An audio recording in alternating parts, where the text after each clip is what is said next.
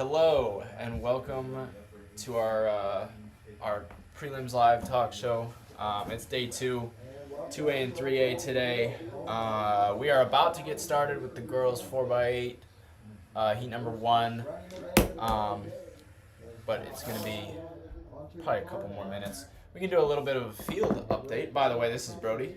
Nice to meet you guys. Yep, and I'm Jackson, and we'll be your hosts for today. We can do a little bit of an update from the field. Let's see. Through the long jump, first rounds, Simone Holman of Joliet Catholic Academy is leading with a 17:11. Jordan Ham and Jillian Schittler, the two returning state champions, Jordan Ham from last year and Schittler from the year before, are in second and third.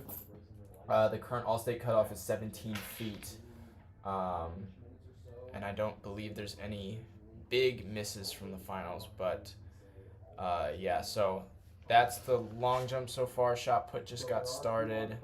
Emma Skeet is leading with a 38.8 on her first attempt. Triple jump has started as well. Jordan Ham still has an attempt to go, but she's leading with 38.5 over Mariah Elam of Mendota, who's in second with 38.2. And then Kendall Smith, 37.11 for third. Then we got looking at the pole vault area. We just had Reagan Bishop of Eureka come in. She came in at 10 foot and she cleared it first try. We got a lot of people clearing it. Jordan Lissafeld from Sycamore is leading right now, but we still got a lot of people in this in flight 2 of the pole vault. Yeah. But 4x8 just took the track. Let's go over heat 1 for the 4x8. So we got only Sycamore, Tolono Unity, West Chicago Wheaton Academy, Anna Jonesboro, Muhammad Seymour, Clinton, Pontiac, Chicago Hancock, and Chicago FW Parker. Your top seed is only, who ran 9:49 at their sectional meet.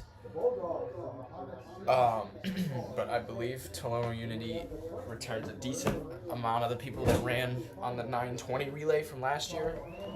I gotta pull up my leaderboards. I am sadly misinformed on 2A this year. Right now, I think one of my favorite picks is going to be Sycamore there. They got one of their strong leaders she ran a crazy race at Palatine in the Open 800. I can't tell if she's starting or not, but I think Sycamore is going to be advancing in the finals this year if they have a great day. It's a great day out. It's nice, cool, 60 degrees out, nice and cloud covered, not really a breeze, and they're off.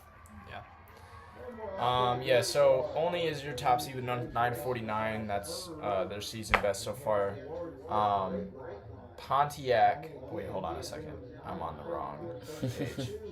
Yeah, Pontiac has the best season best in the field with a 9:48. And then you've got Sycamore with a 9:50 coming in shortly behind. Out of the gate, that looks like Sycamore. From where we're sitting with, I believe. My eyes are terrible. It's hard to tell. We should have brought our binoculars. I don't know why we didn't do that. We'll be able to see on this front stretch. Yeah. I see. And they will have splits come through as well. I think that might be Anna Jonesboro. Yeah, I think you're right. That's Anna Jonesboro in second, and then that looks. And then Chicago. Looks like there's a clump of 3. I think that might be Muhammad Seymour. Muhammad Seymour is taking the lead right now. They're coming in, looking like it's going to be a 108 first lap. Mm-hmm. Yep, right in that 108. Muhammad Seymour, Anna Jonesboro, and what looks like Sycamore. Sycamore's taken up now. They just came in at 5th, and now they're moving up to 4th.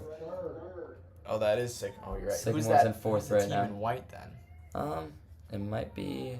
It's like Anna Jonesboro. Pontiac. No, Anna Jonesboro's in the blue. They're taking the lead right now. Are they? Okay, Pontiac's in 3rd. Pontiac's falling. Sycamore's kicking now. Sycamore's catching up to Pontiac and the white team. Yes. Sycamore's this moving up. Mysterious white team. Sycamore's taking up. I think Muhammad Seymour, either Muhammad Seymour or Pontiac took a little stumble there on the rail, I saw. But Sycamore's now in second, but Anna Jonesboro has a pretty sizable gap on everybody. No, it's about 20-ish meters. Anna Jonesboro is likely going to get it here on the first handoff. Yep. Nice and Sycamore coming in second. I think that Oh, that's only. it's only Only's okay. been in third this whole time. That's the white team. And then I think that might be. Muhammad Seymour in fourth. Is Yeah. that So Muhammad Anna or is that Jonesboro Pontiac? about to come in with their first leg. 220. Jeez. 219.60 for Anna Jonesboro. And then we got Sycamore in second with a 223, and then only 224. Oh no, that is Pontiac. I was right. Shoot. Where's Muhammad There we go. Seymour at then? No, Muhammad Seymour is. Oh no, wait. Are they running? Or did they fall? Oh Interesting. yeah, I guess they Muhammad fell Seymour back. was pretty 239. far back. I see him there with that one right there, Yeah. but So Yeah, that's looks actually Pontiac in fourth, not Muhammad Okay. Seymour. it's great. Pontiac looks like they're moving up though. There's a giant clump. It's a clump of Sycamore, Olney, and Pontiac right now. They're sticking together. Then you have Clinton is chasing them down right now, trying to just still be in the game, but still, it's anyone's game right now. Yeah, Anna Jonesboro has a pretty big lead. It's about 30-ish meters between them and the next best team. So I think they're pretty safe. If they just keep it smooth now, it's still anyone's race in 4x, as you guys know. There's still 5 more laps of the race.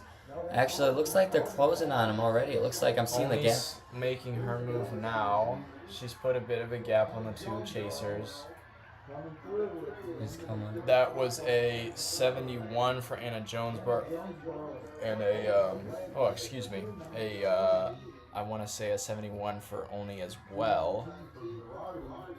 The typical team average here is around 230-ish. So if you have 4 girls under 230, that's a team that's going to break 10, and most of these teams are going to break 10 if I had to take a guess. They're going out strong now. Most people, the strategy, put a real fast person first, put a real fast person last. Yeah. But some of these middle people, some teams mix it up. Olney, as you can see, is already catching up to Anna Jonesboro. Yeah, Anna Jonesboro is now losing the gap. 200 meters to go in the second leg, and Olney's gonna about take to it up. take it. This hard thing about having such a big lead is you don't know how close behind them you are until you start hearing their footsteps, and at that point it's already too late. There's Right, nothing yeah. to do about it now. But Olney takes the lead for the first time all day. Has about a meter on Anna Jonesboro. Sycamore and Pontiac are catching up too. Yeah, Everyone's they're closing. It's going to be pretty even at the exchange, but Sycamore's going to have about 5 meters on everybody else as we head into the third leg. Olney, she is giving it everything. I can see she's tightening up, but Pontiac's coming in too. too. It's looking pretty even. They're coming in. And that was going to 54. Came in at a 229. All of them are coming in. 228, 231, and then a 236. So yeah, still around. They're still projected to go under 10. They came in around the 455-ish range. So some teams to look at right now, West Chicago, Wheaton Academy, and Clinton are right on that edge. If they just close really hard, they could make finals. But I guarantee those 4, that pack of 4 up there is all going to finals tomorrow. If they don't got to do anything crazy. They just got to keep holding on, keep fighting. But it looks like Pontiac in front, Olney in second, Anna Jonesboro third, Sycamore fourth. And they are very together. This is a very tight race for the lead right now. Anna Jonesboro is trying to go wide, but isn't committing to the move.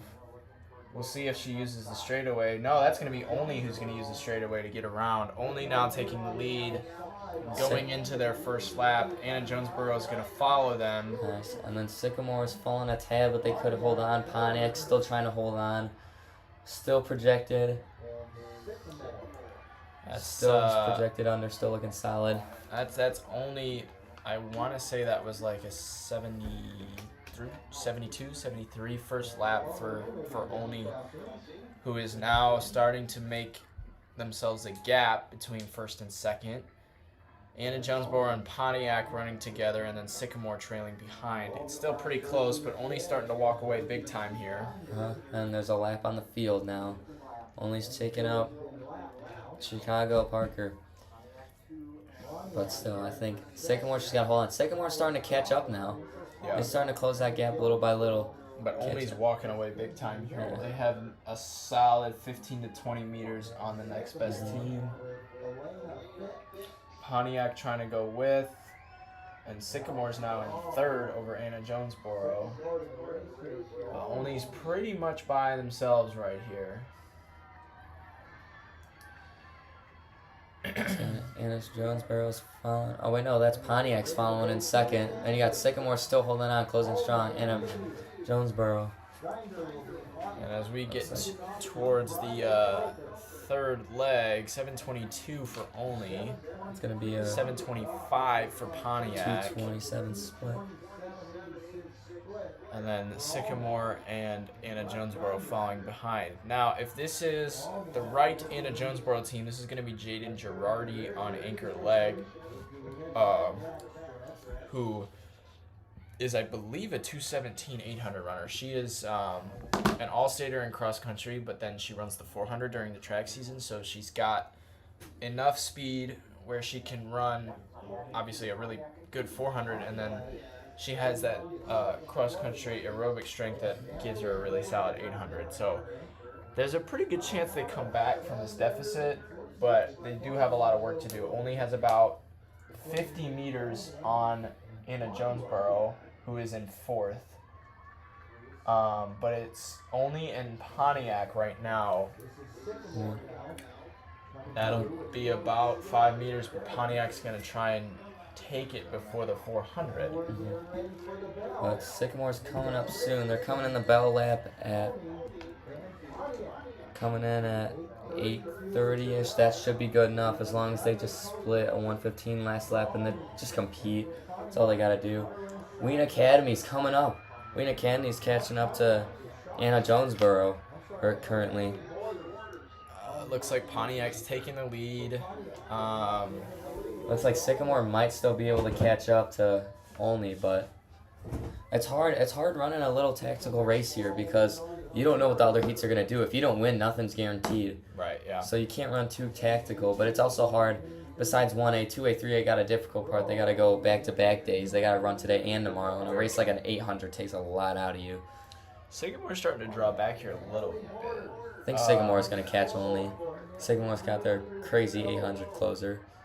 Yeah. Pontiac looks like those three are solid Pontiac, bets. I think, has sealed the deal here. It's Yeah. about 10 meters on them, between them and Only. Sycamore's catching maybe. Sycamore's definitely got another gear, Sycamore though. might take it, though. This is a big gear from Sycamore. Maybe. They're going to pull into second. I don't yeah, think it's they going have to be enough. second. They run out of room But still, to catch Sycamore's Pontiac, second at sub 950, 946. Wow. Three teams around 950. Chicago Wheaton Academy closing in just above a 10 foot. Oh no. It's going to be right around 10 Just minutes. right around 10, yeah. And then you still have Anna Jonesboro fell back a little bit. Then Muhammad Seymour did catch up, actually. Muhammad Seymour coming in 10-10. Then we got a big crowd coming in. All came in around 10-13, 10-14. That crowd of three might be the decider of who's going to make finals and who's not. But I believe there's 4 heats. There's 3. 3 heats, so that's roughly around 4 teams a heat. So Yeah. I'm guessing it depends on if it comes down to it. Depends on the last 3. But I think it's a safe bet to say that you're going to send Pontiac, a Sycamore, and Only in a West Chicago Wheaton Academy. Yeah. Anna Jonesboro is going to be on the edge. Muhammad Seymour is going to be on the edge. But we'll have to see about the other races. Yeah, so the top lists for 2A have the bubble projection at 957. So if you're gonna make the final based on PR, 957 is gonna have to be what you get under. Now, because it's the state meet and not everyone runs their best, some people will like to go tactical. That could be slower, that could be faster.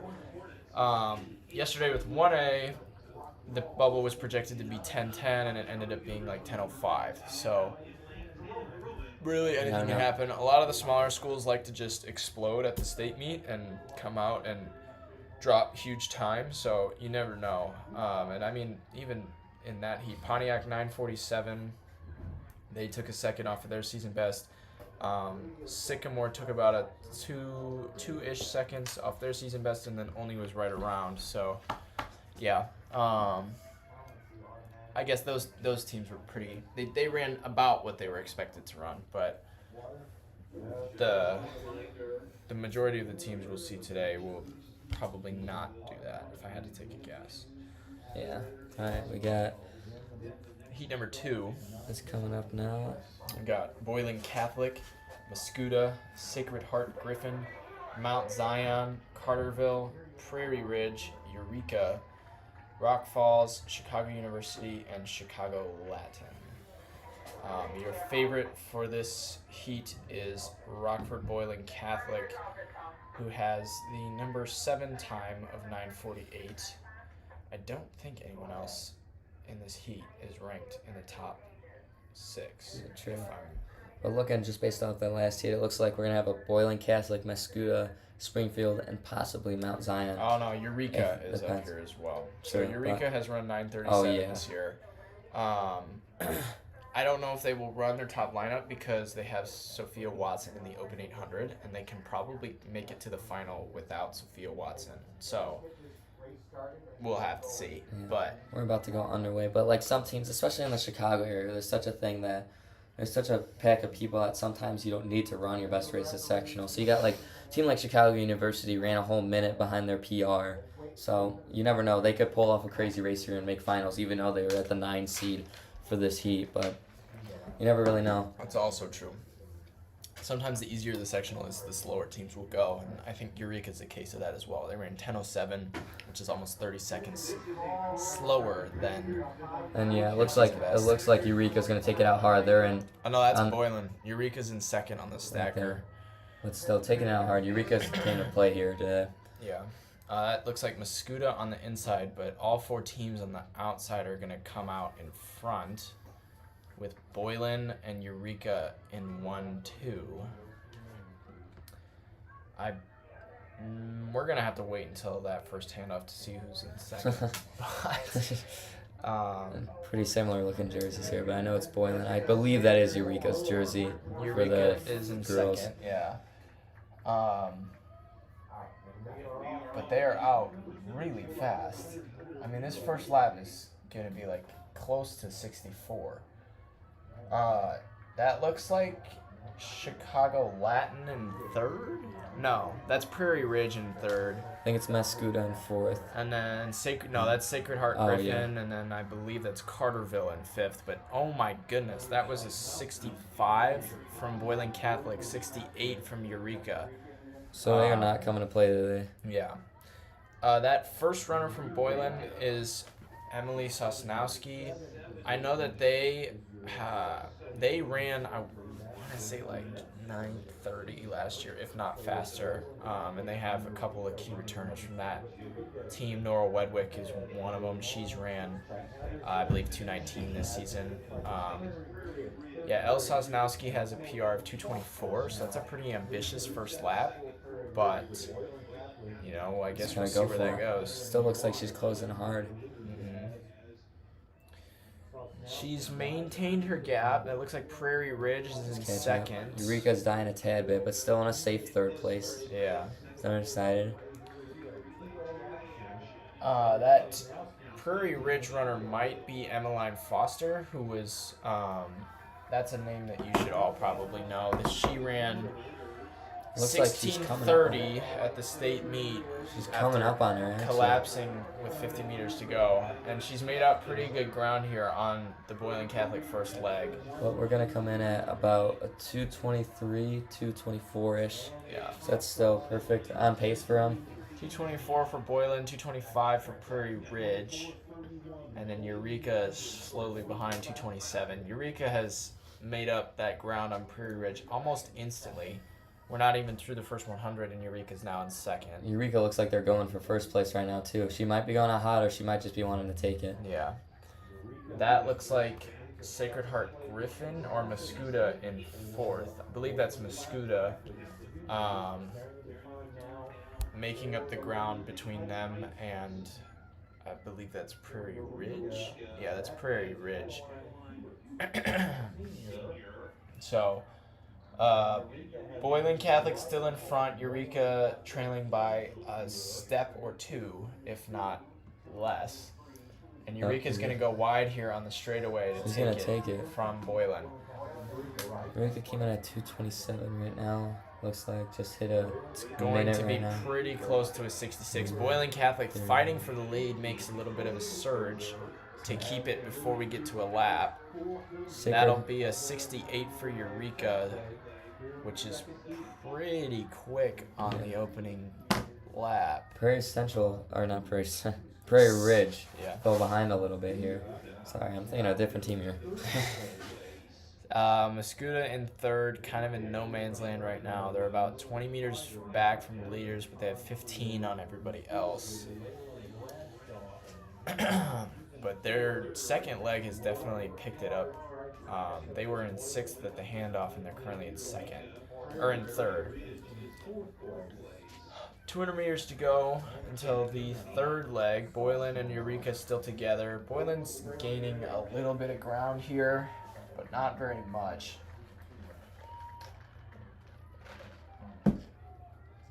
But Eureka has Ava Otto and Sophia Watson left, which are two low 220s, if not under 220 runners. So If Watson's running today. that is also true. If Watson runs today. Because you never know. Eureka could have in their mind that Watson's not running, so they just got to give their best shot at their first 3 legs and then try and close. Very true. But we're going to be coming in. It looks like it's going to be Boylan Catholic still 452. With another sub 230 for them, and then Eureka around 455. It's like the splits If the are falling behind a little bit. You'll get to see it. Yeah, there we go. 228 for Boylan's second leg, and 228 for Eureka's second leg as well. Exactly. And then Mascuda caught up with a 230. Mascuda's still in it. Yeah. And then you got Mount Zion's coming in again too. Prairie Ridge fell behind to 502, but they're still in it. They're still in that little Prairie pack. Ridge is currently in fourth, so they've. Okay, so they're still in it. Somebody fell then, because there's only 4 up there, and then there's a bigger gap. So it looks like, I'm guessing those 4 are going to be favorites, but it looks like someone is moving up right there. 6th place right now. I believe that's Rock Falls. Rock Falls maybe fighting for it. They may want it, but it looks like Boylan Catholic's just going to take this away. Eureka's still fighting for it. Eureka's looks like they're jogging right now. I don't know if this is just me, but this looks way too easy for this third leg here. True. I kind of wonder if there's another gear. Maybe she's holding back. Runner. I mean, maybe they're thinking more about tomorrow. That's another thing. Boylan is moving. That's a 70 for Boylan and about 72 for Eureka. I believe that. I don't know which one's Mount Zion or not. I think that's Sacred Heart down there. Sacred Heart's in the Sacred purple. Heart's the one pushing right now. Yeah. Mascuda's in third up there. Okay, that's Mount Zion. Okay, that means Prairie Ridge fell back. Prairie Ridge and Sacred Heart are fighting for it right now. Yeah. Boylan still has a pretty commanding lead. Eureka in second, but Mascuda is caught some pretty good ground on Eureka here. I would say it's probably about a 5-second gap between Boylan and Eureka. 1, 2, 3, 4, 5. I just about nailed that. Yeah, how about perfect. That? With about 5-ish meters between, 5 to 10 meters between Eureka and Mascuda. Eureka looks like she's hit a second wind here. Yep, okay, so Eureka's bringing it back. Like you said, they had a second gear, but it also looked like Mascuda's holding on, and Eureka's just taking Mascuda with her. Yeah, I think Boylan's going to still get to the last handoff first. But Eureka's But it's a strong finish from Eureka. We'll see if it's Sophia Watson or not. It looks like Mount Zion's falling a little bit. No, actually, that's Sacred Heart got into 4th. It's pushing, but Mount Zion's catching up, I believe. Yeah, so Boylan Catholic is going with Nora Wedwick on anchor, which is a 219 girl. So this is going to have to be a pretty colossal anchor leg from Eureka. If that might be Sophia Watson right there, though. Yeah, I think it is. Absolutely flying here through the first 200. And that 5-second gap is almost gone in 150 meters. True, Mascuda's just got to hold on right now. Then Mount Zion and Sacred Heart Griffin caught up. They can still make it to the final. I think Mascuda's a pretty safe bet as long as she has about like a, I think it's a 6-second, maybe a 5-second right now. Hold on a second. I'm pretty sure Eureka just went out in a 30. What are we doing? Oh my gosh. That was a really aggressive first 200 from Eureka. They're now a step behind Boylan Catholic. And I'm guessing she's just going to hold on. I think she's just, it looks like she wants to take chill it, but I think she's just chilling. Wedwick, yeah. I think she's just going to take the win and do nothing else. I think that's what her plan was all along. Take the win or go under 745, which is, I believe, what they're on pace for. Yeah, they're on pace for like a low 750s right now. But both of these runners are capable of going under 220, so... True, but it depends on if they're going to want it or just play it safe. Yeah. Now, Heat 3 is the golden heat because you know exactly what you got to run. Heat 1, Heat 2, they're more complicated. That's very so true. Heat right 3 now. is the best place to be. And unfortunately, the favorites of this event, Wheaton St. Francis, are in Heat 3, so they are going to get to pick and choose who makes the final and who doesn't. Exactly. Last year, in the boys, in the 3A 4x8, Downers North, who is the favorites, were in Heat 3, and they decided to make it a jog fest, and they won in like 8 flat. So a bunch of really good teams just didn't make the final because nobody wanted to lead on them. Exactly, that makes sense. So we got 200 meters to go. Nora Wedwick and Sophia Watson are still together, but it looks like Eureka's about to go wide and take it from Boylan. But it's going to be a But it's photo gonna be a finish here. pretty It looks tight like it finish right here. This is a really interesting finish. Yeah. Both runners have another gear. I can't tell who it's going to be It's right gonna now. Oh be my gosh. really, really close. I can't tell. It looks like... I think Eureka's gonna get it at the no, line. It's gonna be really, really close. That's You like can't even tell who that is. That was a 218 for both legs. Eureka gets it by what? Oh, they tied! They tied! That's crazy. 9:43.55 for both, with a 218 split from Sophia Watson. Insane. That is a nasty anchor leg from Eureka. Holy cow. 218 for... Oh my gosh. So, I don't know what they do here. I think Eureka won because they have them listed first, and so usually they'll go down to the thousandth of a second. Yeah. So I'm sure it was probably 9:43.55, something else. Something high is lower than the other way. But we won't see until the event is done. So I feel like... Either way, both teams are going to make the final. For sure. I think Mascuta's on that bubble now. Sacred Heart Griffin is... I don't know if Mount Zion's going to be able to hang on. But if we're taking 4 from the seed, I believe it's going to be Sacred Heart Griffin. Because, It'll depend on the next heat because the next heat's going to be fast. Yeah. So right now the bubble time is 10:13, but that's definitely going to chop down. Sacred Heart Griffin's sitting in 8th with a 10:02. I believe that you got to go under 10 if you're going to make this. I think that's what it's going to come down to. I think you're going to have to go under 9:55 because this last heat is going to be really, really good. We got Highland at 9:44, Rochester at 9:52, Waterloo at 9:54. And those are all just from the sectional times. You also have Wheaton St. Francis, who's run 9:36 this year. Waterloo has a season best of 9:43. Rochester has a season best of 9:44. So 2A number 1, number 3, number 4, and number 5 are all in this heat. And they all can run faster than 9:45. So this is going to be one of the fastest heats that we'll see all day. Those 4 teams are going to be the teams to watch. I don't know if St. Francis is going to stack. I see Elena Mamanga, who is running the 2-mile, and I see Erin Hinsdale, but I don't see Margaret Andrzejewski because I believe she's running the 800 and the mile today. So they're probably sitting her out, and probably they're just going to go for the big win. They're the returning state record holders from last year. They won with, I want to say, like a 9-12 or something like that. And they returned, I think, 3 of the 4 from last year. And they've replaced their 4th leg with Abby Yaruso, who's been absolutely amazing this year. So they're definitely the team to watch. But Rochester's really solid, too. Highland has a 9:44. Waterloo has a 9:43. There's those other 3 teams are still extremely solid, so... You never know. Right now we got Mascuda and Wheaton, West Chicago Wheaton are 9:59.01 away from each other. I feel like I got a bad feeling. I feel like who did they end up giving the big Q to? They gave it to Eureka? Yeah. Okay. But even then. Yeah, Rockford Boylan will still make the final. I'm pretty confident on that. But well, yeah. If they don't make the final, that means that would be no. I don't. It's not. I don't think it's not physically possible because there's only 9 teams here, so they can get the last seed. Is the worst they can do. So yeah, that's true. Sycamore is the only team.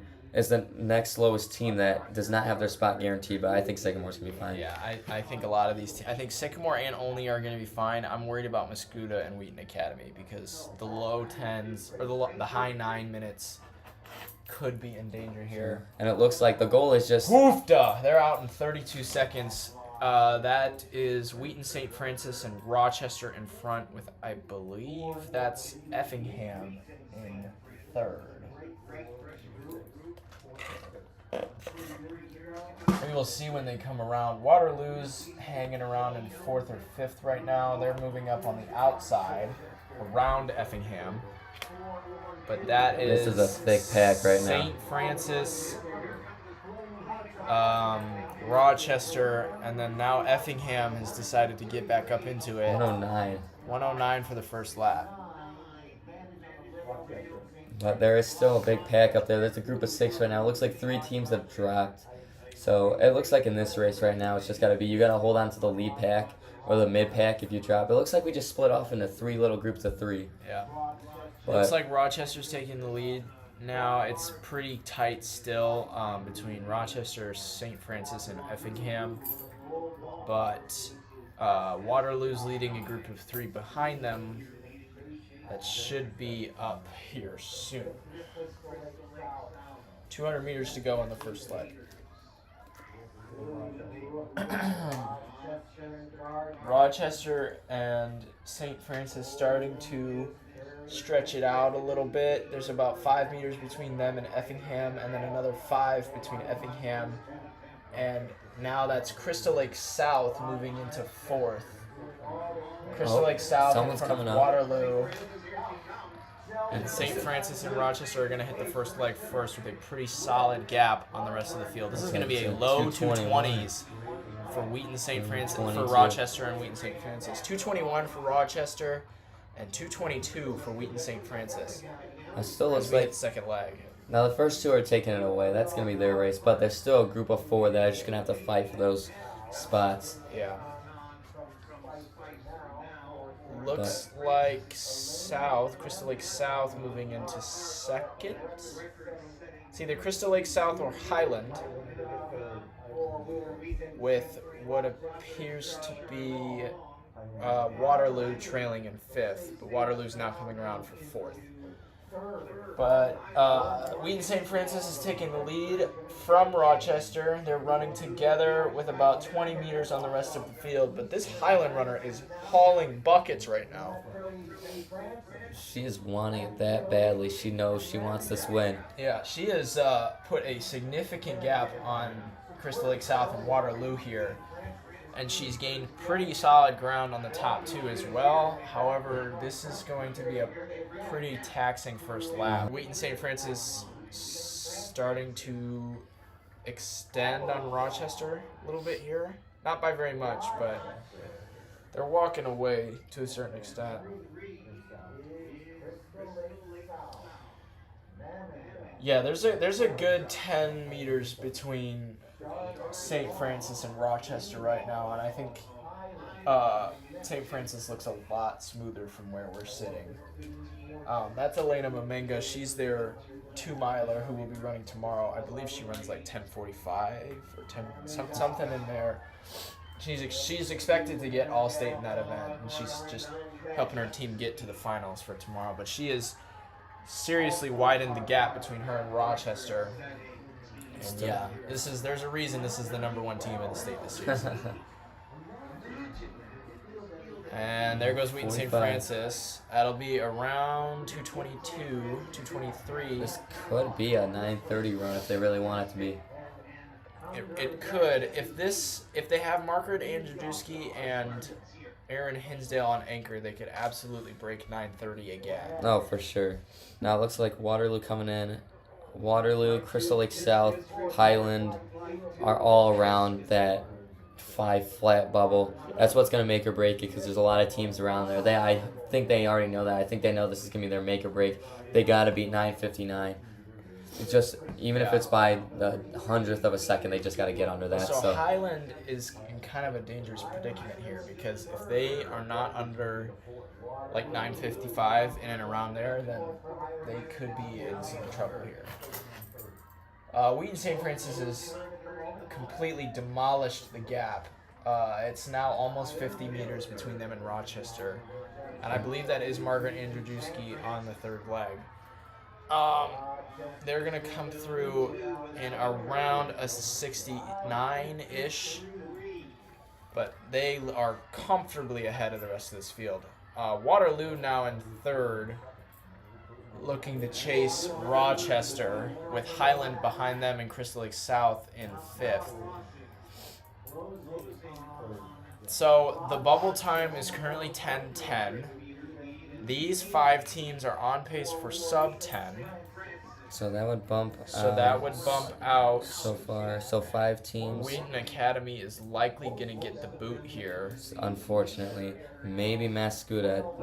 I don't know. I don't think Mascuda will, because that would mean this yellow team in the back, Burbank St. Lawrence, would have to take the win as well. And I don't see that happening. True. Well, it's top 12, right? Yeah. You got 2, 3, 4, 5. Well, Wheaton Academy could still. It's going to be close. It's going to be close for now. And it'll depend on who is on this Crystal Lake South anchor leg, because if they can get under 10, then yeah, it's probably good. Wheaton St. Francis has about 100 meters on everybody. They are about to hit the final leg here. It was 7:11. So it depends if they want to do a 9:30 run. That's definitely possible. Or if they want to chill out. 2:26 for that split, so it's probably not going to happen. They are comfortably in front. It is going to be close. Waterloo is handing off in 7:28. Same with Rochester. They're following And that yellow behind, team did catch up, actually. That looks like Highland in 3rd and Crystal Lake South Highland in 4th and Crystal Lake South. And then Richmond caught up. If Richmond stays on, Richmond's fallen a little bit just because Crystal Lake South is taking it out hot. But no, they're all wanting it right now. Yeah. They are going to have a pretty strong anchor leg to make this happen. I mean, Wheaton Academy is alive and well right now, because if Crystal Lake South doesn't split a 2:26 or faster, then Wheaton Academy stays in the final. 100%. It looks like St. Francis is coming in. Still going out hard, though. St. Francis what was that, has a 100-meter lead. That was like a 69? Yeah, I would assume that this hopefully she anchor leg is going to walk it in, because I would assume so. There's not much There's no reason to setting a record in the prelims. Exactly. Rochester's leading by about 10 meters on Waterloo. They could. If Richmond has to do a perfect 1:13 right now in order to stay in. It looks like she's dying a little, but it's going to come down to it. But if she doesn't, that's 1, 2, 3, 4, 5. If she doesn't come in, that's going to end up being 200 meters to go for St. Francis. They're not going to go under 9:30, but they are going to run like 9:35. Yeah. Looks like she is chilling. I'm pretty sure looks like she's chilling out a little bit. This is their B squad. I'm pretty sure. Wow. I don't think they're running with their A team. It's hard to tell because they split a 2:26 on that 3rd leg, and they're still like that far ahead. But yeah. No, it looks like she's taking a nice little jog. She's gonna walk it in. Very impressive win from Wheaton St. Francis to start the day. This is going to be the number 1 by high 9:30s, high 9:38, and she walked it in. I mean, she's still moving around. We're closing finish. in fast right now. I can't. All 3 of these teams Highland are holding. is now in 2nd, taking it over Rochester with Waterloo right behind. 9:53, 9:54, 9:55. I don't think. Yeah. It looks like those 3 will make the final. I don't know if Richmond Burton will. I don't think so. I think they just barely missed it because we had a 10:02. Yeah. Yeah, it's coming in right now. And no, Sacred Heart just barely took it. Yeah, so Sacred Heart got in by a second. So the finalists for this event will be Wheaton St. Francis, Eureka, Pontiac, all taking heat wins. And then Sycamore, Richland County, Highland, Rochester, Waterloo, Mascuda, Wheaton Academy, and Sacred Heart Griffin all get by on time. So those will be your finalists for tomorrow. I do not see a world where Wheaton St. Francis loses, I'm going to be honest. No, that was extremely impressive. And she jogged in that last 150, 200 like it was nothing and still ran the best time. Light work. So after this, we're going to have the 4x1s. which they're bringing Heat 1 out already. Just getting them around to their positions. You gotta scatter them all around the track and stuff, so it's gonna take a second to set all these teams up. Yeah. Are they crossing field or are they walking track? They'll rock across the field. Yeah.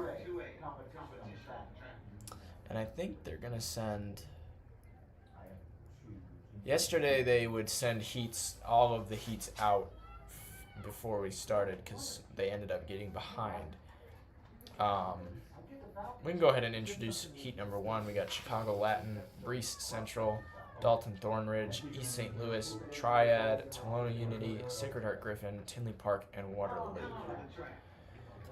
Your favorite is Triad. They've run under the state record in the 4x1 so far this season. They ran 47.19, which is like Illinois number 8 in the 4x1 this year. So, wow. They are really, really deep this year. They have Addie Field and Sophia Chardon, who are both some of the most incredible sprinters in 2A this year. Sophia Chardon ran 11.65 last year and was expected to win the state title, and then pulled her hamstring during the 100 and still finished second. Wow. Which is ridiculous. So she is one of the best anchor legs. I remember watching, they won the 4x1 last year, and I remember watching, they were in 5th or 6th at the handoff in the final, and then they got the baton to Sophia Chardon, and it was like she got every single team in about 5 seconds. It was ridiculous. So I'm usually the 4x1s, there's no such thing as tactics. It's just all out all the time. So this is going to be a pretty entertaining race. East St. Louis also has a pretty solid time here. I believe they've run in the 48 so far this season, which is usually good enough for an all-state medal. And then, who else? Tolono Unity as well, 48.33 at their sectional meet. East St. Louis 48.71 on their season best. And then, I think that's pretty much everybody else in this heat that's going to contend for a final spot. But Triad's definitely the team to watch here. Oh, yeah. Just in case you guys couldn't tell, we're both distance guys. I've been around the sport enough to know like what a good sprint time is, but I'm still working on my ball knowledge. But this kid's I'm a little fresh. So I dabble. I watch my sprinter friends on my team. Got a good hurdler. Yeah, you do have a good hurdler. He ran like 15:05 at sectionals or something like that. Something like that. He's a 300 guy though. He got 8th his sophomore year. And he pulled his hamstring junior year, so he's back now. He's trying to get it again. I think he's got it in him, but we'll have to see what happens. Yeah. I don't know. Our sprinters have never been great. Actually, that's not true. This year, we almost made the state meet. We got 3rd at our sectional yesterday. They ran 1:30.56, which is the fastest 4x2 we've had in about 10 years. That's crazy. That would have made state in 2A, but 3A is just insane with those marks. Yeah. Saying what? Don't you have to get like 4x8? You have to be under 8 in order to qualify. Yeah, 7:59 is the cut for the what's it called? 4x8. It's the cut for the 4x8. That's crazy. Ours 2A is like 8:20. It's so different. It is very different. We used to be in 2A. We're actually moving down to 2A. Nice. This year. So, 8:20 was. It used to be hard. Like we missed it my sophomore year. We ran like 8:29. Oh man, we gotta focus.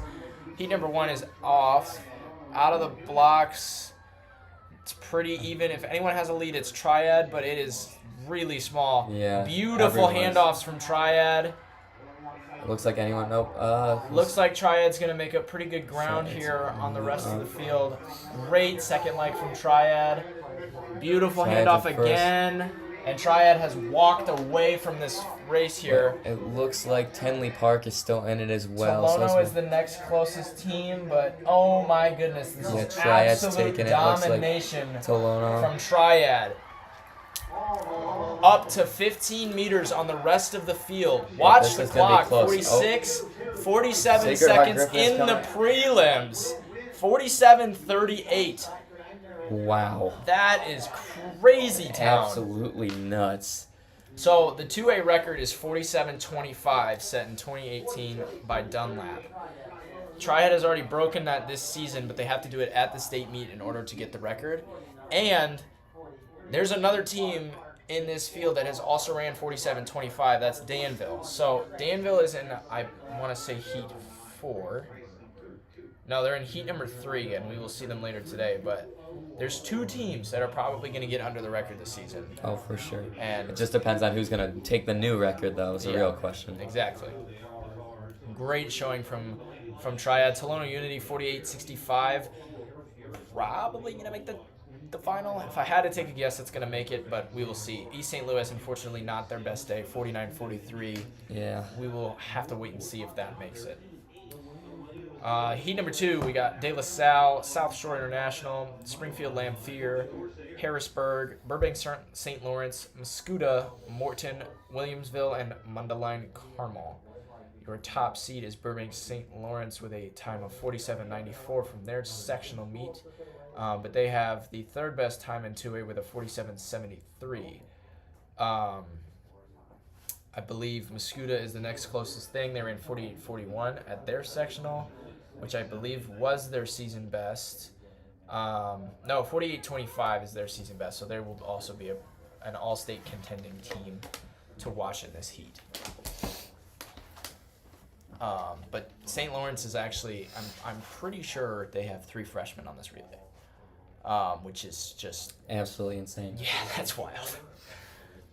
They have revitalized their sprint program with. Oh no, this is a fresh soft relay, or a freshman relay.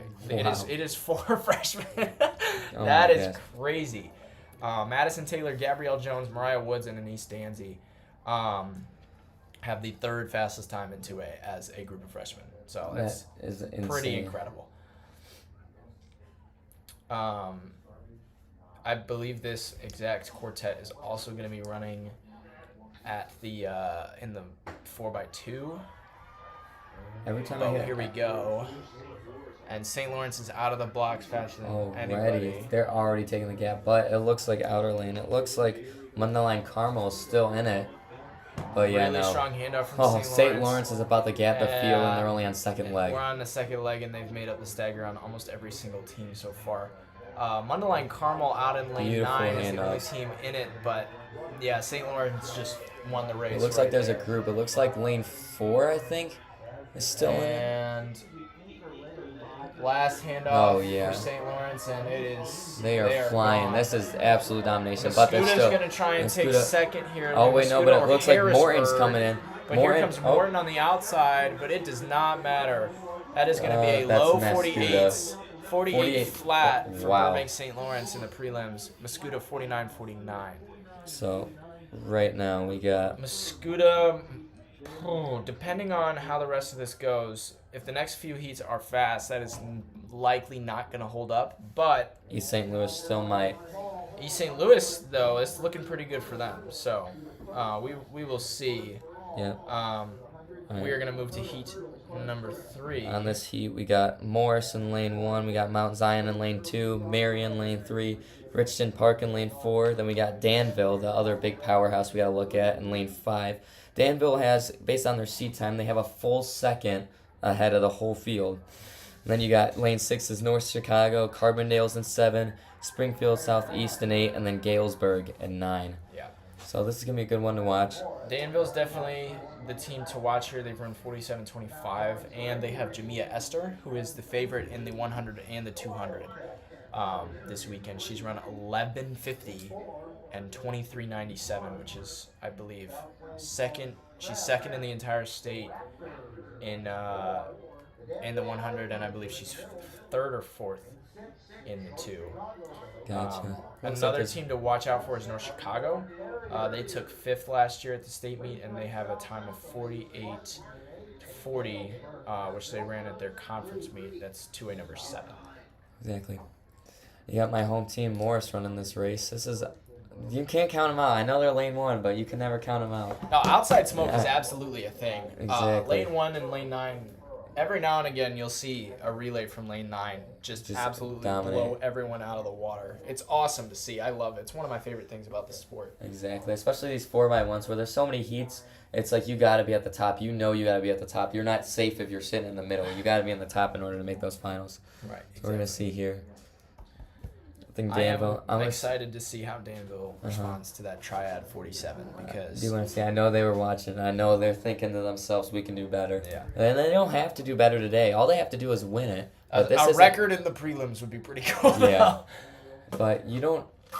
There's no point in being tactical in a 4x1. It's just No, it's yeah, that's 11, 10 to 12 seconds of pain. That's it. It's nothing crazy. Now, sharpening that time is the hardest part about running it. It's just getting that time perfect. But you can get 2 perfect times in back-to-back days. You can get 2 perfect times within an hour of each other if you're just that experienced of a runner. That is true. So It's pretty. It's the 4x1 is an art for sure because you have to have a clean start. You have to have 3 good handoffs. You have to make sure that you're not dropping it. You're starting when you start. You make sure you actually get the baton, and you want to make sure that you have hit full speed before you get the baton because otherwise that could slow you down big time. exactly. I do see Owen Cyrillic down there. I just spotted him right there in the dark green hoodie. Came to support his LinkedIn team, 800-meter contender. But I don't know how I saw him. It's just his bright Good hair eyes. just spot my eye. Yeah. Really good eyes. Yeah, But- we'll see Lincoln next week in the 4x8. They're expected to Exactly, take the 4 win. Exactly. But you never know. And then Aiden does that 800 yesterday. I don't Oh even know my if he's gonna take goodness! it now. 151. I mean- Yeah, we gotta talk about that as well. I was updating the folks online about sectional results as they came through, and that happened after we finished live streaming. But Aiden Dews ran 151. 151, Illinois number 2. 2, right behind Owen Hareni. And Owen Hareni, he's going to take the 3A 800, especially after last year, that unfortunate silver. But, nah. So Yeah. we don't know, but I guarantee you. But, one sec, we're underway. Oh, we had to get up. Somebody false start, maybe? No, they're just wiggling around in their blocks. Yeah. It's okay. It looks like there's an issue, though. It looks like he's running over, fixing something.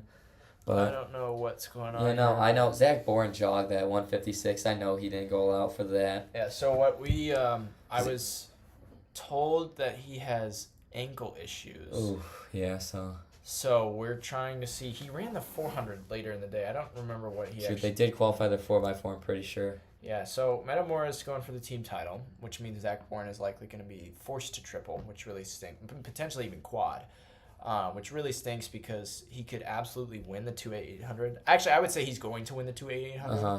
I know Aiden Dews just ran 151, but in my opinion, Zach Bourne is still the favorite because I think that kid has an easy 150 sent in the title. Oh, yeah, for sure. And we're, Anyways, looks like it's that pretty even. looks Who like is that? I don't North think that's Chicago Danville. It's North Chicago in on lane lane. 6 who got out of the blocks the best, but Danville has eaten that up in the second leg almost immediately. Now Danville with a good handoff, North Chicago with a poor handoff. Danville's going to use that to their advantage. Look It at looks like lane they're coming in 9. hot, though. Yeah, lane 9 is hot. Lane You 9 said is lane looking 9. great. South Lane College Prep as well. Off this turn is looking like they're going to take second, but it's going to be North Chicago in third. But you never this know. is But Morris is all coming up looking like fourth. I don't Danville. know. Yeah, Danville's taking Danville's going to take this, and this is going to be really close to the record here. It's definitely 47, 47.51. 47-51, for so not Danville. top, but Not quite, but still a great time nonetheless. North Chicago with a really strong anchor leg from Ray J. Cooper Smith, 48.04 to take it over Southland College Prep, who took third. oh my goodness. I mean, I know we're only in heat 3, but Morris with 10th by .02. Yeah. I know that's going to get knocked out later on, but that's still That is unfortunate. We true, got but one we more got heat. Danville. Our bubble time is currently 49.43, and that is East St. Louis. So, if this is a slow heat, then they stay alive. If not, then they will not.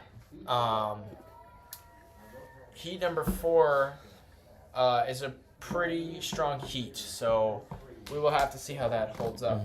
There's a lot around 49 mid, 48 high. I think you're going to have to go into 48 in order to make finals, for sure.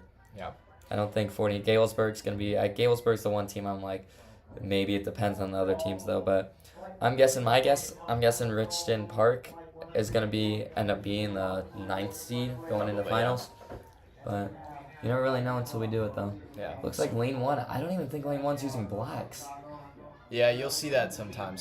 So this is the thing with 1A and 2A is we have a lot of sectionals where a lot of teams will make it when they by winning without going the time cut. So like yesterday we were watching the 100-meter dash and girls were in lane 9 not using blocks, just stood straight up. They still ran like a 12.8 too. That's the thing. Like that's insane. They're probably beating me and they just stood straight up. Exactly, but anyways, let's meet heat number 4. We got Chicago Prosser, Chicago King, Genoa Kingston, Chicago Heights Marion, Freeport, Cahokia, Rockford Lutheran, Chicago Clark, and Rantoul. Your favorite is Freeport, who ran 47.80 this season, but they ran 47.82 at their sectional. So they're the fastest time coming in from last week. And then Chicago Heights Marion and Cahokia are both 48 mid 4x1s. So they should also look to make the final here. Cahokia is 2A number 8. Chicago Heights 2A number 10.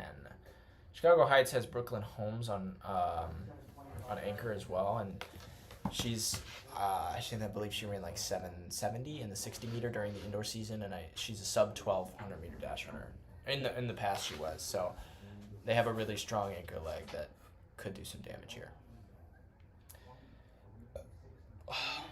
Do you know what Freeport's mascot is? The pretzels, right? Yeah. That's one of the awesome mascots.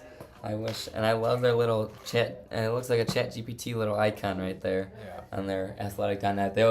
They do use athletic.net for the live scoreboard here in Eastern, so you will be seeing that pretzel up there and probably in first, but something like Morin's mascot, the one time they updated it, and it's Cuphead, right? It was just Cupman or whatever. something like that. They're the Potters. Yeah.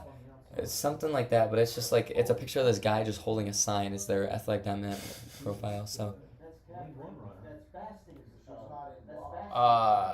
Freeport, you can actually see the pretzel on the back of their jersey.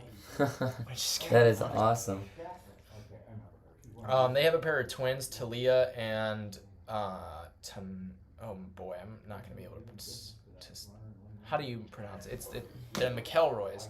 It's Talia and like hold on, I'm gonna pull it up because I don't. Talia and Tania McElroy, who are both low 12s in the 100, and I believe they're both returning All-Staters from last year. Freeport was All-State in the 4x1 and the 4x2. They were second to Triad in the 4x1. I'm not sure what they were in the 4x2, but they're definitely a really good team to look out for here. Taking our sweet time getting them into the blocks. Lane 1, just enjoying it, just hanging out for a bit. I wonder, like, what you do when you don't have blocks. Like, I've done a couple 4x4 started with no blocks, but, like, that kind of goes by fast. It's only, like, small dual meets, but, like, you got something like here. Oh, I'm just going in. Here we go. Every time I hear that gun, I feel like it's a false start because the echo's so loud. It does echo really loud. That looks like lane 4 Chicago Heights. So anyway. But Freeport's starting to make up some ground on Cahokia here. Chicago Heights as well, still there. Here comes looks the like next it's handoff. It's blue. I think that's Freeport Cahokia. is going to take it. Cahokia looks like second. Looks someone's coming in. With Chicago Heights Marion as well. Oh, no! Freeport with the baton drop. Oh my goodness. Whoa! That's. Oh my gosh. Wait, so this is going to come down to Cahokia and Rockford Lutheran, but that was a huge impediment from Freeport. Wow.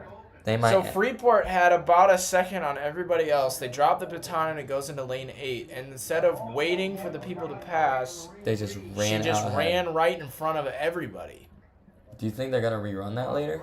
I don't know. That's really not fair to Cahokia or anybody else in the lanes outside. Because that was who was in the Cahokia and Rockford Lutheran still made the final with a 49.03. But Chicago Heights barely missed that final heat now. So Chicago Heights was outside, right? They were on the inside, but still insane. I really don't know what they're gonna do about that. That was strange. So, True, but we will let's quickly the finalists for this event are Triad, Danville, St. Lawrence, and Cahokia taking heat wins, and those Chicago, Southland College Prep, Tolona Unity, Rockford Lutheran, and Galesburg, the next best on time. But I don't know what they're gonna do about that. That is really interesting. We are gonna move on to the 100-meter hurdles. We'll take a quick break while they set the hurdles up, and then we'll be right back.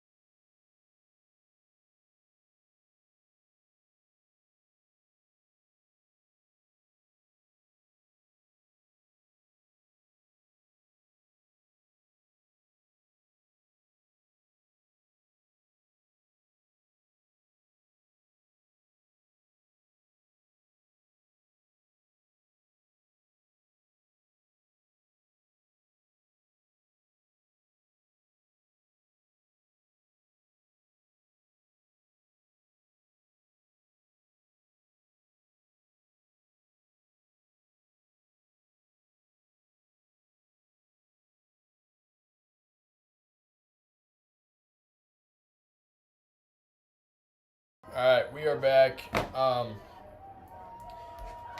So they are going to take about 1,000,001 runouts because they let all 5 heats do runouts over the hurdles before we start. So it's going to be a while before we start with the hurdles. But we can do a quick update from the field. High jump is through flight 3, and there are currently 11 over 5-1. With a few girls left to still jump. I'm not sure how many flights there are. I'm about to check that right now. I think there's only 3. Yeah, there's only 3 flights for the high jump, but pole vault is officially done.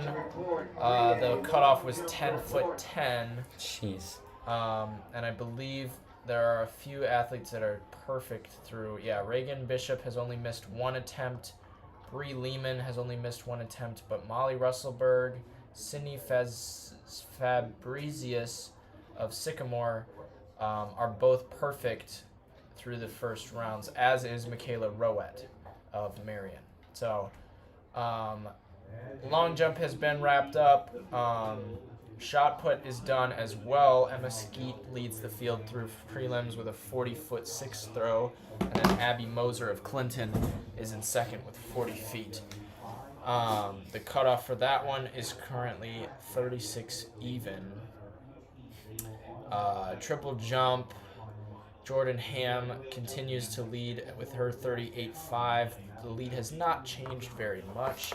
The cutoff for that is 35.4. The discus is going to start here pretty soon as well. So that's pretty much all we got from the field so far. I believe the 3A long jump is going to start here pretty soon, as they are going to do a rolling schedule, because for some reason we overreacted to the forecast and thought it was going to rain today. So.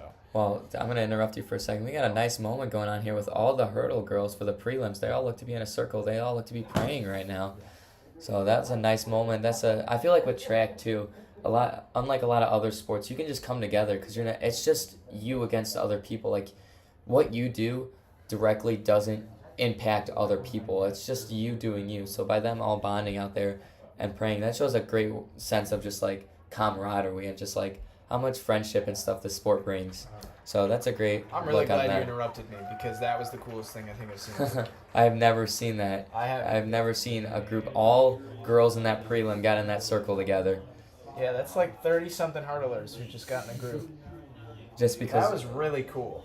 That's awesome. Just That's because, super why awesome not? to see. And that is true. I feel like a lot of sports have like rivalries and stuff. Like football players hate each other. Track athletes have absolutely no beef. There's only like a few of them that really don't like each other, and those guys are just not very nice in general. Exactly. Like all the distance runners are friends. If you're good at distance running, you meet a lot of cool people. Yeah. And throughout the sport. Chances are, if you're cocky and really mean about your distance running, you're usually not one of the best distance runners. You're usually not at the top.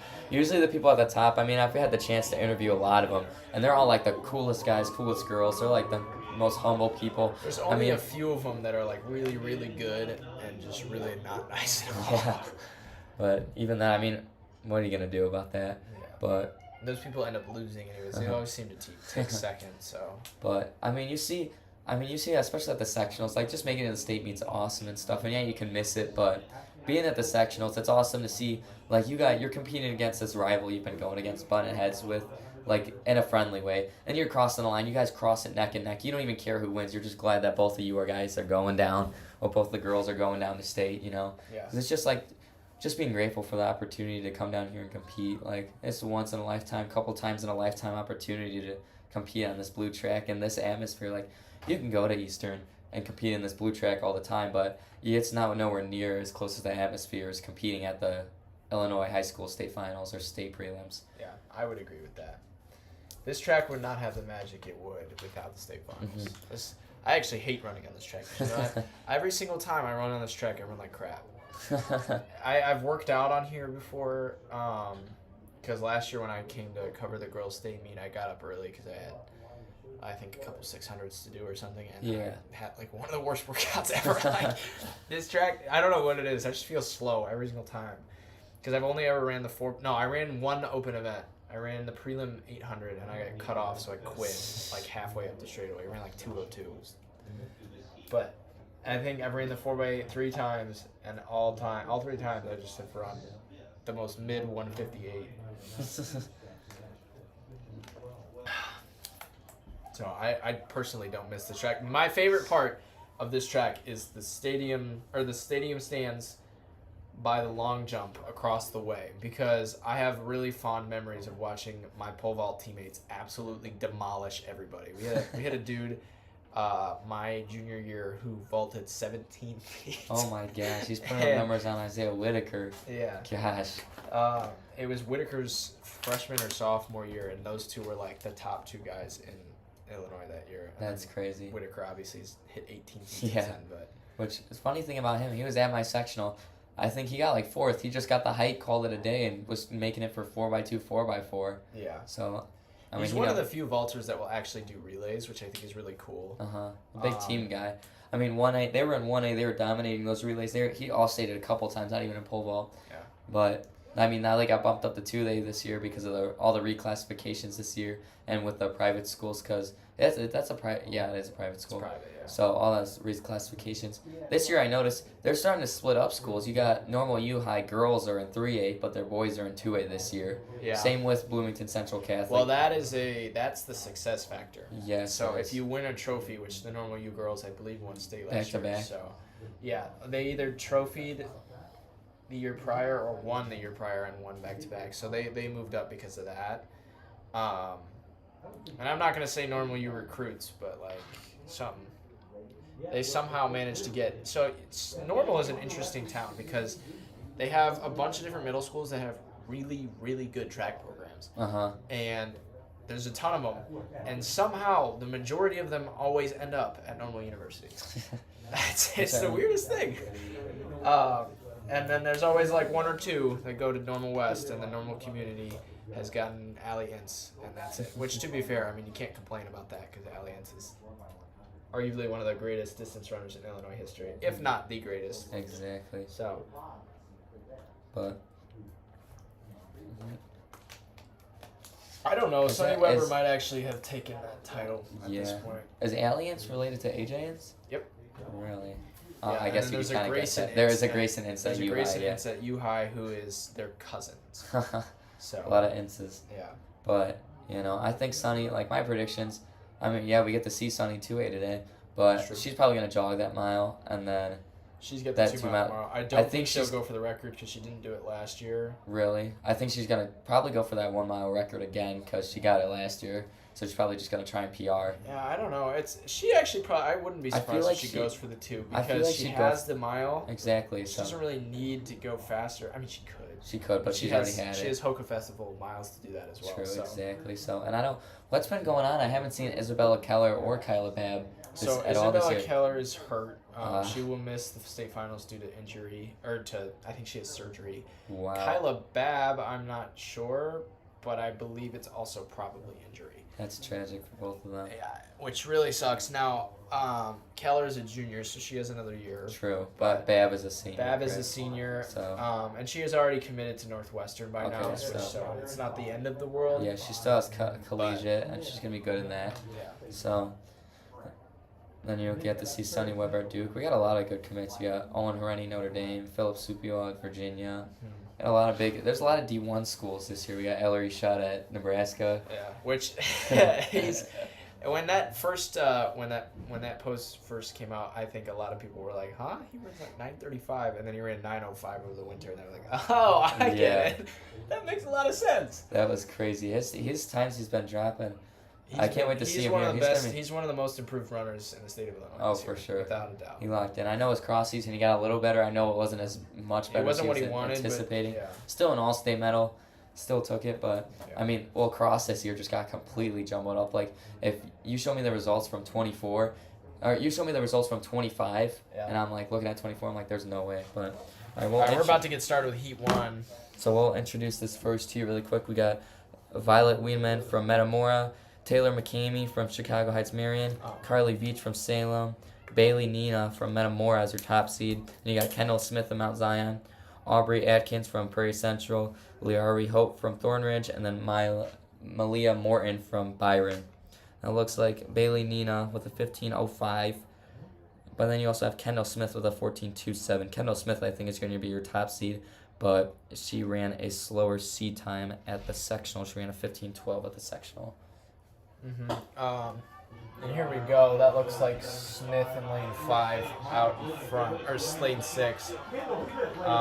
She is the favorite in this heat and is one of the favorites in this event. If Jordan Ham didn't exist, she'd probably be a state champ this year. That is going to be a low 14 seconds for Kendall Smith. 14:36. Wow. Really solid time there. Bailey Nina. 15:21 for Bailey Nina. Nice. And then a 15:32. So those three are going to take it. Carly Veach, just barely under 16. Good for her, but I don't think that's going to end up making it. It did have 0.3 meters per second tailwind, so that's that's going to affect negligible, a lot. But yeah.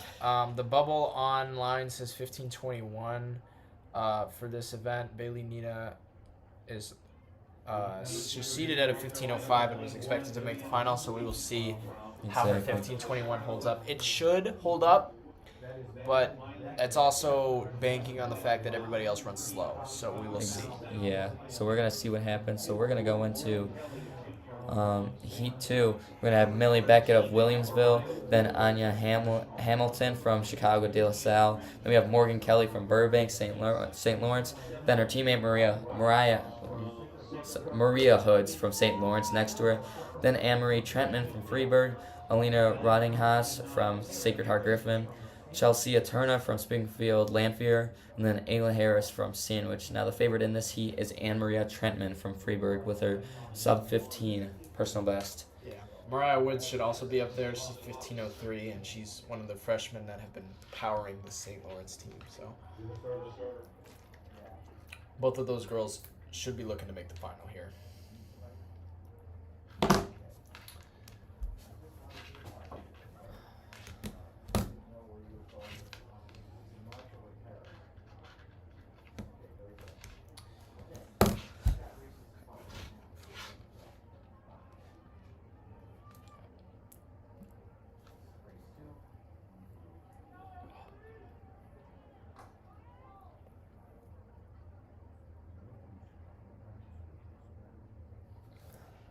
All the hurdle races so far, they're getting in right now. They've all been looking pretty clean so far. It's the Yeah, first we haven't had any falls yet, which is really nice. We only had one yesterday in the 300 hurdles. Yeah, but that's also 300, and they're off.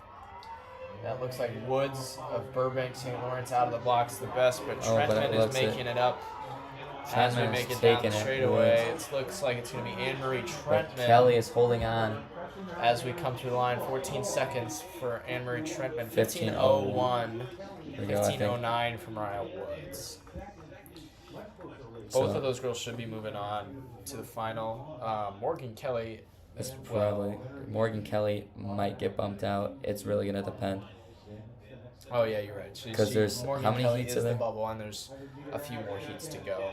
There is how many total? 5? 5. There's yeah. 5 heats, so yeah, it's really tough. I mean, they sent a lot of people for hurdles this year, but are they only running 8? Well, they're also only running heats of 8, I believe. Do they only have? No, there's not. It's a 9-lane track, but because the number's probably uneven, they're only going to run heats of 8. True, they did put out.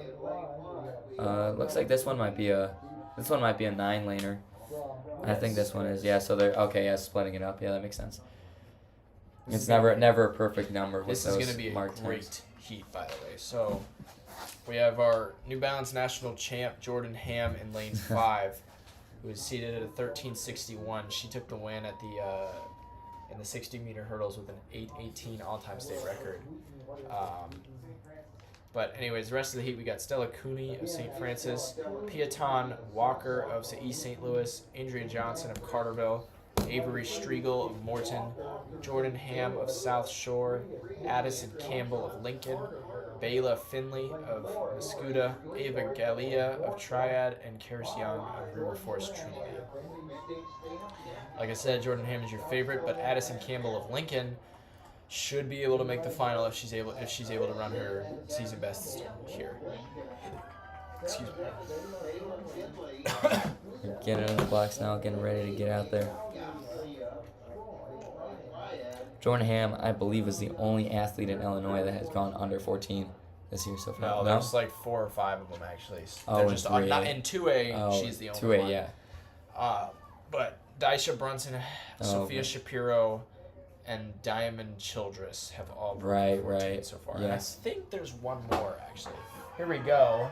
And Out Jordan of the Ham box, already it's first Jordan one. Ham, looking smooth over the hurdles, and this is going to be an extremely easy win for her as we come through. And she jogs it in like it's nothing. 14:68. Oh my goodness. 14:68 with the gun. Ham. Addison Campbell, 15:28. pretty good time, but It's gonna be close. She's close. She's right there. She is currently 15:32. She's almost at the bubble. Yeah, Morgan Kelly just barely gets knocked out. Still, Jordan Ham. I can't believe that. Just Yeah, that's crosses that. She gets over that last hurdle and just and just started jogging in. like walked in it like man, that was just too easy. Insane. And that's the fastest time in the prelim so far as well. Is it? What did Kendall Smith run? 14:36. So Kendall Smith has the fastest. She was time faster, but Kendall Smith. That was also a slightly closer race, sorta. All right, heat number 4. We got Aaliyah Adewoye of Chicago Inglewood STEM, Anessa Johnson of Sterling, Caroline Barker of Boylan Catholic, Leah Martin of Morris, Brianna Thompson of Rantoul, Ava Ray of Morton, Maya Hilms of Greece Central, Dakota Bell of Cahokia, and Olivia Walter of Marengo.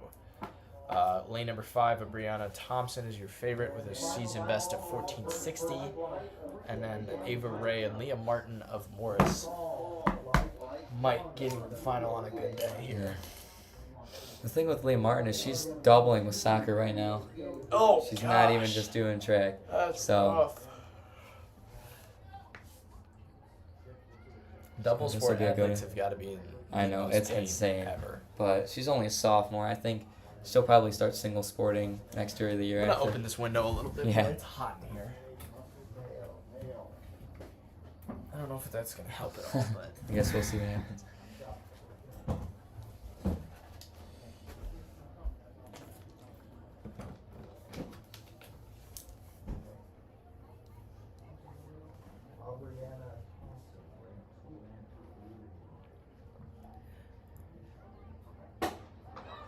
And they're off. Here we go. That's Thompson of Thompson's Rantoul. But it looks like Leah Martin's holding on still. Oh. Thompson of Rantoul. Wait.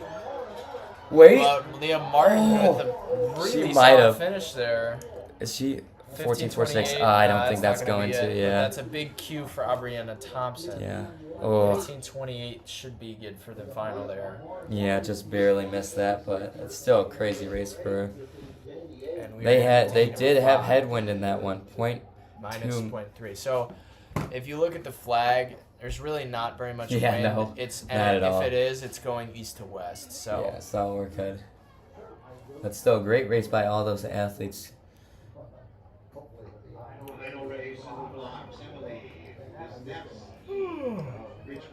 This is our last heat. We have the last heat coming out. Yeah, we're going to start the hundreds. I'm pretty excited for these hundreds. Jamia Esther is... Oh, yeah. I have not gotten to watch her. I've only gotten to see her race one time at Indoor Champs. She ran the 60, and it was pretty close between her and Mariah Robinson. But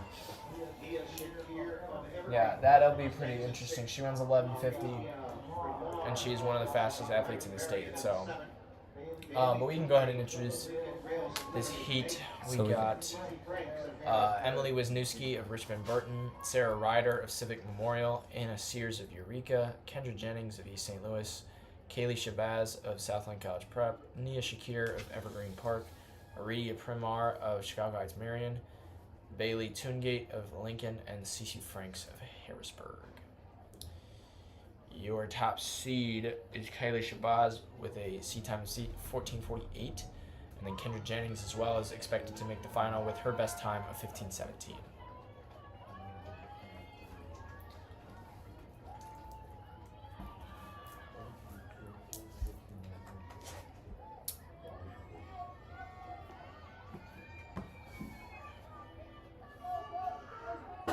And here we go. Out of the blocks, that's Shabazz of Southland College Prep. Looks like she's going to take that. And she is home free. I mean, this is a very big win here for Kaylee Shabazz. It's going to be a 14-second. 14:55 for Kaylee Shabazz. Really, really solid race. Yeah, and they're coming in. All right. So our finalists will be Kendall Smith, Kaylee Shabazz, Jordan Ham, Anne-Marie Trentman, and Abrianna Thompson with big Qs. And then Mariah Woods, Bailey Nina, Addison Campbell, and Aubrey Atkins are the next best runners on time. Mm-hmm. And the only bummer about this is there's so many heats, and heat winners get the automatic bye. So that's 5 spots. So you have to be the top 4 next spots. Yeah. So it's pretty tricky to get in, especially with hurdles, especially with the tight lanes. And there's a lot of heats of them, you know. But all those ladies ran great. There wasn't any flops or any fails, something like that. They all ran super great times. And they're all looking great. So these hundreds are going to be interesting. And I'm personally excited for these open 800s coming up. Now, some of these hurdlers are hard because if they're doing, rarely this happens, but a 4x1 hurdle double, It's pretty tricky on a prelim day because there's no 2 Well, there mile were in a between. couple of them. So Mariah Woods of Burbank St. Lawrence is probably she was in the 4x1. Kaylee Shabazz of Southend College Prep was in the 4x1 as well. Wow. And you both know, of them are making the finals too, so they're going to do it again tomorrow. exactly. So I'll go ahead and introduce this first heat. Do you think they're getting runouts, or do you think we're They just will going? do some runouts, but they won't do all 5 in a row. So they Gotcha. will get going All right. here pretty quick. So I'll introduce that first heat. First off, we got Mionia Johnson from Chicago Prosser. We got Kira Holmes from Elmhurst. Timothy Christian. Caitlin Navarre from Richmond Park. Ava Alt from East Peoria. Paige Zaltik from Waterloo. Janaya Francis from Mendota. Enise Danzy from St. Louis. And then Breonna Small from North Chicago. The favorite going into this race is going to be it's going to be a close race for Richmond Park, East Peoria, and Waterloo between Zaltik, Alt, and Navarre. All of them run 12:14, 12:16, 12:18. So it's going to be a close between those middle 3 right there. But And Enise Danzy, her PR is 12:14. She's just not ran it yet this season. She's run 12:35 so far. So maybe we should just go out there and do that yeah, and see what happens. Yeah, Exactly. that's typically how it goes. Exactly. She's one of the freshmen as well that ran the 4x1 earlier today. So Gotcha. So it's crazy. some of the people to watch here, we do have the returning state champion at some point. She will come out. Oh wait, no, that's not true.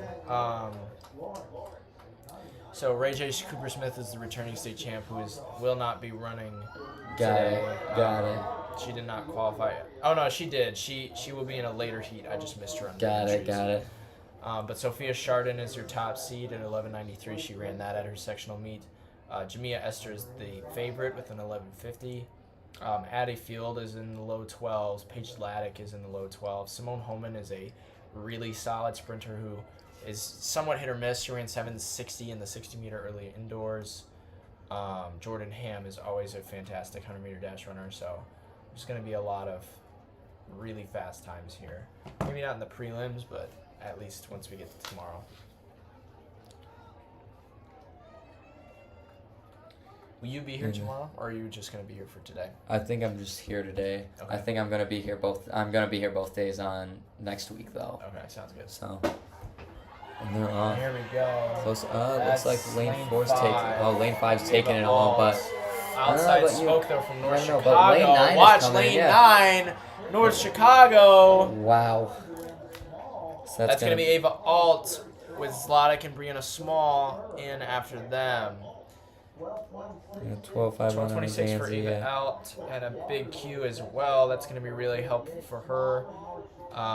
The bubble time, I believe, is projected to be in the low 12s, so this is going to be a Well. nerve-wracker for Paige Zlatic Oh yeah. and Breonna Small. Bubble time is going to be around 12:07. Nope. It's going to be around 12.67 currently. 12:18-ish is going to be the bubble time here. We will have to see if that holds up.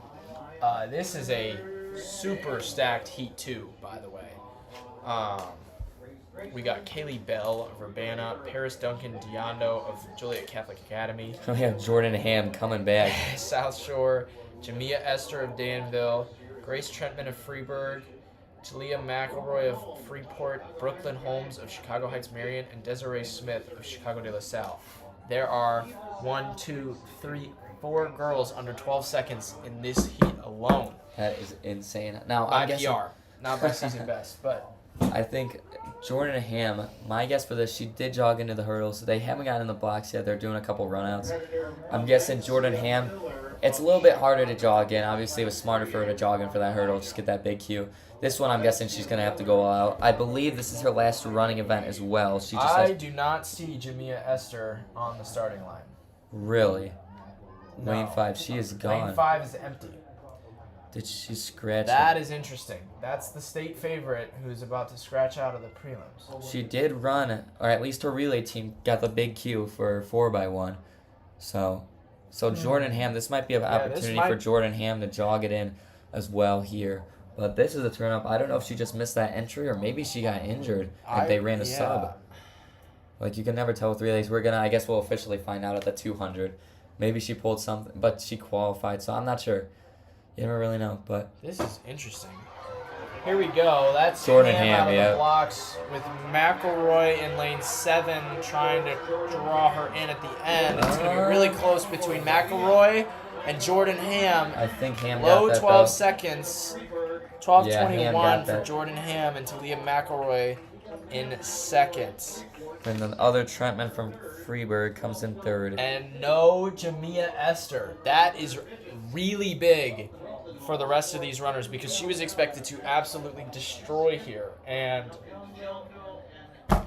she's not even going to make it to the final. So that no is possibility huge. of a medal. Huge for Sophia Chardon, Jordan Ham, Ray J. Cooper-Smith, all of these runners who are looking to get their state title. The door is now wide open. Now, my personal thoughts, I think this leaves a bigger door for Jordan Ham, possibly a four-peat. Yeah. Possibly a four-time, four-time, all of her things. I think she's got hurdles in the bag easily. If she just clears it safely. Can't take it too safe, though. I mean, it's... Kendall Smith is really good. Exactly. You cannot count out Kendall Smith. I believe Kendall Smith... Jordan Ham jogged it in, but Smith did end up beating her time today. Yeah. But so far, Ham has the fastest prelim time, so we'll see from the rest of these. So we can go ahead and introduce this next one. Like Jackson was saying, we got Ray J. Cooper-Smith in 2, Trinity Hathaway in 3, then we got Abigail Gossett from Sacred Heart Griffin in 4, Addie Field from Triad in 5, Kylie Smith from Morton in 6, Jordan Hines from Macomb in 7, Tanaya McElroy, the other McElroy from Freeport in 8, and then Deshanti Suleiman from Chicago de La Salle in 9. Yeah, so Ray J. Cooper-Smith will be on the outside. That is definitely a name to watch out for. But Addie Field is your top seed. And then Tania McElroy, I believe, was a finalist last year. So keep an eye on those 3. Now, Ray J. Cooper-Smith, I believe her seed time was a 12.62. I'm guessing she jogged that in. Got a nice first place at her because her personal best is 11.87. But that's not a season best. Yeah, from so, last but season. we could see someone coming in.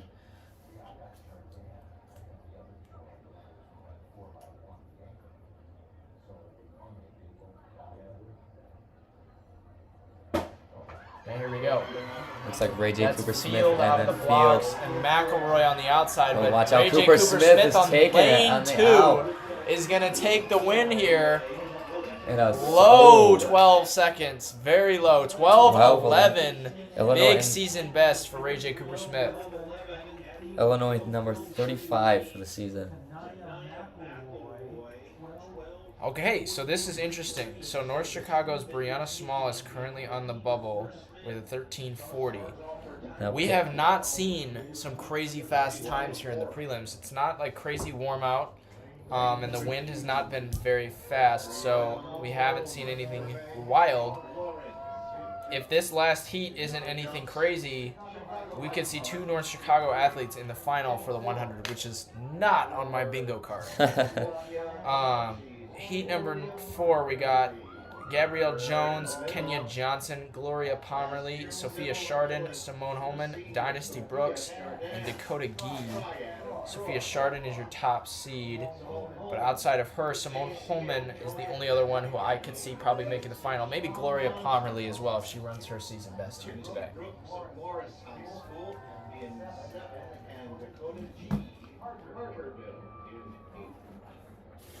All right, so I have it from Carson, who's down in the infield, that Jamia Esther missed the check-in for the 100, which is really unfortunate, because that means she's not hurt. I mean, she just could have. Yeah, she could have. But that's what. Sometimes you get so focused on the race, you forget that you have to get to the race in order to do it, and that's tragic. But I feel like that's going to fuel for that 200, and that'll be a good matchup between her and Madeline Marks later today. Yes, that's very true. That's actually a great matchup that I'm excited to see this weekend. I'm guessing Esther's gonna. I'm guessing she's gonna take that 200 now. I'm guessing she's pretty fired up right now just because of that. That's an unfortunate turn of events.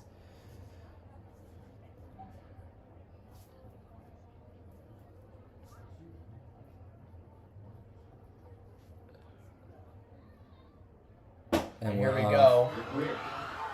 Out of the blocks, that's Simone Holman of Joliet Catholic Academy. But it is going to be down to the line with Sophia Chardon taking the lead towards the end. Low 12 seconds again. 12:04 for Sophia Chardon. And Simone Holman makes the final with a 12:22.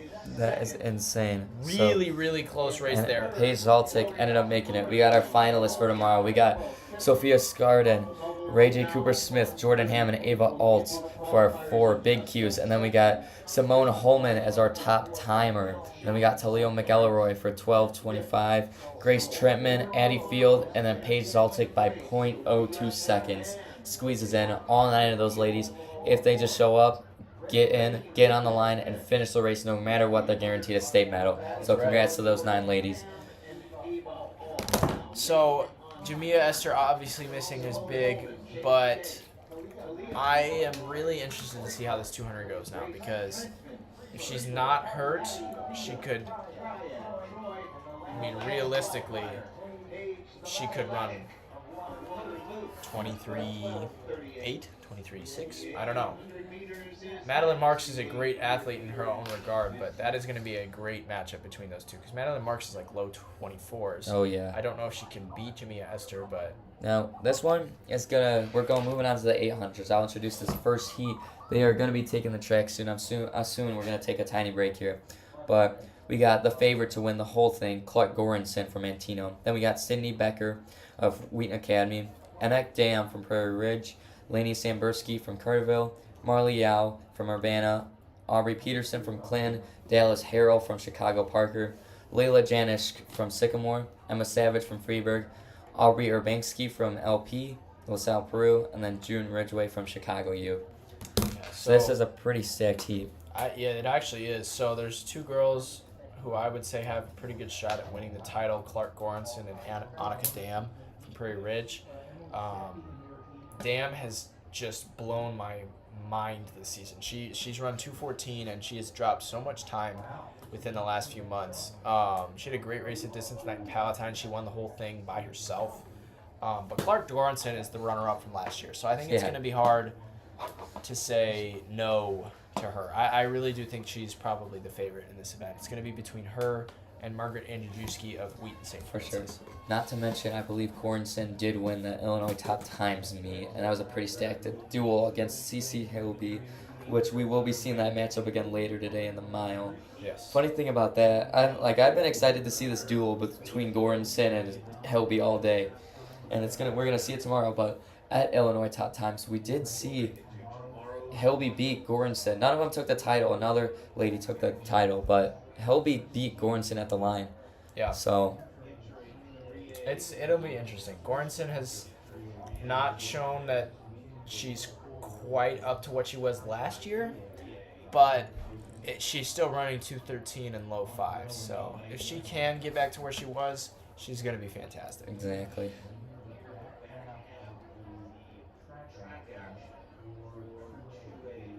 We're going to take a small break until this starts, and we'll be right back.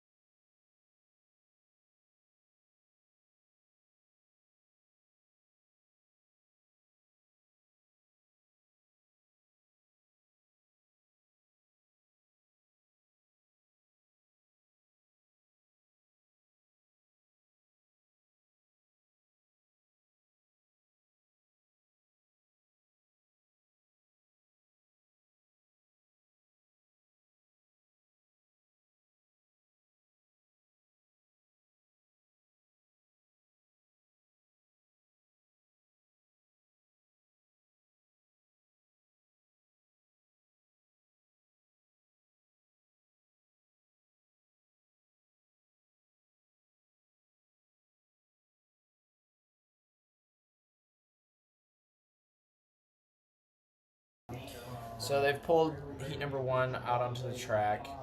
I'm just going to give a quick field update. Lariah Cunningham of Burlington Central is leading the 3A long jump with an 18.7. So 3 has started already. They're on flight number 2. Leah Davis of Naperville North is currently in second with an 18.6. And then Courtney Burt, 17.7, could potentially miss the final here if she's not careful. So that is where we're at in the field as we get started here with the first heat of the 2A 800.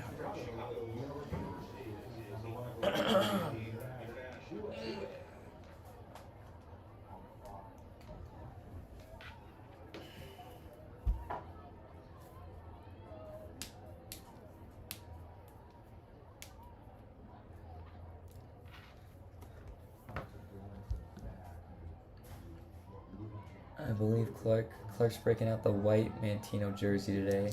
Mm-hmm. Don't be looking for purple. Look for that white up there. Clark will be on the outside, and it looks like Prairie Ridge is on the inside. I do see a neck dam right there. And here we go. Neck dam. Oh, she doesn't get it. She gets butted out, actually. She has to sit in That'll lane be 2. Dallas Harrell of FW Parker on the inside, I believe. But Annika Dam. Clark Goranson. It looks like she's taking it out a bit slower. Maybe just chill on the outside. Yeah, she doesn't have. There's no point. I mean, there's no point in going for it today. You know what? Dallas Harrell is another person to watch. She's traditionally a 400 runner, but she can still run a 217. So that's another runner that could absolutely impress. They're through 230 seconds. This is gonna be pretty fast, actually. Yeah, this is gonna be a very fast. It looks like Clark's looking to take it now. She's not gonna let Dam just have this one easy. Clark's coming on the outside right now. They're gonna be through 400 in the low 60 seconds. Oh yeah. Clark Gorenson's taking the lead over Annika Dam, but it's pretty close between those two. It looks like they're tightening up already, though. That is true. It looks like that it just got a lot Sydney slower Becker here. of Wheaton Academy, actually. 105 for that 65 first lap. for the first lap, with Lainey Sambursky of Carterville trailing in 4th. Marley Yao of Urbana trailing in 4th. Sydney Becker of Wheaton Academy now in 2nd. And looks like Gorenson's taking this, but Anek Dam and Sydney Becker are all battling for it as well. It's anyone's game still. And even Marley Yao of Urbana or anyone from that chase pack could come up and take it. True, you never know. It looks like, Sydney Becker's making a big move right now. Sydney Becker making a move on Goranson. Yeah. I don't know if Goranson knows. We've got 200 meters to go. Gorenson's still leading comfortably. But that looks like Sydney Becker trying to take it. But there's a huge pack coming up. This is going to be a close finish. This is going to be a close finish. There's a lot of girls that won. Annika Dam needs another gear here. Sydney Becker is taking it. Sydney Becker's going to take it. And it looks like there's a huge gap. There's a huge group coming in. At least I think that's Sydney Becker. That is Sydney Becker right there, yeah. Because Annika Dam is back there. That might be Annika Dam. 215, 216. Oh, no, I thought That's Annika Dam. Oh, it is? That is Annika Dam. We were mixing people up. Annika Dam. So Annika Dam takes the win in Heat 1 over Clark Goranson. And then Sydney Becker in 3rd with a 219 over Dallas Harrell and Lainey Sambursky. The bubble for this event, I want to say, is around 220. But I will have to check that. It looks like top 12 in 2A this year are 218, but there's also a bunch of people who will not be running it, so it's going to be close to 219, 220. Because there's girls like Sunny Weber and Sydney Gertzen screwing that up. They won't be running the 800 today. Gotcha. Well, then we got our next heat coming up, Heat 2. We got... Heat 2, we got Sophia Watson from Eureka, Mia Bagato from Oak Park Fenwick, Erin Hinsdale from Wheaton, Nora Wedwick from Rockford Boylan Catholic, Emery Spicer from Effingham, Elle Law from Galena, Callista Gardner from Rochester, Mia Whitfield from Metamora, Nora Applin from Carbondale, Mia Krister from Stanford Olympia, Kelly O'Connor from Hersher, and Ledya Redden from Chicago U. Your top seed is Sophia Watson with a 215, but Mia Bagato is also 215. Erin Hinsdale has this PR of 213. So keep your eye on her. She's from Wheaton St. Francis. I don't see her on the line, but she's out here somewhere. That looks like Watson and Callista Gardner on the stagger with, I believe, Ella Law of Galena on the inside. No, that's Mia Begato, I believe, in the pink shorts. And then Sophia Watson is still holding up after that killer leg, that 4x8. Yeah, we saw Sophia Watson and Nora Wedwick clash earlier this morning in the 4x8. Nora Wedwick's kind of hanging out at the back of the pack currently. But Kind of chilling. Makes sense. That looks like Callista Gardner of Rochester and Sophia Watson in lane 2. But Watson is now going to take it going into 400. She's going to want it. Looks like Kelly O'Connor from Herscher's making a big move, sitting in 4th right now. Yeah. I see Erin she's Hinsdale sitting. She is sitting right now. I can't tell if she's sitting and kicking. outside. But that's going to be Mia Begato and Sophia Watson through in 67 seconds. Now, I can't tell. It looks like Nora Wedwick is moving up right now, but she came in and second to last. Closely behind. So I can't tell what she's planning here. I can't I tell if don't she's kind of know died a little bit here. if Erin Hinsdale is running. Did she Erin Hinsdale did not start the race. Wow, it looks like they're... So that's a really top. That's a top. She was 2nd or 3rd last year in the 800. Wow. It looks like Sophia Watson and Mia Begato are battling it out right now in that backstretch. Pretty and big looks lead like over everybody else. Nora Wedwick fell back a little bit here. Yeah, is that Kelly O'Connor in 3rd? Kelly O'Connor making a big move in 3rd, I believe. Yeah. She's a 217 girl who She can definitely shake things up if she makes it into the final here. But we're coming in the last 100 Sophia Watson at and Mia about... Begato, it's one of them two all the way. Begato's going to try and make a final effort to take it over Watson. I believe El Law is coming in right now. El Law of Galena as well. Pushing it hard. We are coming Watson in. might get her back here at the line. It's going to be very, very close. It looks like Kelly O'Connor's got to finish hard if she's going to want it. And 220. Wow. And that's Mia Begato with the win there in 216 over Sophia Watson. And Sophia Watson is still safely taking that. Yeah.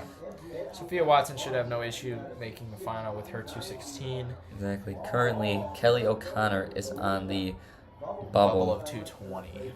And this is going to be, it's going to be close. I feel like they're going to have to go under 220. We got 3 girls. We got Marley Yao, Aubrey Peterson, and Kelly O'Connor sitting all at 220, 220 mid to 220 high. Yes. So this final heat, we've got a couple of people to watch out for. Margaret Andrzejewski will be doubling in the 800 and the mile. And then you've got Cece Hilby obviously doing the same thing. Cece Hilby is arguably the favorite. She has the fastest time in 2A this year with a 2:13. But then you also have Taylor Short, Avery Summer, Lily Stevens, Rachel Reckman, Aniston Huffman, Joelle Wilson, Lila Seaman, Mackenzie Pound, and Nicole Mitchell. And Margaret Andrzejewski is on the line today, but I do want to see. Watch out for Cece Hilby. I want to see if she follows in her brother's footsteps. Yeah, I mean, I really wouldn't be surprised. She's been outstanding this year. Exactly. And shoot, our camera has decided to leave. Oh, there we go. So that's going to be Cece Hilby off the inside with Taylor Short and Margaret Andrzejewski on the outside. And I believe that's Lily Stevens in 3rd there. On the inside, I think that's Avery Summer in the white. Not sure. But that's going to be Cece Hilby out through 200 over Taylor Short in 31 seconds with Margaret Andrzejewski following shortly after. And they're going to settle in here as we come around the curve. That's still Hilby, Short, Andrzejewski, and I believe that is Huff of Muhammad Seymour. Okay. Not sure though. We'll see when they come through the splits. She is. Cece Hilby is pushing the pace, 65 through the 400. It looks like Margaret Andrzejewski. It looks Joelle like she's Wilson. relaxed pretty well right now. Taylor Short is holding on. Joelle Wilson of Williamsville is in 4th. She's in the white over Avery Summer of Mount Zion. So it looks like Cece's taking this, but Margaret Andrzejewski's. It looks like they're all just in a line right now, single file down the backstretch. Yeah. That'll be Andrzejewski out trying to take it. Joelle Wilson of Williamsville trying to move into 3rd Moved now. up over Taylor Short. 200 meters to go. 140. 140, which is the fastest we've seen so far today. Cece Hilby is really not taking her foot off the gas yet today. You're seeing the big arm swings from Hilby now. She has another gear. How is this possible? She has pushed this entire 800. And she's going more. She's pushing more. But Taylor Short and Joel, they're fighting. Margaret Andrzejewski, Taylor Short's going to come in a close 3rd. Low 2 teens. Oh my arguably gosh. Close to her season best. Wow. That'll be a 213 high for Cecilia Hilby and Margaret Andrzejewski as well, 214. So many people just... There will be a lot of those girls that will be coming back for the final here. Margaret Andrzejewski and Taylor Short both ran faster than Anek Dam. Yeah. They ran faster than the auto quals, but it's going to come down to El Law is going to be that cutoff. Good for her by 0.4 seconds. Good for her. She had that awesome kick in her heat. She deserved that. She deserved that final ticket punch. Medal's not guaranteed yet, but still, awesome for her. Like I had said, sub 220 is what ended up making it. Yeah. Our finalists are Cece Hilby, Annika Dam, Mia Bagato, taking big cues, and then Margaret Andrzejewski, Taylor Short, Joelle Wilson, Clark Goranson, Sophia Watson, Avery Summer, Aniston Huff, Sydney Becker, and Elle Law coming in on time. And we will move on to the 4x2s. 4x2s have not yet come out of the gate. So we're going to take a quick break so I can go to the bathroom.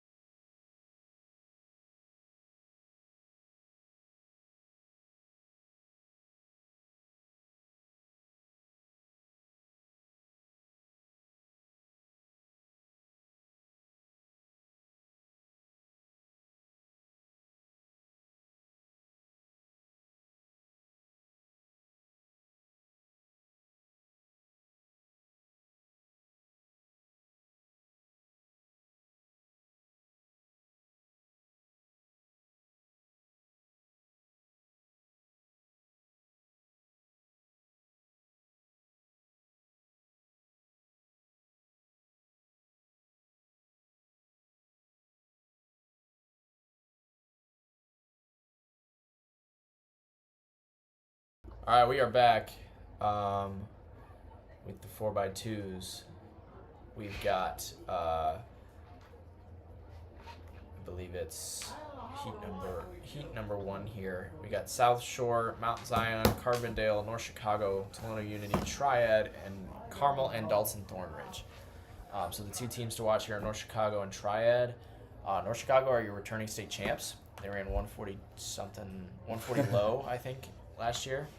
And they ran 142 at their sectional, which is like their first 4x2 back, where they haven't ran amazing yet this year until their sectional meet. They all showed out. So they are currently 2A number 6. Triad is 2A number 3 with a 142.06, so they will also be a strong team in this field. And then Toledo Unity is 143, so right behind them. And what else do we have? We're gonna have Danville, St. Louis, Freeport later on. We're gonna have all of them got split up. Curious to see how Danville runs and whether or not Jimmy Esther will be there. I know we've said that she's missed the check-in, but oftentimes you don't miss the check-in unless you're not feeling good. So I guess we'll see. Is she in this? Yeah, she is. Okay. What do you mean? Oh, are you looking at? Is she in the 4x2? Yeah. Well, the Or start not this lists are heat, not but- always Yeah. confirmed. True. At least for prelims. For finals, they do confirm it, but Like they do. Okay, they make because sure. they make sure that they get it right in the tent, and then they write it down and put it on ANET. Gotcha. But for prelims, I don't know if they do that. Or It doesn't. Yeah, I was gonna say prelims. It doesn't, because you don't have to run with the same 4 for prelims to finals, right? Right. Yeah. You just have to have somebody in your 8. Yeah. Because you get a list of 8. It has to be one of those 8. Yeah. That's why you always fill out subs no matter what. Correct. Imagine like you're a team and you don't think you're gonna make it for a relay, but then you only put your 4 and then you end up making it and then one of them gets injured. There's just nothing you can do. So, what's up, Ray? So for the 2, she didn't get to race, and because it's a prelim instead of just the 2 mile, I don't know what the rules are gonna say that she can do, but she, in my opinion, I think she should be allowed to race. I don't know why she missed the check-in. If she's hurt, then it's different, but I kind of wonder if she tweaked something during the 4x1 and is Just playing I don't safe. know. Yeah, that could very well be the case. We'll see.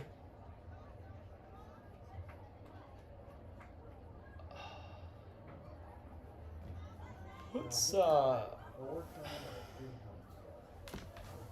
feel like Triad should be able to run faster than 142 because Sophia Chardon is like 24 high, Addie Field is 25 low, and then they have another girl who is, I think it's Izzy Stein, who's like 25 mid-ish.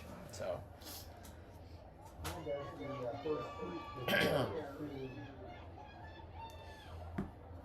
I guess we will see. They should be getting started here soon. I don't know what's taking them so long to get this first heat in their blocks, but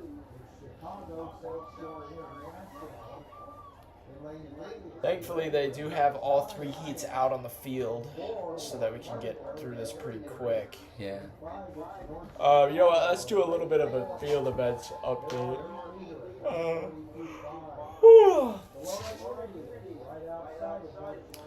We have 3A field events have started. So the long jump has not changed too much. They're about to start flight number 3, which is where London Jarrett and Jordan Clark will be, which are the 2 19-footers that you should be keeping your eyes on.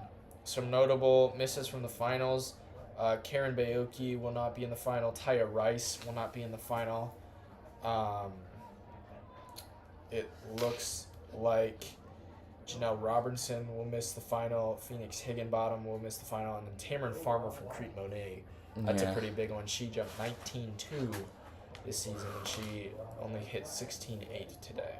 So the runners are getting into their blocks for this very first heat.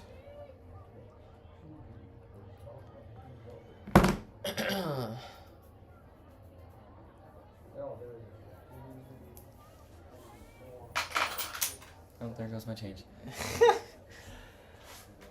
Dropped your money. so I never carry change.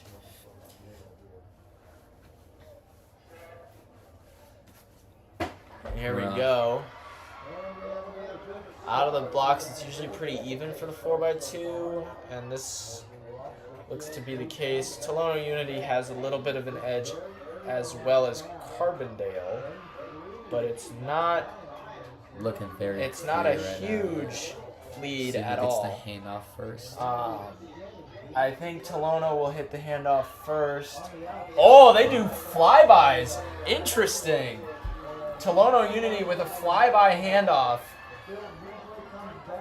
They are really far ahead right now. Triad is... Oh, they're about to gap it before the stack is even over. But we still have Mundelein, Carmel, and Dalton Thornridge. But we also have...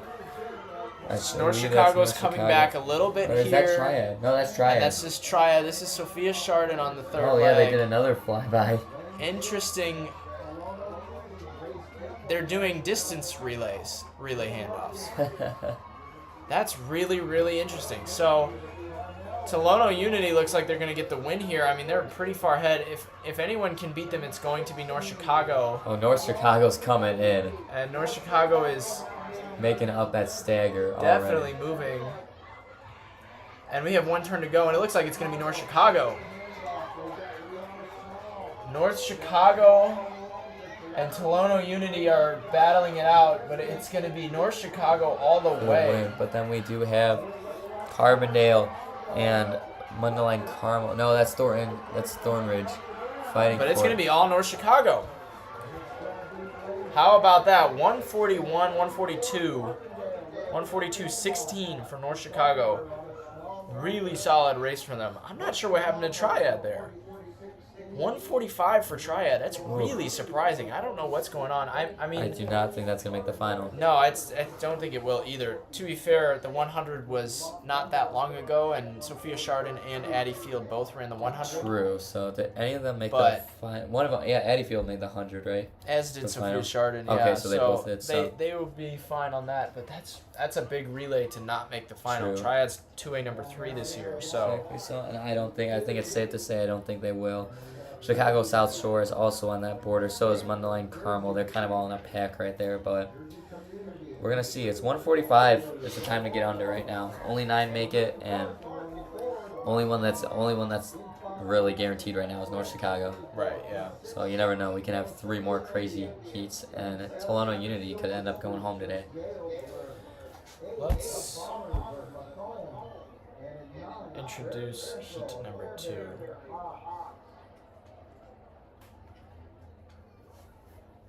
Yeah, I gotcha.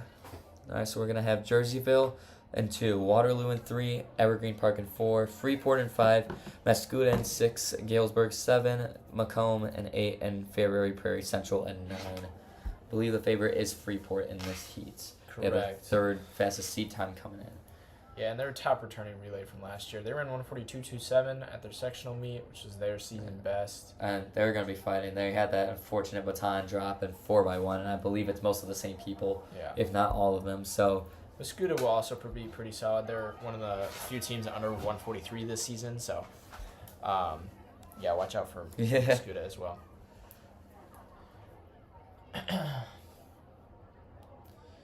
Man, they're taking their sweet time here. I don't know what's going on. Let's quickly go back to the field event update that I was going to give. The 3A high jump has started. We're still on Flight 1, but Flight 1 is absolutely loaded. So, currently, Ramaya Young of Belleville East is the only one perfect through 5.3. Jordan Dimke, Riley Mazzucano, they both failed their first attempt at 5.1, but they're clean through there. London Hendry missed her first attempt at 5.3, and just as did Jada Benford. So this very first flight is loaded. There's a ton of girls over 5.7 that are likely to get all state. So we will get to see how that turns out here pretty soon. That's going to be a pretty impactful first flight on the final.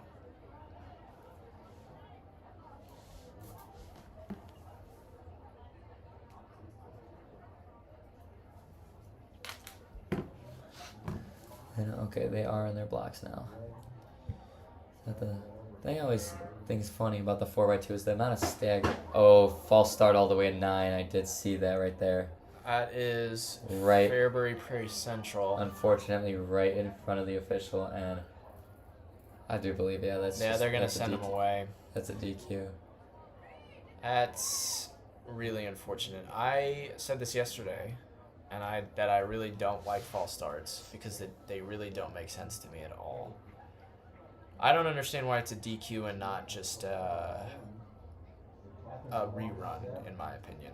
But no, I don't either. But I also why are they taking a picture of lane 7? The lane 7 false as well. They're talking to lane 7 right now. That's what I was gonna say.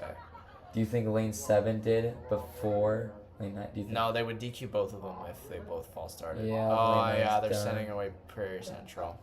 And is lane 7 still? Lane 7 still They're in. gonna allow lane 7 to start.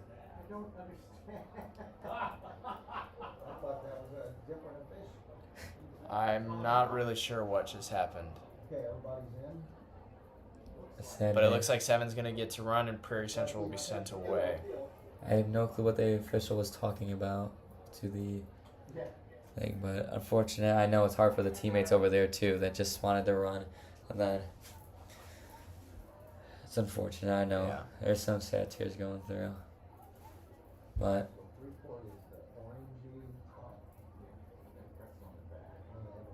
it looks like they're getting back into it.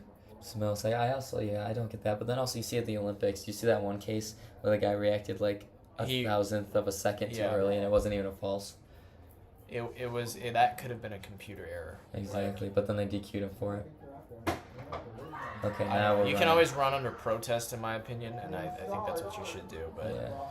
I feel pretty good start from Galesburg there. They have made up the most ground out of anybody, but it's really, really even outside of that. Galesburg had definitely the best first leg. They will hit the handoffs in front, but it's going to be pretty even outside of that. Boom, handoff's good. Watch Freeport's hands on this. Freeport handoffs are going to need to be really, really good here if they want to have a good race. Looks like Galesburg's taking away, but they do have the Howler lane team. Freeport is catching up, though. Is looking strong, but Freeport is there. Freeport has made up the stagger on Mascuda, and they still have both McElroy sisters left. And here we go. That's going to be Freeport and Galesburg. Oh, but Freeport's not even letting Galesburg be in the question has another anymore. turn to go, though. And I think Freeport is going to lock this away. Galesburg's holding on a little bit, though. You never know. Yeah. I'm not sure what's going on with Mascuda. Mascuda's a 142 team, and they are just chilling. Freeport's handoff. She just wanted to get that. She didn't run or anything. I don't blame her at all. After dropping the baton in for 4x1, it's very okay to go for a safe handoff, especially in a position like this where you're about to win without really spending all that much energy. And yep, there Freeport is going to take this away, but Galesburg's going to come in a nice second. Now we do have a 3-person battle right here. Yeah, this is going to be Freeport in the low 140s. 141 for Freeport there with a distance runner handoff on the last leg. I don't know, that team, that was a really impressive time for them to run with a handoff like that. Galesburg 142.50, that should definitely make the final. For sure. It does beat Tolono Unity. But it looks like Triad is officially out, which is huge for everybody else. Speaking of Danville and Freeport. We have one more heat, or two more heats in the 4x2.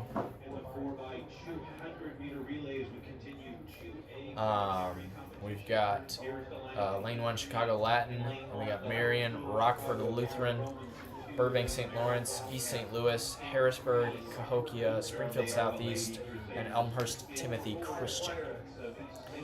St. Lawrence is your favorite. They're 2A number 2, I believe, in this event with a 141.62. They just barely trailed downhill. And now Freeport. East St. Louis is a 142 team as well, and I believe Cahokia is in the 143s.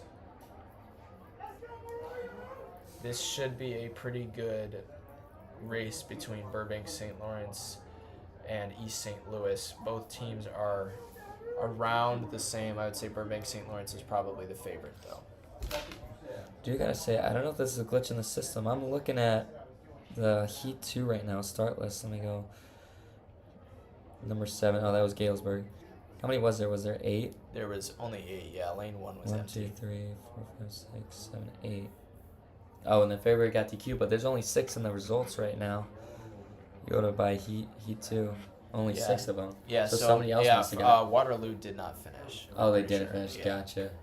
I kind of wonder Did if you they see dropped. that? I didn't see them drop the baton, but I did see it say DNF before they Got it. uploaded it. So Got it. if you go to compiled, it should be at the bottom. Oh no, it's not. Oh, that's weird. Yeah. It is what it is. Unlucky Heat, but.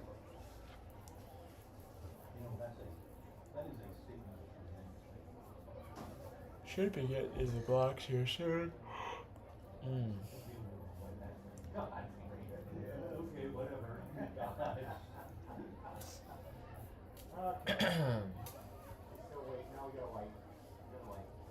Alright, we should be good. There Ready we to go. go here. St. Lawrence is going to be the favorite here. Are they full of freshmen again for this Yep. relay as well? Yep. Gotcha.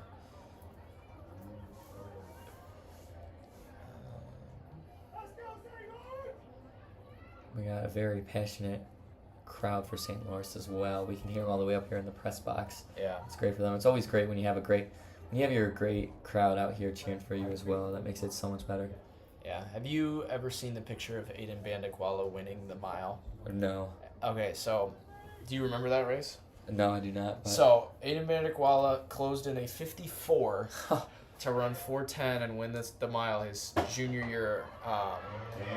And there's a picture of someone from the infield with the camera taking a picture of him finishing and like a sea of red Hinsdale Central supporters behind him. that's awesome. Anyways, East St. Louis and Burbank St. Lawrence are definitely the strongest out of the blocks. They have a really strong first leg here. It's gonna be St. Lawrence with the first handoff. With somebody almost. East St. Louis in second. All the handoffs good in that area. Looks like St. Lawrence is taking this from like St. Lawrence is going to take but this. Timothy Christian is holding pretty strong. Harrisburg is coming up too. Oh, I'm sorry, that was Cahokia. East St. Louis is in lane 4. They still have 2 more turns to make up some ground on St. Lawrence. But St. Lawrence is really somebody walking had away to be here. carried off the track. I think that is Waterloo's team. I think something happened with Waterloo out there.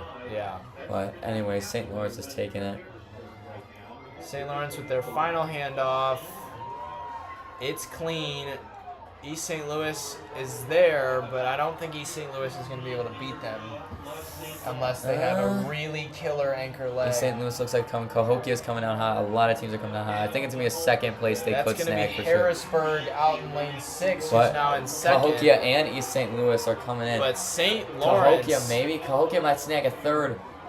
St. Lawrence is going to be 142. Oh wait, we got Rockford Lutheran. Oh, I think 196, and then Harrisburg in 143. Cahokia just barely snagged. Cahokia snagged that from lane 6. I think East St. Louis just barely edged out a Rockford Lutheran by point. East St. Louis will not make the final, though. They are officially out of the bubble. Now, guessing we're gonna probably have 2 under 144, which means Cahokia might get cut. Yes. It's going to be pretty close, though.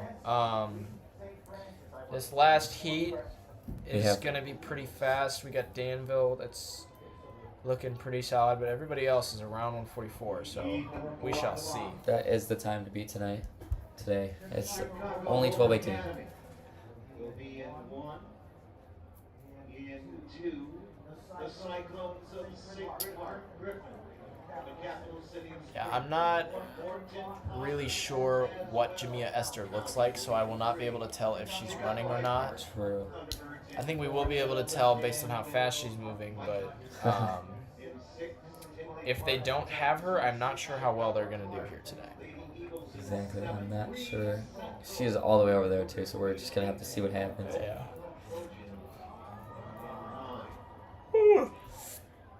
Anyways, heat number 4, we got Chicago Hope Academy, Sacred Heart Griffin, Morton, Chicago Hyde Park, Danville, Tinley Park, Chicago Clark, and Breese Central, and Mendota.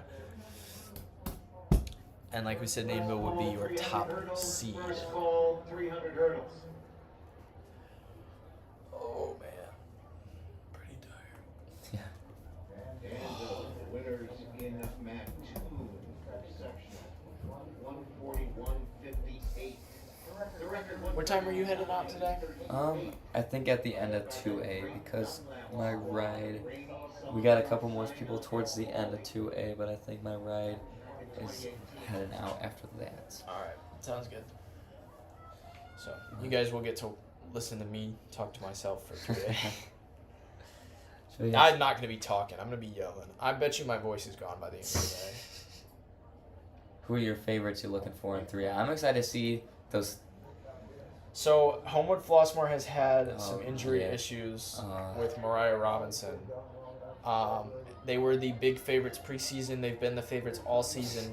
And now Mariah Robinson is potentially, so her quad, I got to talk to the Homewood Flossmoor coach this morning. So I have some pretty interesting info on that. Her quad is aggravated, and it's when she gets up into this top end speed, it really screws it up. So her 400, she can actually run the 400, which is really interesting. Here we go with heat number 4, but she can run the 400, so there's a chance she runs the 4x4, but other than that, she probably will not run. Homewood Flossmoor can still probably win all of their sprint relays without her, but still. So Danville leading through that first leg. That looks like Samantha Brown, who is their pole vaulter. Pretty good handoff there from Danville. And that is, I'm guessing Jamie Essler is back. I'm guessing that's her right there, because she was supposed to be second leg. Yeah, and she's made up a lot of ground here for Danville. Yeah, she is making up that 100. Maybe she scratched it, maybe she didn't make it, but she's back, I assume. Really solid leg from Danville's second. Clean handoff. Doesn't look like she was injured at all. I think she looks completely fine, yeah. That should be an interesting matchup in the 200 then. Danville has the lead before this final leg before we even get to the final leg, so we're going to pretty much call this quits here. But we're still fighting for medal spots right now. True that. Almost missed the handoff. She had to slow down a bit. Handoff at 114. Now there are a lot of teams. There is a chance they go under 140 here. She's gonna come in at 13. I don't know. This is gonna be really fast. If this final leg can hold on, 37, 38, 39. Oh, this is gonna be really close. Maybe wait. 140.14. Is that the record? That is not the record, but that is a really solid time for Danville. Wow. The record is 139.38 from that same Dunlap team that has the 4x1. But a great race from Danville in the prelims, and a convincing statement that Jamia Esther is not injured at all. 100%. And then we got our 9 finalist teams here. We got Danville, Freeport, St. Lawrence, and North Chicago. Our top 4 seeds all taking big Qs. We got Galesburg with a good race, Tolano Unity, Harrisburg, Cahokia, and the last one, Carbondale, making it with little Qs, but making it off time. 144s. The Heat 4 was a little bit slower than I thought. Yeah. It was pretty much just Danville. Everybody the only Heat 4 took it was Danville, just because I guess it's harder to gauge that when you have Danville so far up there. It's harder to gauge how much more you're going to need. True. We will move right into the 400. We're a couple of minutes behind now, so I believe we do have people lining up right now. This will be heat number 1. We got Gabby Wisher of Mount Zion, Chloe Shearer of Sycamore, Caitlin Jackson of Mascuda, Addie Field of Triad, Jaden Girardi of Anna Jonesboro, Zoe Geiger of Southland College Prep, Jade Davis of East St. Louis, and Dallas Harrell of Chicago FW Parker. Addie Field is your top seed with a 58.00. She's one of the top 2A runners in the 400. But Jaden Girardi is a returning All-Stater who ran 57.22 last season. So keep your eye on her as well. Now, my guess, we are seeing Addie Field is in this 400. I'm guessing Addie Field didn't, from Triad, I'm guessing she didn't run that 4x2 for Triad. That's my assumption. I'm guessing they just wanted to send one. A fair assumption. The problem is I saw Sophia Chardon run, so I'm not really sure. Is Sophia Chardon in? She will not run the 400. She will run the 200. So, okay, I'm guessing they just subbed somebody out. Yeah. Got him another race. I mean, it's always fun to race down here. That's true. And then Addie Field, I'm guessing, just subbed out, and she's going to try and make that 400 now. Yeah, so Addie Field will also be running the 200. Oh, I'm sorry. Sophia Chardon is not running the 200. She is just running the 100. It'll be Izzy Stein and Addie Field in the 200.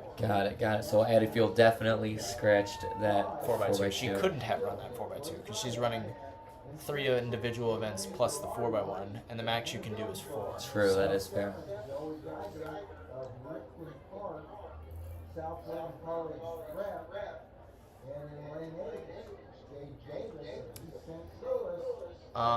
Let's see here. I think I'm actually kind of curious to see what Jaden Girardi does, because that's a runner that very easily could surprise almost everybody here.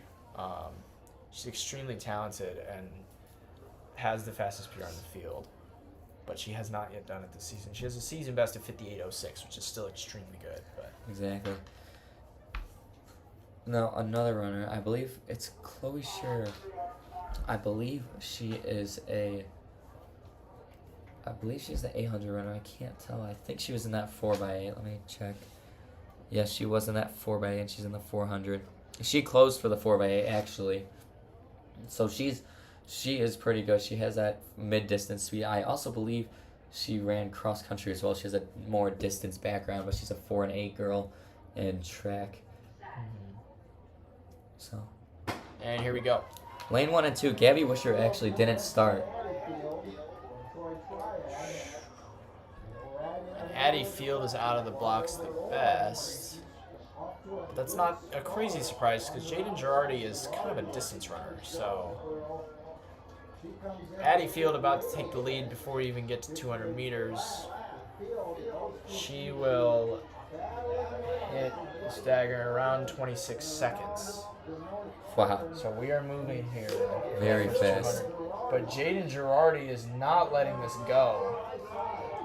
She's actually gaining ground on the curve. And it's going to be Girardi and Field. This is going to be a very close race. Field has another gear. Girardi looks like she's tightening up. Field's taking it. And it looks like it's going to be Addie Field of Triad. But Jaden Girardi holding on for dear life. 57 seconds. Wow. Probably for the both of them. 57, 58. Our results tab seems to have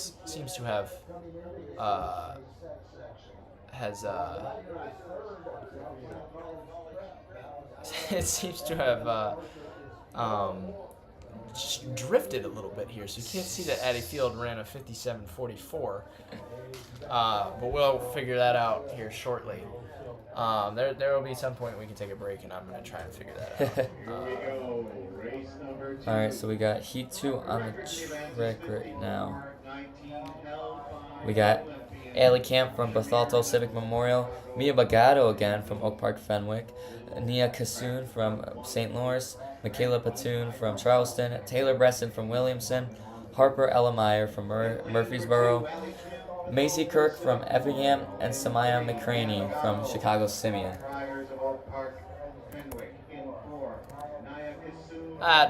There we go. That's a little bit better. Now you can see everything. Alright, so that should be a little bit better. There we go. Alright. There we go. Yeah, there we go. Now you can see who's doing what. Your top seed here is McKaylee Patton, who's run 57.13. She's pretty much tied her PR with a 57.14 season best, but she should be pretty solo here. There's not very many other people that could be able to challenge her. It looks like right now the bubble time is a 101, but I'm assuming we're going to see a bunch of sub. There's 4 heats, 2 have gone sub 1. I'm guessing it's going to be sub 1 This is to really make it. interesting. McKaylee Patton not using blocks. She's going to stand up, Wow. as is lane 7, Harper Ellermeyer.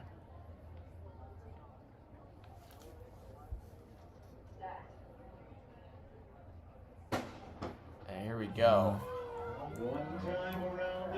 Interesting choice.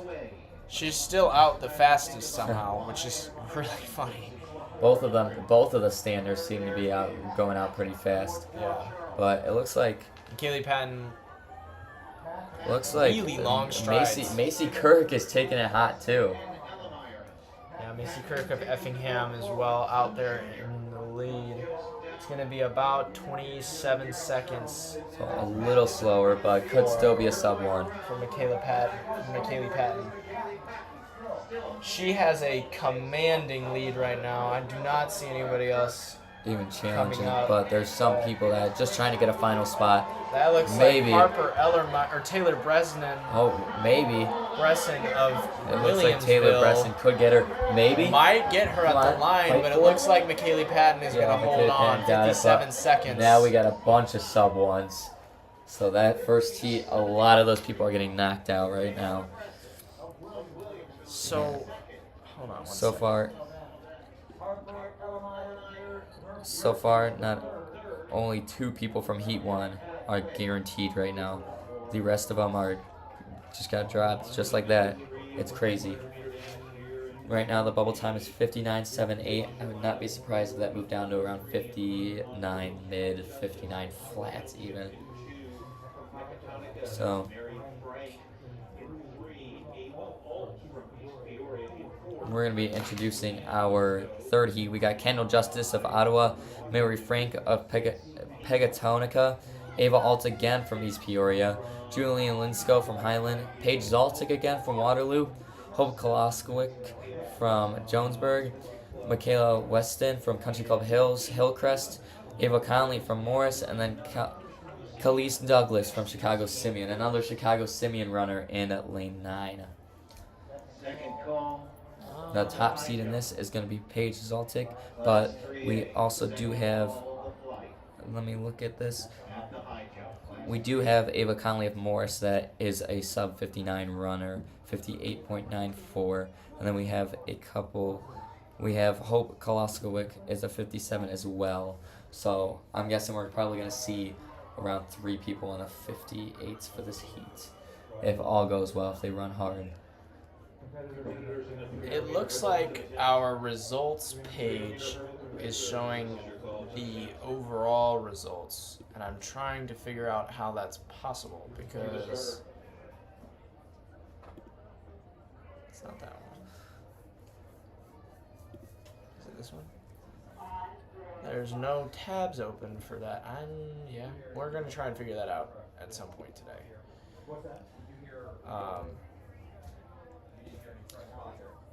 So you'll have to bear with us. Oh gosh, get that out of here.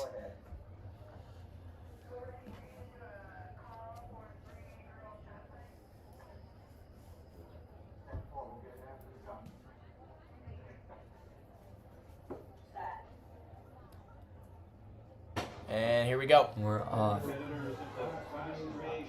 Zlatic and Klazowicz is a returning all-stater from Johnsburg, but Paige Zlatic has had a really strong season so far. She's improved a ton from where she was last year. Nakia Watson taking it out hot.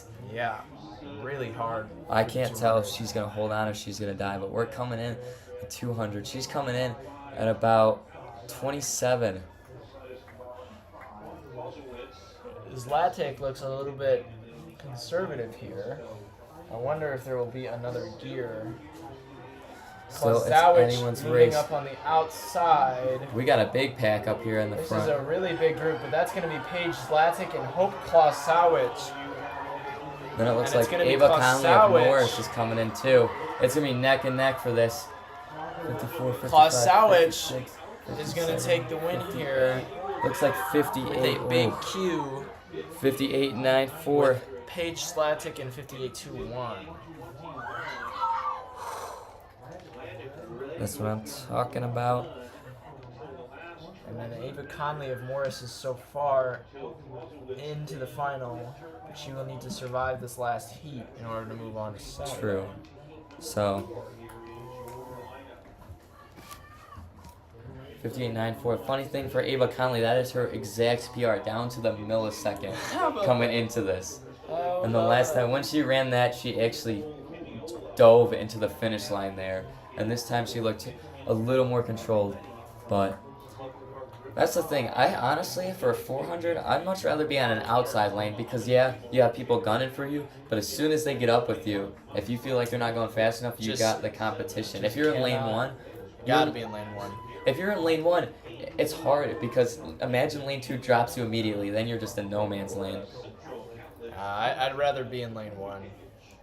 Because even if you're in lane 1, you can't let lane 2 drop you immediately. That's the thing. True, that's fair.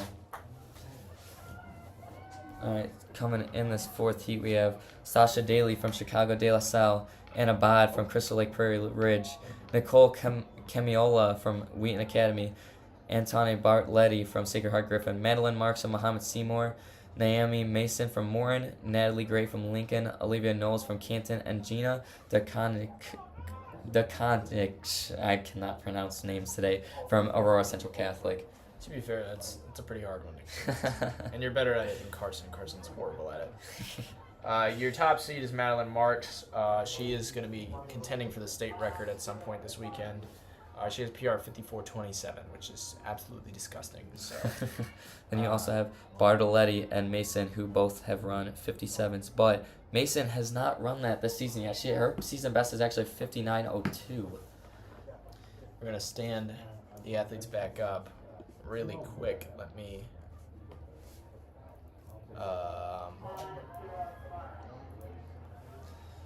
try and fix this results page.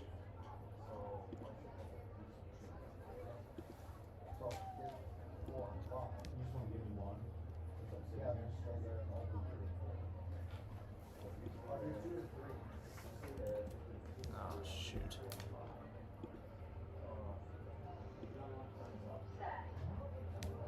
Anyways, here we go. That looks like going on. Madeline Marks takes it. She's gonna make up the stagger before the stagger's even over.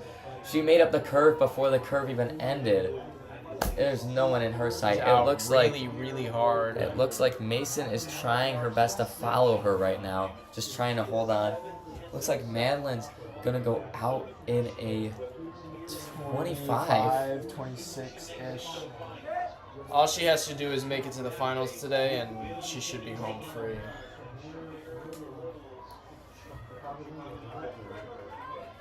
They're coming in hot the last 100. It's a little bit more staggered than the last heat, but it still is anyone's game here. It's just surviving now. Madeline looks like she's straining a lot right now, but still. 51, watch the clock. 53, 54, 55 seconds for Madeline Marks to take the win in section 4. All right. I am going to try and fix this results page while we set up the hurdles. So you're going to give us a little bit of a break here.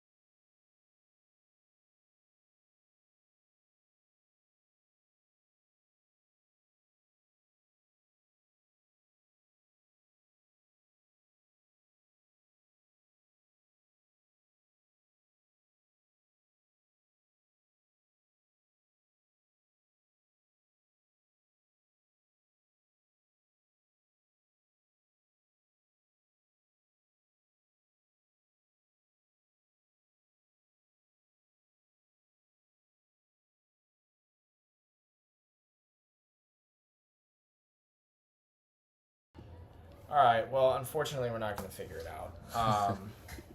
And now this is zoomed out too. Gosh, we are not on top of it today. We gotta figure something out. Oh no, wait, we're chilling. We're good. All right. Anyways, heat number 1 for the 300-meter hurdles. I don't know if we ever introduced the field or not. We've got Bailiff Finley of Nascuda, Ava Ray of Morton, Kendra Jennings of East St. Louis, Ava Gallia of Troy Triad, Adayara Dabney, Centralia, Abby Clodfelder of Paris, Addison Campbell of Lincoln, Sonia Iverson of Elmwood Park. Her top seed is Ava Gallia of Triad, but it looks like Adaria Dabney of Centralia is leading coming out of the turn. But Gallia is going to come back at the end with a huge surge. She is finishing strong. Dabney just needs to finish enough just to qualify. That's going to be a 44-second. Wow. Huge PR for Ava Gallia. 44.94 for the big Q.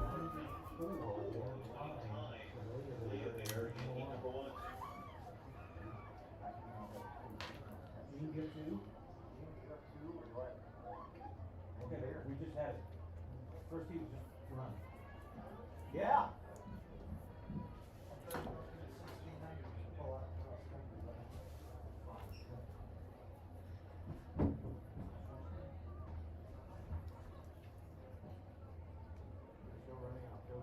That one I was testing a radio and trying to probably flip it. And now we have two in block. In lane two, we have Vanessa Johnson of Sterling. All right, let's So- introduce heat number 2. So for Heat 2, we got Anessa Johnson of Sterling in Lane 2, Madison Fontenoy from Geneseo, Ella Martin from Harvard, Kaylee Shabazz from Richmond Park again, Caroline Barker from Rockford Boylan Catholic, Anne Marie Trentman from Freeburg, Carly Veach from Salem, and Kaylin DeMars from Aurora Central Catholic. Now, you're going to see a lot of repeats from the 100-meter hurdles coming in, and then you're going to see him come back again in the 300-meter hurdles. Jordan Ham is not one of those runners, though. The favorite going into this whole thing is going to be Kendall Smith. But the favorite of this heat specifically is Kaylee Shabazz. Kaylee Shabazz with this PR 45.51. She should be one of the top 3, top 4 300 hurdlers. Qualifiers. Yeah. My guess is she's probably going to get the big Q as she's the only one in the 45s, but Caroline Barker from Boylan Catholic could as well. Anne Marie Trentman as well. She's 45.17. True. I completely forgot about that. I didn't see that down there. Yeah. She's all the way in lane 7.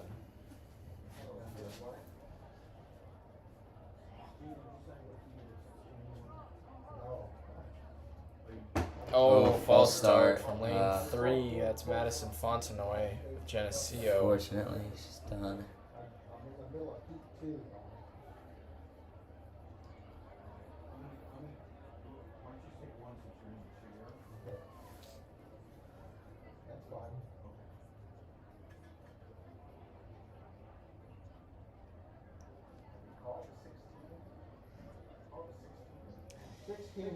Meter runners to the 10th, to the clerk's sprint, and then 1,600 runners to the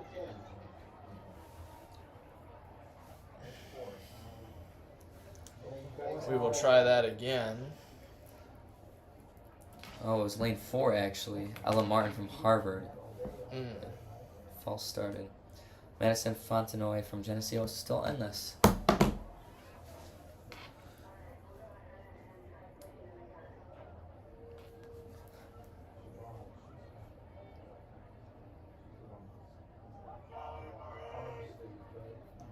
Emery Trenton has a big fan base today. There's a big crowd cheering for her. That was loud. I know. They gotta hear it somehow all the way over there. That's true. That is true. Here we go. We will do that again. It looks like Shabazz. Shabazz out in front. Shabazz hits the hurdle first before anyone, but it did look like Madison Fontenoy hit it as well. But it's just the hurdles are nice. Caroline Barker looks a little bit better over the hurdles. The nice thing about the hurdles is you can tell who's where, even though there's a stagger, just who hits the hurdle first. Yeah. still looks But pretty competitive. Shabazz Shabazz is is likely leading, going to but take this home. Unless oh, no. Caroline Barker. Caroline Barker's fighting for Boiling it now. Catholic. Caroline With a huge Barker's surge shaking there it. at the end is going to take the Anne-Marie win. Trentman is still fighting, just get over that last hurdle and finish 44 strong. seconds for Kaylin Barker. Wow. 44.96. Kaylee Shabazz, 45.77, and Anne-Marie Trentman, 45.86. That is awesome. And right now, actually, that bubble time is sitting on Carly Veach from Heat 2 at 47.11. But none of those bubble times have stayed yet. That's just at least that's the minimum. So Anne-Marie Trentman may still be on the no. Anne-Marie Trentman is probably going to be safe. If anything, she'll be last seed. Adarine Dabney is going to be close, seeing if she makes or not. But that was a very fast heat. Heat number 3, we got Hannah Saddam of Prairie Central, Aubrey Atkins of Prairie Central, Anna Sears of Eureka, Michaela Gibson of Tinley Park, Brenna Metzger of Eureka. Oh gosh, I'm not going to be able to say this one. Aluwafaranmi Ariolioli of South Shore International, Elise and Sheldon of Wheaton St. Francis, and Vivian Lee Yee of Chicago Latin. Shout out Vivian. That's one of our interns who takes pictures for us during the cross-country season. She has a PR of 45.65, so she actually probably could make it to the final here. But and Michaela Gibson is your top seed with a 45.35.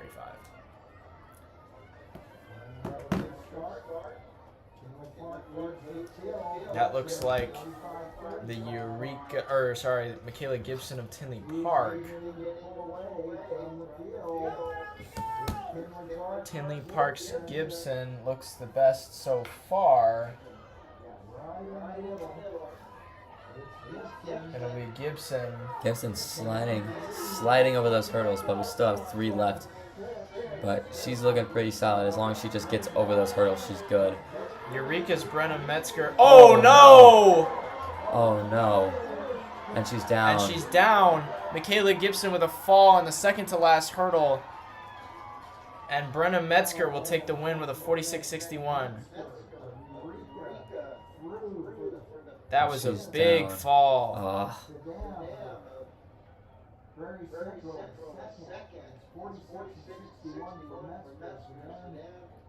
Oh no, that.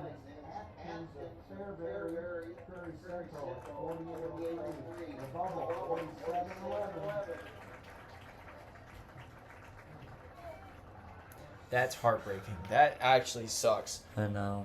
Falling on a hurdle has got to be one of the worst things that can happen in track and field. Like, it's terrible. She's gonna walk off. No, I think she's gonna finish still. The time's still going. No, they're gonna have her walk off because they got to get going with the next heat. But is that her coach? I think it might be. I don't think so. Well, because coaches aren't allowed on the infield. But Sure, she looks like.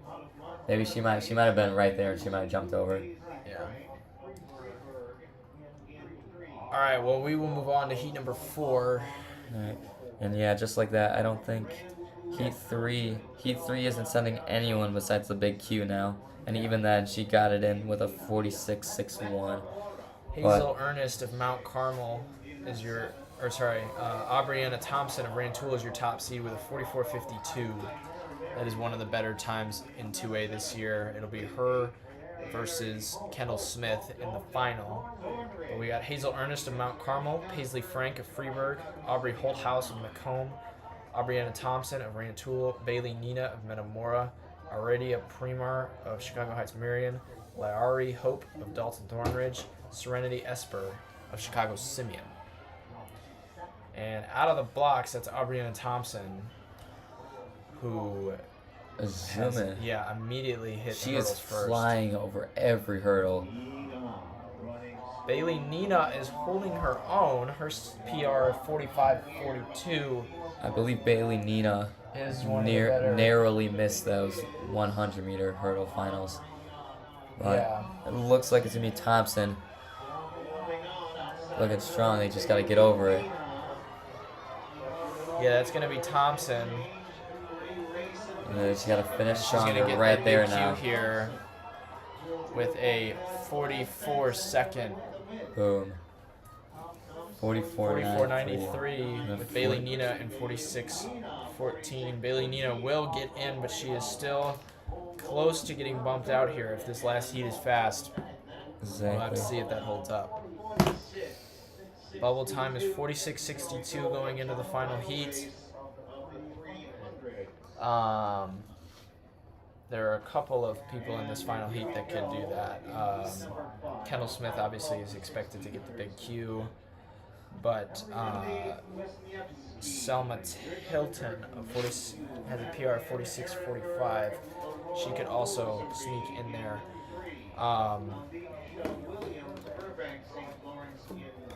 But Kendall Smith is probably going to get a pretty big win here. The thing about the 300 hurdles, though, you never really know what's going to happen. You can be in the lead. You can trip over the last hurdle and just get your whole race destroyed. It's just like that. So 300, honestly, if you're trying to gamble, you shouldn't be gambling in high school sports. If you're trying to gamble in high school sports, do not put any money on 300-meter hurdles. Terrible idea. 110s, maybe, because it's quick, it's consistent. With 300-meter hurdles, No. you don't know what hurdles, don't bet on those, or the long jump, or the triple jump, or the high jump. Because you You never can bet on the pole vault, but that's about it. You want to bet, the safest bet is always distance events. Oh, yeah. You can usually know the race is usually over before it starts with distance events. Exactly. Or you can tell who's going to win and who's not. Holy cow, that's a strong start from lane 7, Cadence Helm of that's Selma Tilton of Muhammad Seymour. But Kendall Smith is trying to keep up But with Kendall her right Smith is, if not even now. faster. Kendall Smith's catching up, but Muhammad Seymour's hanging on. Yeah. I hope she didn't burn out because she's looking amazing right now. 100 to go. Kendall Smith is put the foot down. She is going to walk away for the win here. Selma Tilton fighting for one of the last final spots. It's scary. These last hurdles are scary, but you just got to get over it and finish strong. This is going to be a huge time from Kendall Smith. 44.23. I think she just narrowly missed that. Wait. What was that? Oh, wait, no, that wasn't.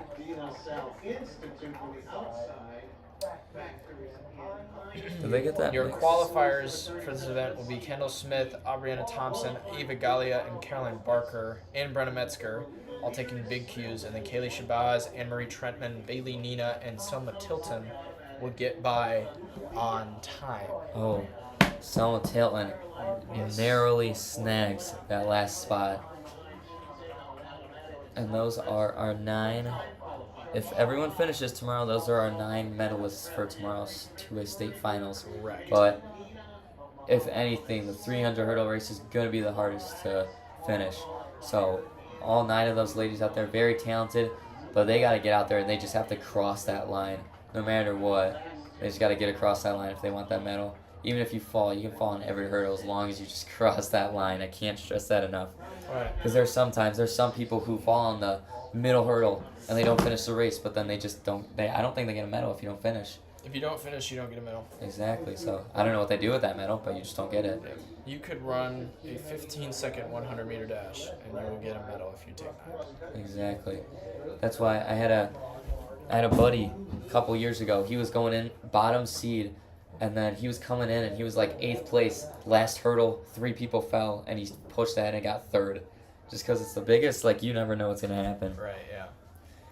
All right, well, let's go to Heat 1 on the mile. We got Sydney Gertzen of Lombard Montini, Erin Hinsdale of Wheaton St. Francis, who is lined up, but there is a really low amount of people on the line. There's only like...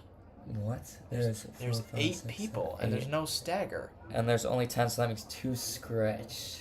Yeah, oh, so there's only 10. I thought there was going to be more. Yeah, Never it does look like there's 3 heats of this, so they're probably trying to... Which, I mean, that's probably the thing. That probably makes the most sense, is to give them smaller heats so they have good comp, but they don't get crammed and bottlenecked in. All right, well, Margaret Andrzejewski is not on the line, and I don't think Elle Sosnowski from Boylan Catholic is either. So those are probably our 2 scratches. Got it. So, and I'm guessing with Erin Hinsdale, she probably scratched that 8 for this mile, and Andrzejewski scratched this for the 8. Probably, Because they're trying to go, probably trying to win both of those, but they Yeah. very much so can. Clark Goranson of Mantino takes it out hot. Opposite of what she did in the 800. 800, she took it out slower, surged in the middle, barely got it taken away, but Right. she made finals. That's all that really matters. You don't really. The You don't, runner to watch here, though, Sydney Gertson for sure. oh, for sure. She's definitely playing it safe, especially with a 2 mile tomorrow, too. If she makes finals today, she's racing a full 3 miles tomorrow, just like Cross, but it's moving a lot faster than she is in Cross. So it's going to take a lot. So the goal today for her is probably just get across that line, be in the top 12. Right. Because you don't get medals for prelims at all. Yeah, I mean, you get a little bragging rights, but those bragging rights go away if you don't get that medal. That's right. It's an interesting play from, I believe that is Lila Plaisir of Timothy Christian, who is out in lane 3. They're going to come in pretty solid, but They're going to Not come through crazy. fast, but not crazy fast. No, 113, 114. so that's a sub for 5 Clark pace. Goranson, Taylor Short, and Erin Hinsdale in the front. Looks like they're packing up. Sydney Gertson is making her move now. She's passing him on the outside. Sydney's taking this in her hands now. Sydney Gertson has a kick, but it's not as good as Clark or Erin Hinsdale's. True, but So her best play is to stretch it out early and walk away. exactly. And she just went from 5th to 1st in the matter of Meters. exactly. It was a really aggressive move, but it's probably going to pay off. Uh-huh. As she's starting to make a gap, Clark is safely following with Erin Hinsdale. And it looks like still a tight pack. I mean, there's only 10 runners. Nobody has fallen yet. Still, That you looks can like Tara Sajde of Chicago University now moving into 3rd. right there, and she's going to catch up to Clark. No one's really falling behind. We're about to be halfway through. Now, I do see a little string. Taylor Short's going to have to hold on, but it looks like the bottom 3 are going to get dropped in a little bit. Taylor Short's got to hold on for dear life if she wants to have a chance of running the mile tomorrow as well. Right. Well, she ran the 800 pretty well today, so if she doesn't make it here, it's not the end of the world. She ran 2:15 earlier. Did she make that? Oh, yeah. Did she make that then? Yeah, got it. So she's Sydney probably... Gertson is leading, but they actually slowed down. 2:31 at the half with Clark, Erin, and Tara in tow. a little consistent. Taylor Short looks like she's starting to feel that fatigue from that 8 earlier today. Now it looks like she's starting to slow. For sure. And unless she kicks it, I'm guessing it's going to be that top 4 group that qualifies. So the question right now is who's going to get the big Q qualifier. Right. Tara Sajde has a PR of 5:09. So the fact that she's still in this race is really surprising to me. Exactly. Clark. This group of 4 is going back and forth. Erin Exactly. Hinsdale now in 2nd with Tara Sajde in 3rd. Clark looks like she stumbled. I saw the arms wave a little bit. It looks like she's stumbled down the 4th right now. But she's making looking to ground on get- Tara again. Yeah, she's looking to get past Tara again. Sydney Gertson is starting to take it away now. She's starting to make sure no one can get her. Erin Hinsdale is still following behind, and Tara and Clark are following. Yeah, Sydney Gertson is going to probably try and walk away here. I Oh, don't yeah. see this being difficult for her. 2A cross-country state champion. Oh, yeah. 10:19 2-miler. I mean, she's Oh, good. yeah, because Sunny dropped down the 1A, didn't she? Yes, she did. Erin Hinsdale is still in contact, but I don't know. It looks like Sydney Gertson's giving it everything. I mean, she's one of the only runners on this field right now that's perfectly fresh for this mile. Right. That's the thing about the miles is like, you don't know, but this is going to be a completely different story tomorrow. She's going to have a full 2 miles under her belt. It's very true. And she's expected to take 2nd in that 2-mile, too, so it's Exactly. not going to be slow. That's the thing about Sunny tomorrow. If Sunny Weber tries to make it tactical, Sydney Gertson could beat her. Like, Oh, absolutely. yeah, for sure. Like, a 10:19 is still going to be difficult for Sunny Weber, no matter what. But we're going to see what happens. I'm not sure. Sunny, there's a lot going on. Obviously, this is not the end of Sunny's season. She's a national ranked athlete, but Sydney Gertson's coming in. Going to hit the final 100 at about 4:41, 42. If she just closes in a sub 15, this could be a sub 5. And Aaron Hinsdale, Tara, and Clark are all following close behind. They're all Tara pretty stringed out. Sajde has another gear, but She's I trying don't to know catch if she's Hinsdale, going to get maybe. Hinsdale. She is having a fantastic race right now. Oh, yeah. For a PR of 5:09 coming in, she's about to finish in 5:02, 5:03. That was great. It's a great race. But Clark Sydney finished Gertson at takes the win, 5:05. 5 flat. Aaron Hinsdale 5:02, Tara Sajde 5:03, and Clark Goranson 5:05. Exactly. Good for them. That is a season best for Clark. It looks like Clark is taking a breath for a second when she's back up.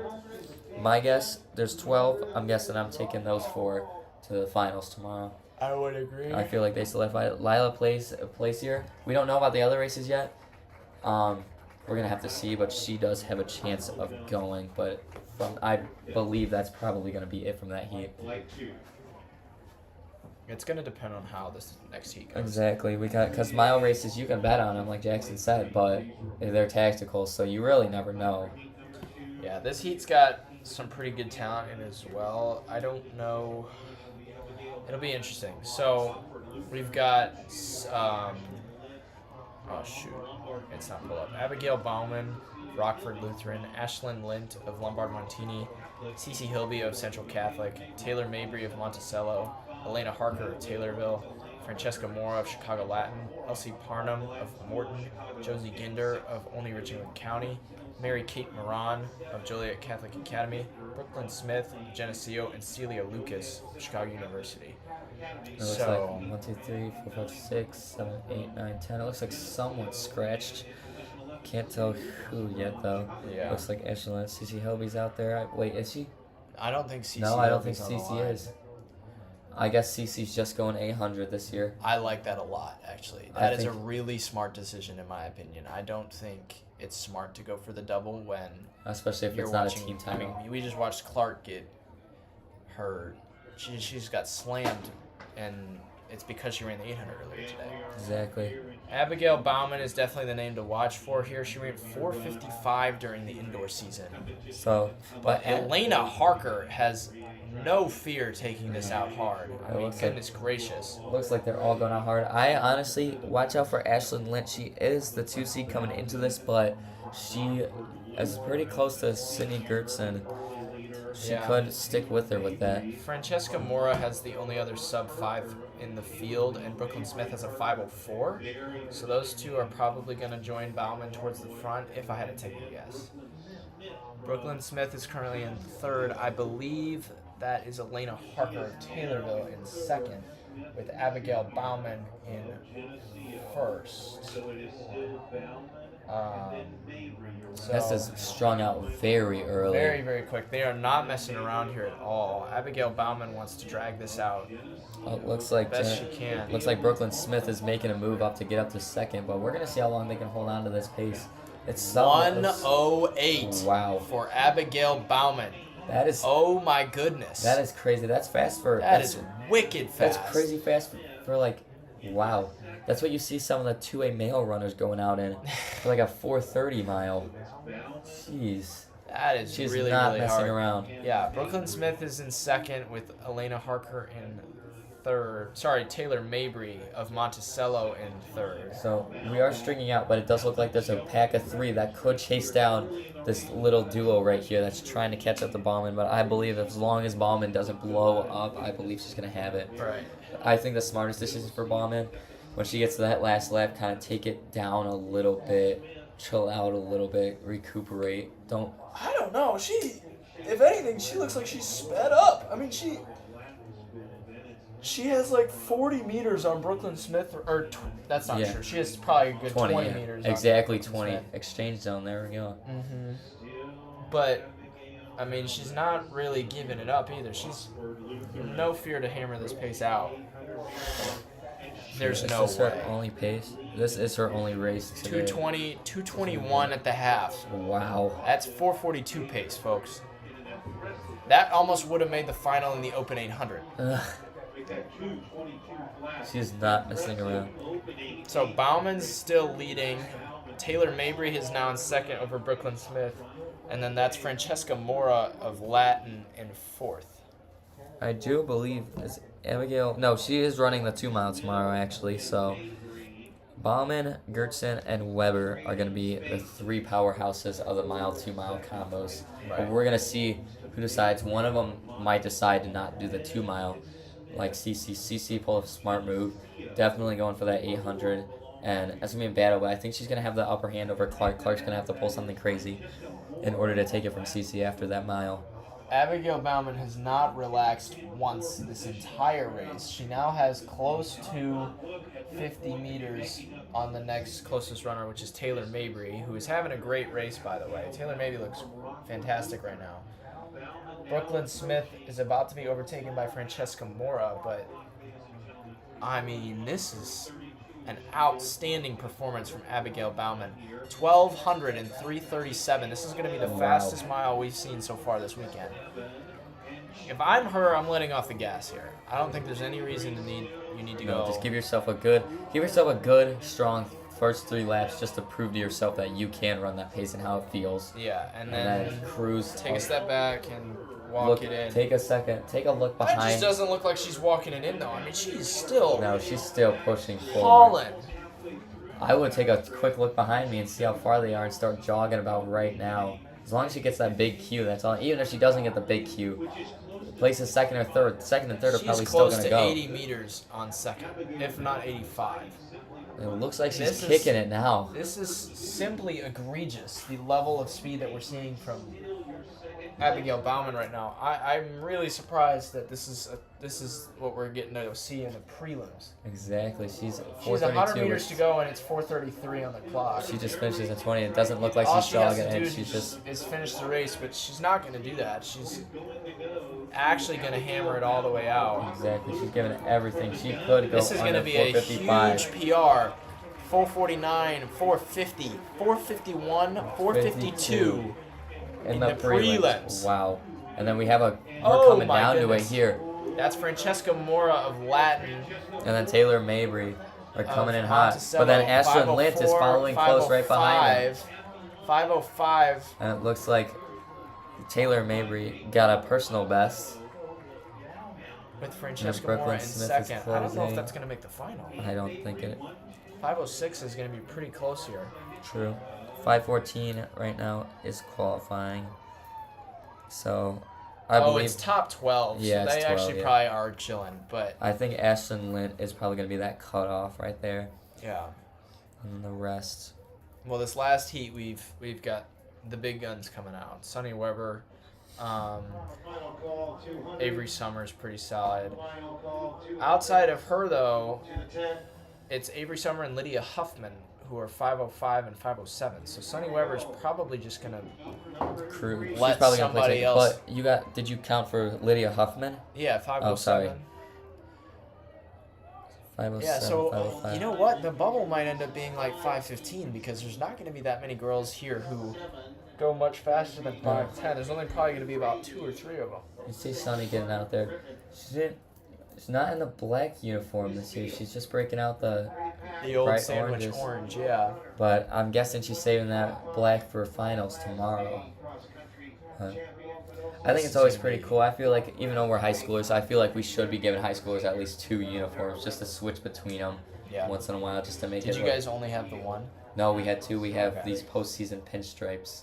Oh, like yeah, a we had the rotary. pinstripes too, yeah. We do. I love them. And we only bought, I believe, 8 of them. So top set for cross. So top 7 get them, and then the sub gets it, and that's it. So it's like one of those honors.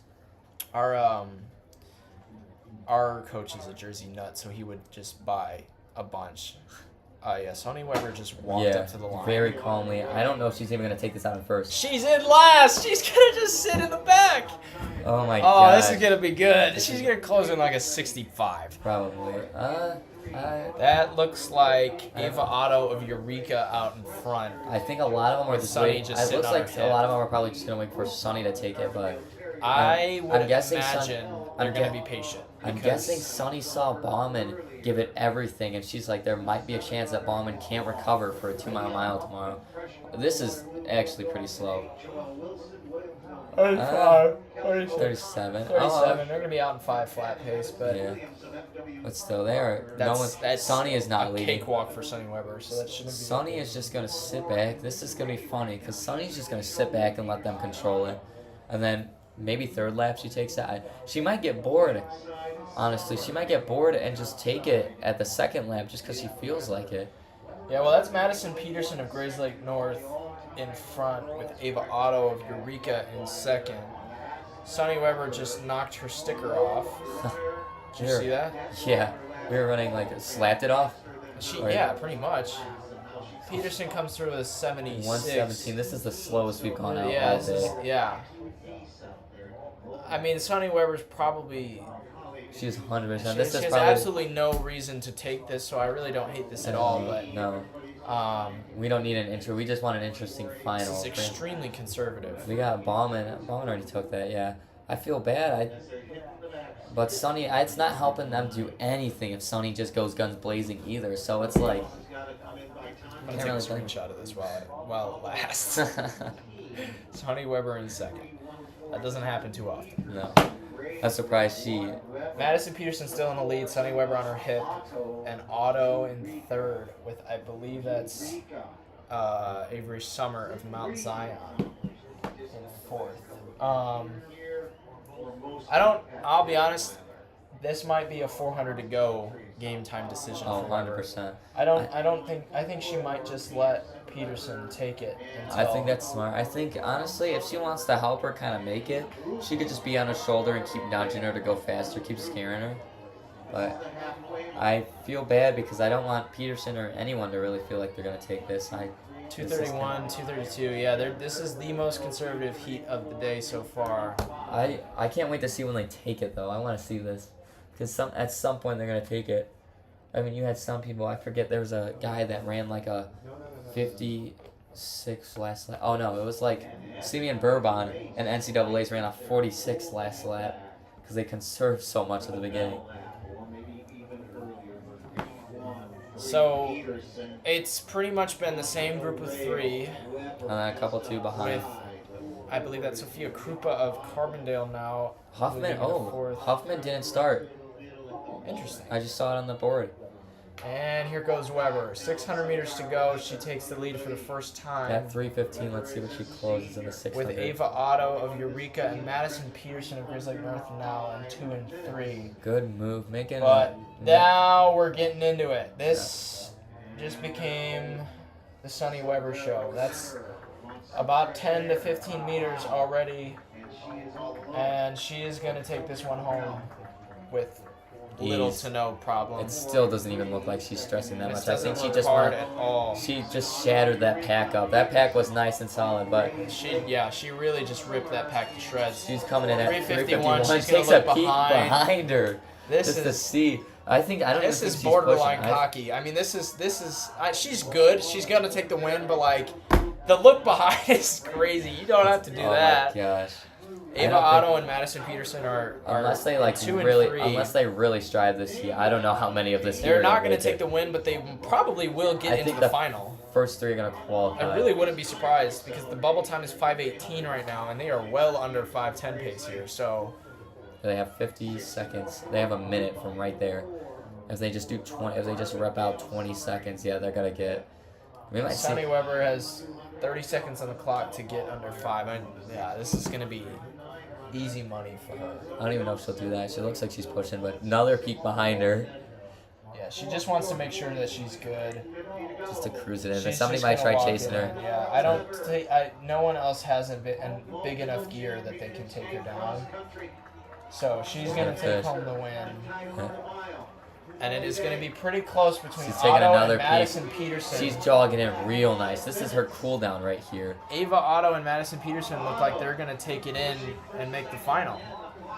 5:07. 5:08. So 5:18 is the bubble. 5:11, 5:13. Boom, boom. Yeah, that's going to be good enough to make the final. Lila Plaisir. Ava Otto and Madison Peterson both squeezed it in there. Ava Sommer missed it by a second. Yeah. But either way, very tactical race on Sunny's part. There are some people that gave it their all, and then Sunny is calmly walking to finish it. Yeah, so our qualifiers are Abigail Bauman of Rockford Lutheran, Cindy Gertzen of Lombard Montini, Sunny Weber of Sandwich, all taking They're big cues, and then we got Erin Hinsdale, Tara Sajda, Clark Goranson, Francesca Mora, Taylor Mabry, Ashlyn Lent, Eva Otto, Madison Peterson, and Lila Plaisir of Timothy Christian. For that final tomorrow. Yeah, That that was a fun race to watch. I know, that was I really pretty enjoyed funny. that. That reminded me of the two-way mile final last year. Oh Do you my remember that goodness! they took that out, and then Declan, after Simon Lane got the and boot. Vaughn Collier. Was it Vaughn Collier? Yes, Oh, it was Collier. Vaughn It was. Collier. It was the a pain. soccer player who won state in the mile because Simon Lane got disqualified. Such. Oh man, that actually was a painful race to watch. So Simon Lane will be here next week on the show, with me talking, and we're gonna make sure that anytime there's a false start, I'm gonna say, "Oh, that's Simon down there." That's also another reason why I hate false starts, because they sent him away in the mile. In the mile. In the mile that he was supposed to win by 10 seconds. It was the stupidest thing ever. Such a robbery. All right, so we got that first heat taking the track right now. Gwendolyn Odell, Jatira Taylor, Grace Trentman, Paige Zaltic, Madison Taylor, Ava Marty, Ava Conley, and Demaya White. Top seed is Paige Zlatic with a 24.73 season best, and then Madison Taylor 25.16 should be right there with her. Exactly. Now this is we're gonna see this is the race we've been waiting for since that 100-meter DNS between Jamie and Madeline. Yeah, Jamia Esther. Jamia. Yeah, should be out there. Yeah, I see her out there, so she will not be scratching this one. She will be running against Madeline Marks in the final. So I believe I see Marks out there. I do not see Ava Conley out there. I'm assuming she's scratching and saving it for tomorrow. The 400? Because her quad has been bugging. So, and now, she knew, she had a feeling she wasn't going to make 200. So, it's try and see how high you can get in the open, try and be fresh. Right, Smart play. That is a smart play. I am track is a lot more tactical than people realize. It's not just running. It's like when you're stacking, when you get to the level where you're able to stack a ton of events, it's like you got to pick and choose which one you're going to. Yeah, there's strategy to this, and there's. Are you going to be more happy with running another 200, or are you going to be happier with running possibly a higher than a 9th place state medal? Right, yeah. So let's take a look at the field, since the field events should be almost done here. 3A, Allison Staball of Rockford Guilford is your leader in the high jump. London Jarrett was the only other one out of that flight to move up. She will be in the final, and that is a key score for Homewood Flossmoor. Homewood Flossmoor needs to get some points in the long jump if they want to win the state title this weekend, because if with Mariah Robinson out, 400 and the 200, it's going to be really hard for them to get any kind of individual points there. That's a solid 20 to 30 points out. So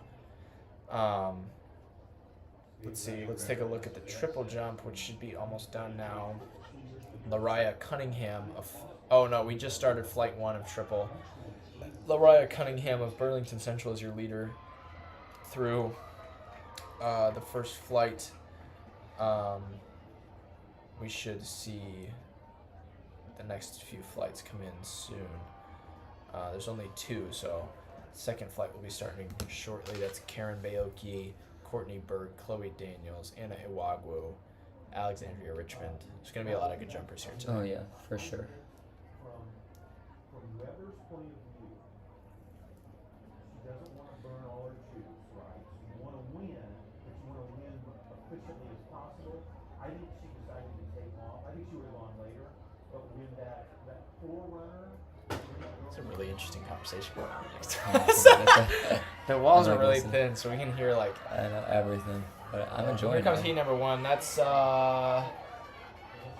lane 6.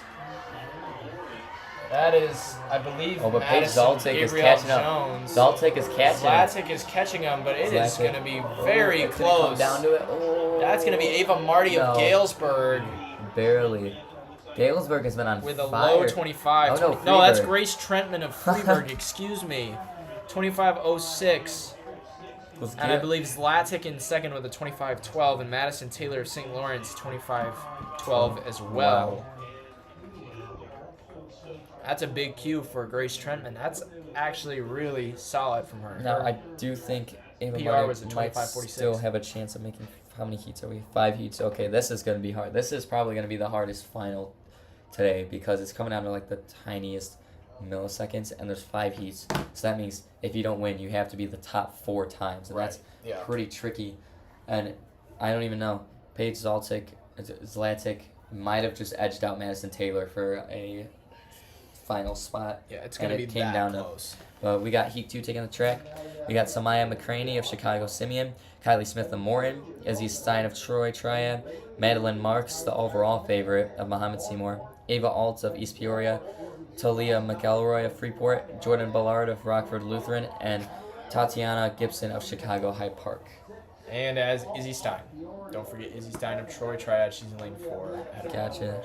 Izzy Stein, Madeline Marks, and Ava Alt are going to duke this one out. I feel like Madeline Marks is going to take it. Talia McElroy should be in there too. She's under 25 seconds. Correct. My mistake on that. I keep seeing looking at the seat times. I'm not seeing them. The PBs, yeah. I'm happy Athletics shows that. I'd be pretty shocked if Madeline Marks doesn't take the win here. She's a 24-48. Exactly. She's probably going to get the big Q, but the question is who's going to get the little Qs? That is very true.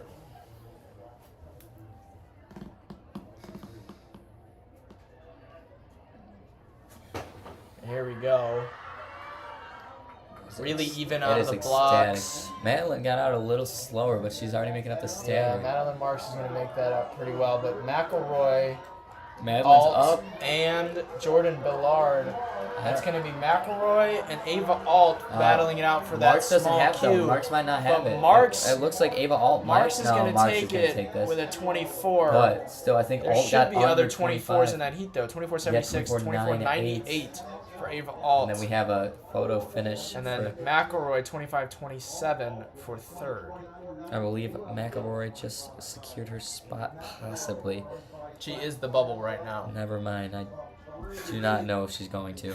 It's going to be pretty close. I think Madison Taylor and Paige Zlatic are going to be very convincing arguments. It's tricky. I would be surprised if Taylor and Zlatic both went together because it's very hard to qualify 2 people from one heat, but to take 2 with you besides the big Q is even harder. Yeah, well, there's that, and they both tied, so. True, so that would be unfortunate if you missed it by not even 100th of a second. Right. Heat number 3, we got Gabriella Davis of Rockford Lutheran, Story Cunningham of Tinley Park, Anise Danzy of Birmingham St. Lawrence, Addie Field of Troy Triad, Caitlin Navarra of Southland College Prep, Tania McElroy of Freeport, Tyser Scott of Chicago Heights Marion, and Mionia Johnson of Chicago Prosser. Addie Field is going to be the favorite for this match, as well as Danzy from St. Louis. 24-87 And McElroy as well. is the top seed. So that's Field in the middle. So this looks very even. Really even out of the blocks. No one looks like they're putting up anything. Field It looks like and Danzy is catching a little bit, but Are probably the best, but this is Wow. really even. Field's Field starting to pull taking it. away. Field and Navarra. But Field is going to take a heat win here pretty comfortably in 24 seconds. 24-78 for Addie Field. New Wow. personal best for her. And Caitlin Navarra in second with a 25-22. So it's getting pretty dicey. Exactly. Caitlin Navarra is now on the bubble with 2 heats to go. Paige Zlatic and Madison Taylor are close. would get bounced here. The only person who no one beat them from that heat. Caitlin Navarro's on that bubble now, like Jackson just said, but McElroy is both McElroys unfortunately missed the cut. So this is Heat 4 is going to be pretty loaded. We got Jada Boldian, Chicago Morgan Park, Kaylee Bell of Urbana, Ray J. Cooper Smith, returning state champ in this event. of North Chicago, Simone Holman of Joliet Catholic Academy, Gloria Pomerly of Cahokia, Jordan Hines of Macomb, Emma Swisher of Tolono Unity, Desiree Smith, Chicago de La Salle. So we saw Ray J. Cooper Smith do well on the 100 earlier today. She got a big Q with a pretty big season best. I'm expecting to see the same thing here, but Simone Holman also had a great race at the sectional meet with a 24.80. So not only that, she's on a high as she took the first place spot in the long jump prelims today. that is also true. And she is used to doing jumps in field, usually do those prelims like on regular meets. So she's used to that prelim. She'll probably be able to pull that off in the final tomorrow. Mm-hmm. Let's see if she can secure another final spot right now.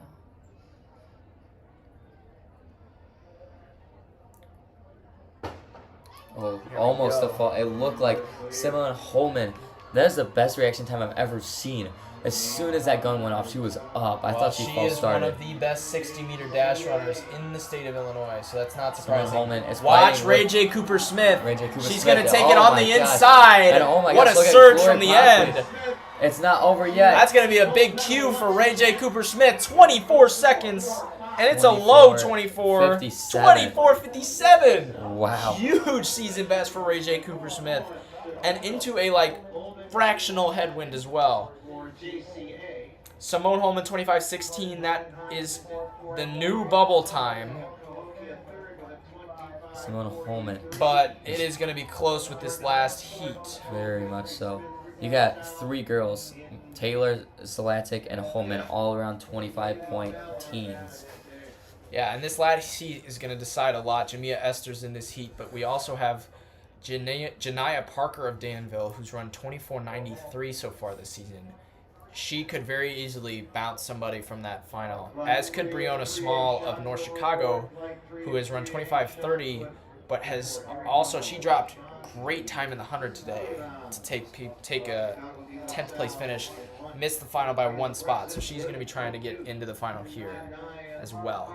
Our field is Deshanti Silliman of De La Salle, Taylor Brezen of Williamsville, Janiyah Parker of Danville, Breonna Small of North Chicago, Jamia Esther of Danville, Brooklyn Holmes of Chicago Heights Marion, Paris Duncan DeJondo of Joliet Catholic Academy, Zoe Geiger of Southland College Prep, and Kiara Holmes of Timothy Christian.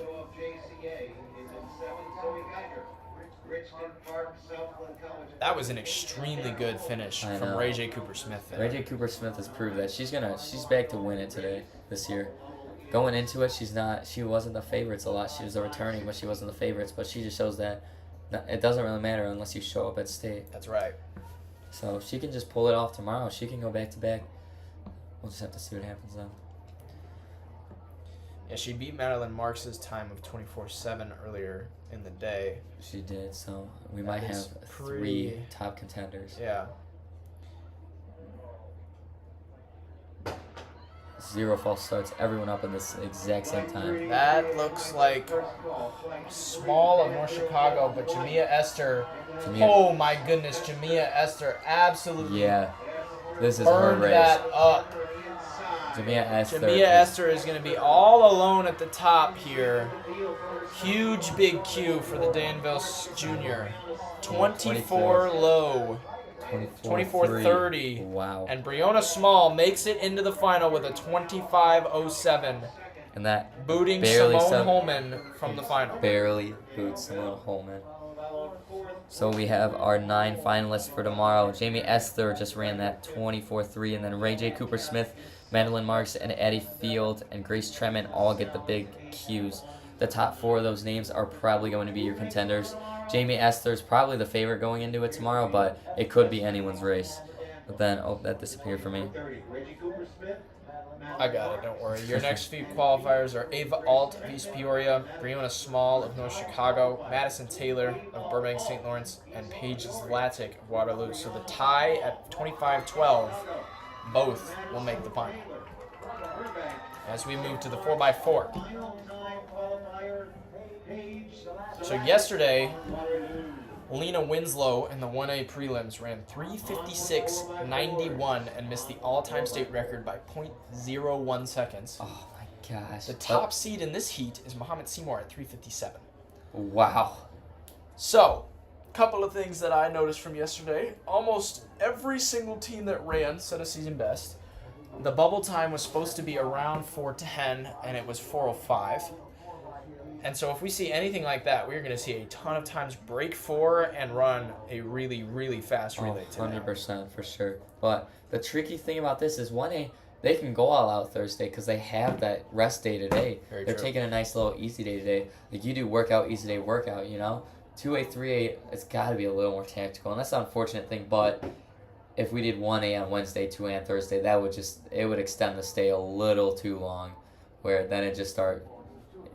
Well, that's the nature of the beast. You have to be able to come back the next day, and there are teams that prepare for that. I've Exactly. seen people who will run on Friday at Batavia Distance Madness, and then they'll run the next day at a small random meet, and they'll try to go as hard as they can in both days. Exactly, which that is smart. It's smart. And then sometimes they'll do it at Palatine too.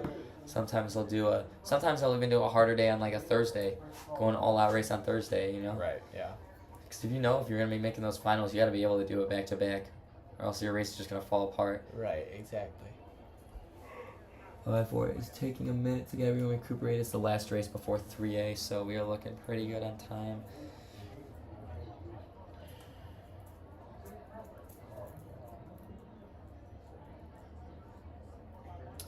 The heat we have a little bit of a break. Yeah, we have about a 5-minute break, so we're gonna come back in a little bit when the 4x4s start.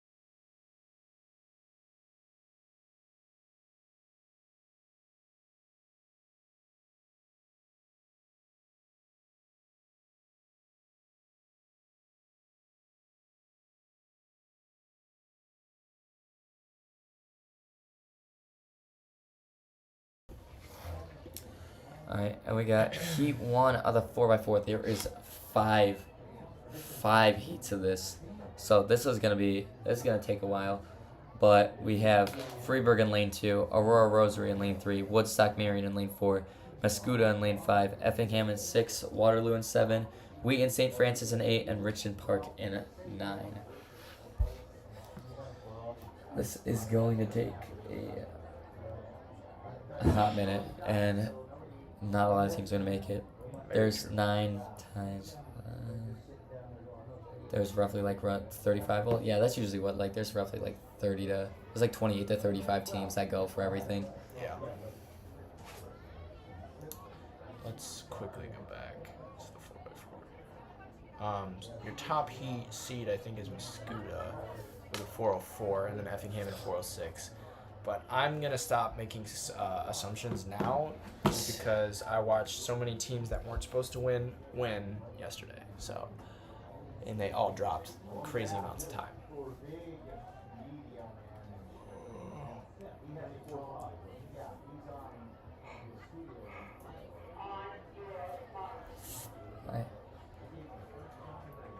Alright, so 3A prelims are going to start around 2:15, which means I have to hustle my butt over to the tent and get some food before then.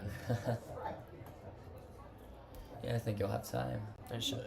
All these are going to take, like, let's just say 5 minutes with buffer time in between. Yeah. Like, Shy, they should be done by 2:05, so Yeah. I should have good time. yeah. I was going to say, yeah, this can be, like, perfectly, like, moving right back together. Here we go. All right. Oh, that's a nice Pretty breeze even coming. out of the blocks. Mascuda is your favorite coming in. It looks like Waterloo out on the outside that has the most ground on anybody. Wheaton St. Francis is in this race. I don't think they'll be running with Margaret or Aaron Hinsdale. I'm guessing they're probably going to stay for tomorrow if they I would qualify, hope but they would stay it for looks like they're tomorrow. already falling behind there, St. Yeah. Francis is, so I don't know if that St. Francis This team looks is like Effingham in the lead with Mascuda pretty close behind. Yeah, no, that's St. Francis. Unless they close really hard, it looks like they got a 4x8 mile and 800 for tomorrow. So. Right. Mascuda and Effingham are pretty even here. Yeah, so I make that the stagger. Whoever gets that handoff first. Right. Looks That's like going to be Effingham's Effingham barely, with but Mascuda Mascuda's right there with them. Mascuda eating up the stagger pretty well here. They're probably, they're going to hit the brake line first. With Effingham right behind. That's just, door's probably open. Outside. So that looks like Rosary, I think, in third with Waterloo on the outside. Oh no, that's a fall. Oh, but she's still in it though. You should have seen it yesterday. There was a team that fell, threw the baton into the exchange zone, picked it up, and they still got third. Oh my gosh. They didn't make the final, but it was really cool. That's crazy. Waterloo with a really big surge here Well, at the it's end amazing, but is going to Mascuda have is a great still- finish. They might even get Mascuda here before the handoff. This third leg Really still strong split here from Waterloo. And they're going to come through in 2:03. Still very Mascuda solid. and Waterloo. And Waterloo is hanging out in lane 2. I think they want to try and pass here.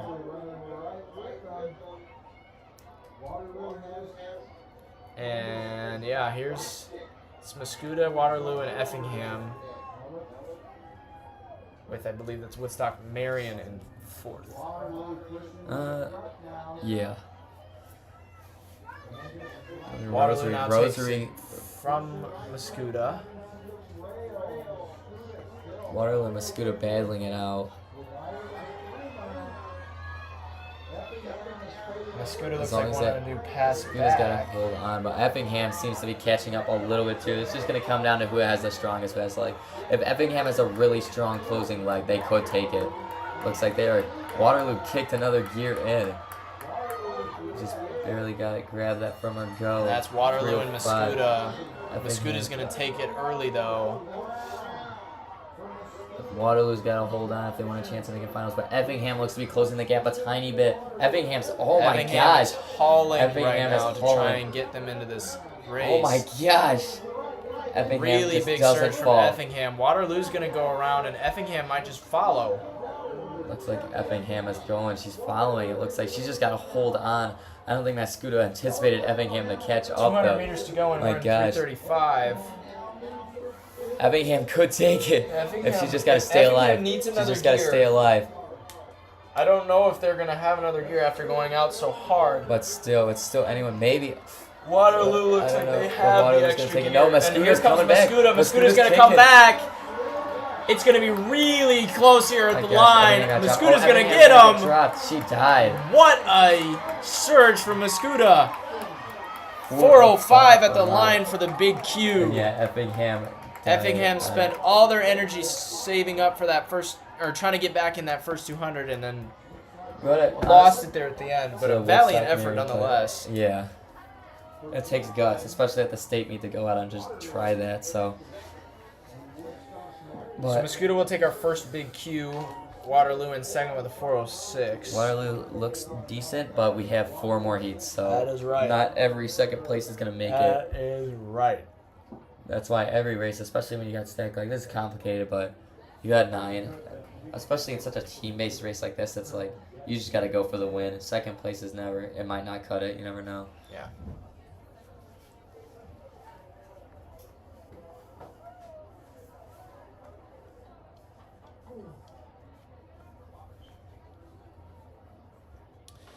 All right, well, we got heat number 2 coming up here shortly.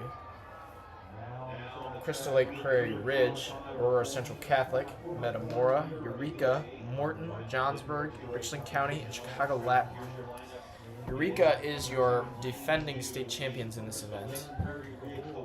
They ran 4:02 so far at their sectional, and I believe they're 4:01 through the season. But you can never count out only right now. They're lane 8, but like most schools with great 4x8s also have great 4x4s. They kind of go hand in hand with each other.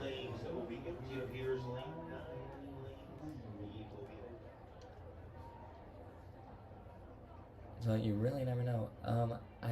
Is lane 3 running? I think looks like ACC might have scratched out of this. ACC scratched, yeah. Who was in that? Or Central Catholic? ACC is scratching. Yeah, they did have CC Helby in it, so That she makes sense. might have gotten injured, or she's just really trying to save for that 8. But 4:11, yeah. 4:11, I don't know if that would have cut it. Maybe. Looks like the bubble's going to be around, like, I don't know. Yeah, I think that was probably a smarter move.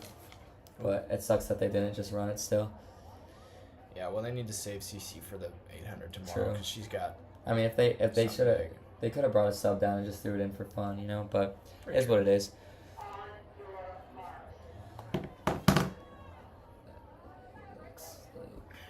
I really would be surprised if Eureka doesn't win here. But They return a pretty good chunk of their team that won last year, so. But who knows? exactly, you never know. And Mascuda came out on top of that one. That was awesome. I think the whole time, throughout the entire race, everyone just looks like they're in so much pain. Yeah. Every single leg. It's just Well, like, I would say this is one of the more painful events. oh yeah, in but it's track. one of those things. But it's painful, but like, It's very fun. It's fun. I would take Very I would take a 4 over an 8. I don't know. It depends on how I run the 8. I don't I know. think in high school I would have agreed with you. Yeah, no, that 8. But- I burnt myself out of the 8 this year because after every single race I would feel like terrible. Right. Eureka looks fantastic right now. They're coming out. Looks like they're making up the stagger before the cut has even happened. But it doesn't. I don't know if anyone else here is supposed to compete with them. So I think Metamora has a pretty solid season best, but the majority of the competition is in other heats. True. Does look like Yeah, this Chicago. is going to be Eureka and Jonesburg is still holding on. I believe that's Olney is also pushing as well. Johnsburg. Johnsburg. And Eureka's going to get it first, but Johnsburg's going to be right there. Only's going to be close. Metamora still Eureka's going to in it hit as the well. brake line pretty comfortably in front of everybody here. You just got to get that big Q. That's right.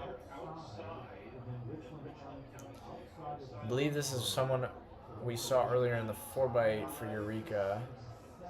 I do think so, yeah. That wanna form looks say- familiar. Yeah, I want to say... I think it was a starter, actually. Maybe second leg. Yeah, that's Brenna Metzger, who we saw in the 300 hurdles. She is slowly getting drawn back in by Johnsburg. And Johnsburg has Hope Klasowicz on the anchor, who can run 57 seconds. So if they are able to stay in this, that can be a very dangerous team. By the Only last still lap. up. Who's else is? I think that's Metamora pushing. Metamora having a pretty good surge here late in the race. 2:01 for Eureka Wow. at the middle handoff. Eureka Taking it out away. really hard. Yeah, unless she dies, I don't see a world where Johnsburg comes back.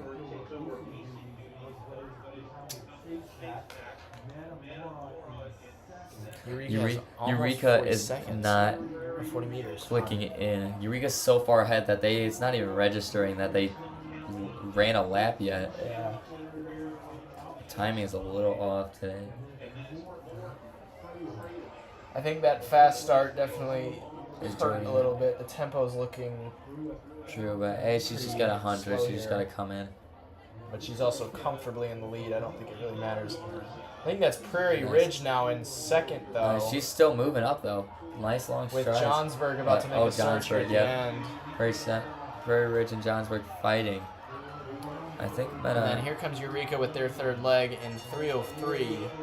And that's Sophia Watson on the anchor yeah, she just got it. with Johnsburg Monica is Dam done. and Hope Klasowicz Oh. following. This is a stacked anchor leg. Hope Klasowicz with a 57:18 PR in the open 4. And I think that's Metamora behind them, who is now in third or in fourth. There, it's single file line. Metamora is cooking it up. Eureka but is you never so know. far ahead. 3:32 with a 200 meters to go. Wow. I feel like this is going to be a definitely sub very 4 easy attempts. 4:02. I don't think they will get under, but They're coming. Johnsburg's coming in hot. But it's going to be pretty close to sub 4 here for Eureka. With Johnsburg and Prairie Ridge are Ridge competing. right there as well. Prairie Ridge Annika might get, Dam might get her. maybe. 4:03 for Eureka. 4:07 for yeah. Johnsburg and 4:07 for Prairie Ridge as well, I believe. I don't know if that'll do it. That is going to be very close. They are on the bubble. They are in the bubble right now, but they are not very comfortable in the bubble. We have 3 heats left, so we will see if that holds up.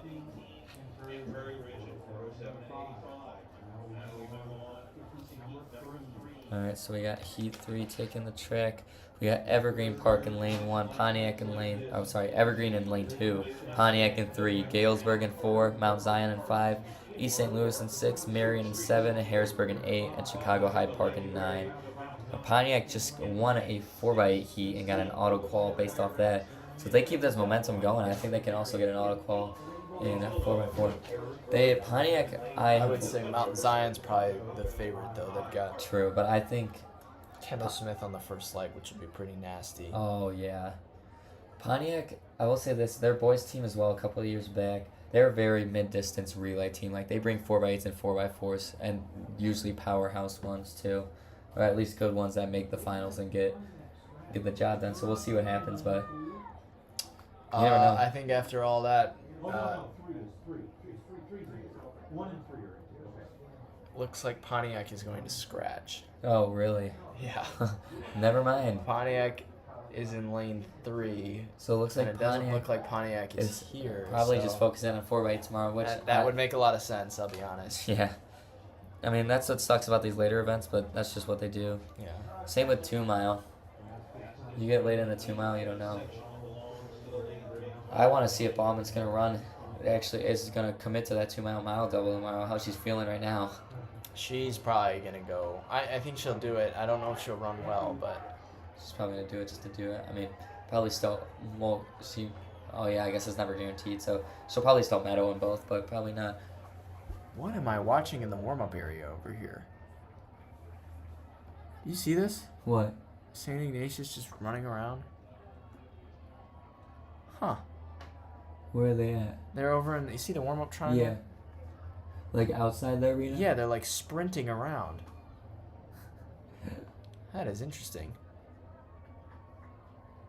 I guess that counts as strides. All right. I don't know. I mean, and they still got 2 more. It caught my eye. It's like, what's going on? They still got 2 more heats to go. That looks like St. Louis out of the block here. True, yeah, East St. Louis is taking it hot, but someone's killed. Who's that? That is that Kendall Gales? Smith Yeah. out of Mount Zion in lane 5 with East St. Louis next to her. We saw Smith earlier today in the 300-meter hurdles. She's capable of splitting, I think, low 58s here. So she's made up the stagger before we get to the break line. Should put Mount Zion in a great spot here.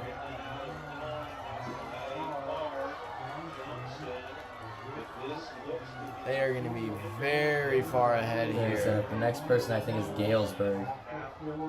Yeah, I think you're right. Galesburg in lane 3. Galesburg has been on fire recently today. They have. Their sprints have been amazing. Yeah, they're really team specifically. They're just putting together good squads this year. Mount Zion will hit the break first. About 3 seconds on Galesburg and St. Louis. Looks like Mount Zion's running with that knee brace though. It doesn't mean she's gonna go. It doesn't mean she's gonna slow down. It just means something's up. I don't know, but they are through in 1:25.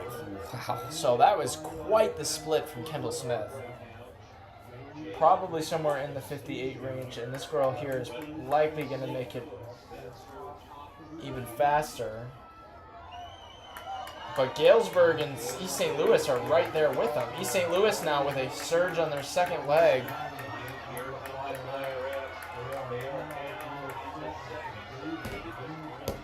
Mount Zion Comes in at solid. This could be sub 4. 157, 158, 159 for East St. Louis as well.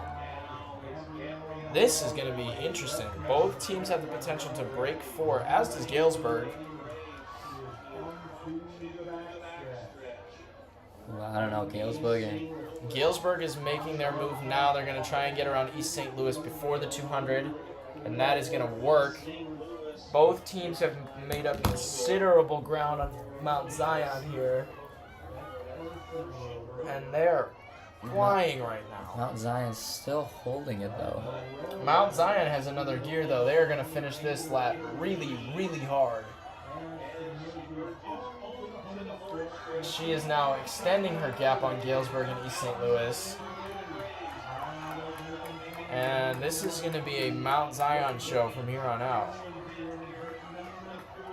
We are still under 4-minute pace. We've actually gone further under. 257, 259 for Galesburg. That was 59-6-1 split. a massive split from the Galesburg third leg, 58-99. And we are off to the anchor leg. Galesburg versus Mount Zion. Galesburg's definitely reeling her in, But I don't know if but she's I don't know gonna if do she's it. going to get her. Galesburg is a very powerful stride right now.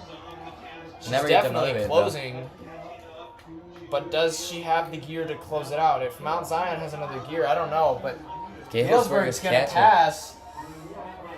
It's now Galesburg within a meter of Mount Zion, and as they go around, this is going to be a Galesburg is huge hawk passing. down for Galesburg. They just gotta close in under 18. All they have to do is oh my close gosh. it. And Galesburg. both teams are going to be under 4 minutes here. Oh my gosh. What a close from Galesburg. Galesburg looks to be the favorite going into tomorrow. Watch out for the clock. 356, 357, 8.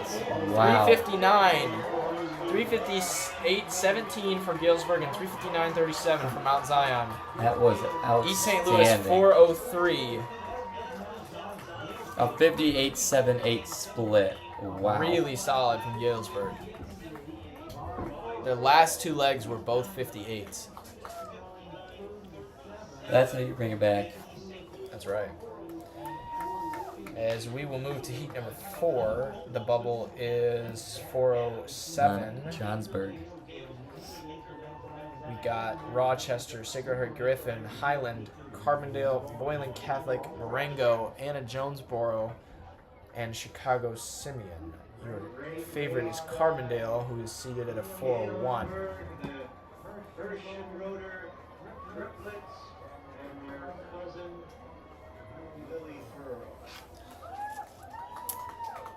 Yeah, I think Carbondale is, I mean, we said it last time, we thought that Mount Zion was going to be in for an easy win, and then Galesburg dropped almost 9 seconds off of their season best to take the win.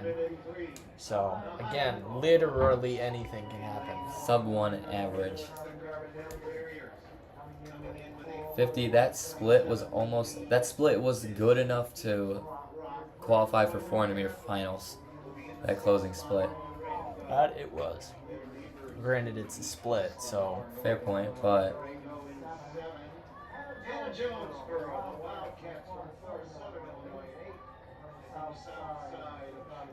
Look like, I don't know if we have any scratches today. Doesn't look like we scratched anyone for this heat.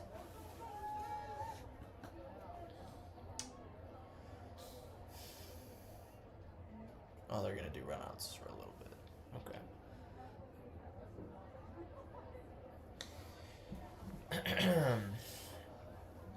Yeah, I'm pretty sure Carbondale's the favorite here. They were in 401 at their sectional meet. Boylan Catholic, I believe, is one of the top teams to watch for as well. Or Sacred Heart Griffin, excuse me. 405 for them this season. So they should be up there as well. Anna Jonesboro, if they run their top squad, I suppose they could compete here, but I don't know if they will.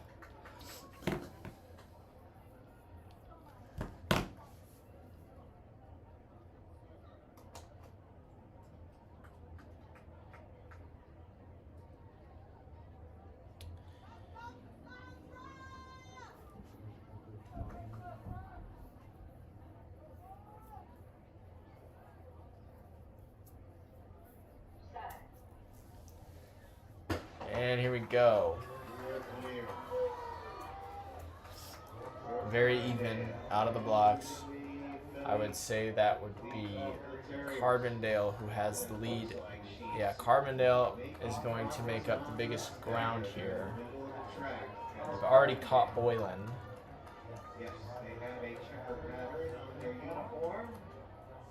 And they are going to blaze ahead here around the corner. They've caught just about every single team.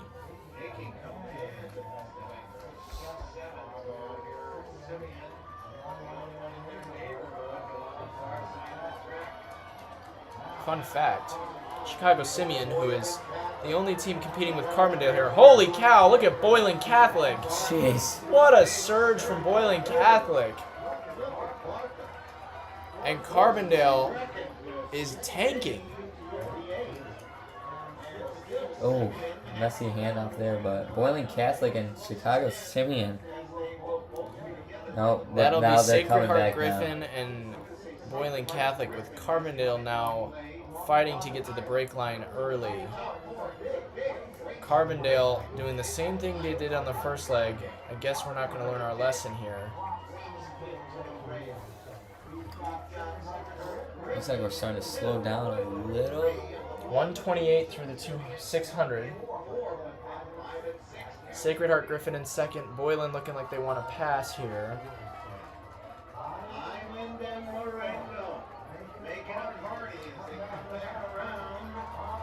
And here comes Carbondale.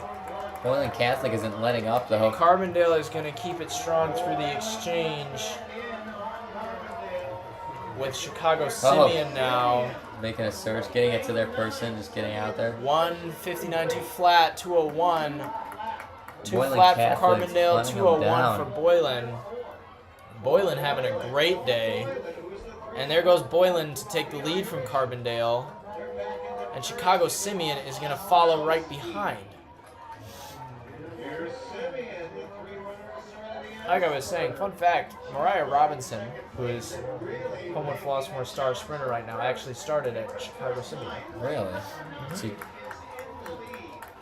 They were still in 3A when she was there, though. oh, right. Chicago Simeon now in the lead with 150 meters to Carbondale go. and Boylan Carbondale Catholic. moving up on the outside with Boylan Catholic still there.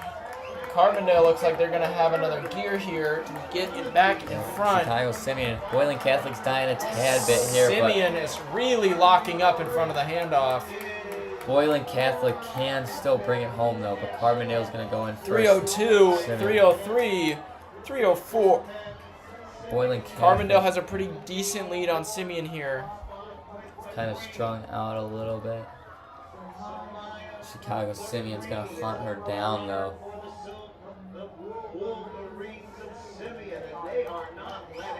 Simeon really wants to get this. So they're pulling it back here.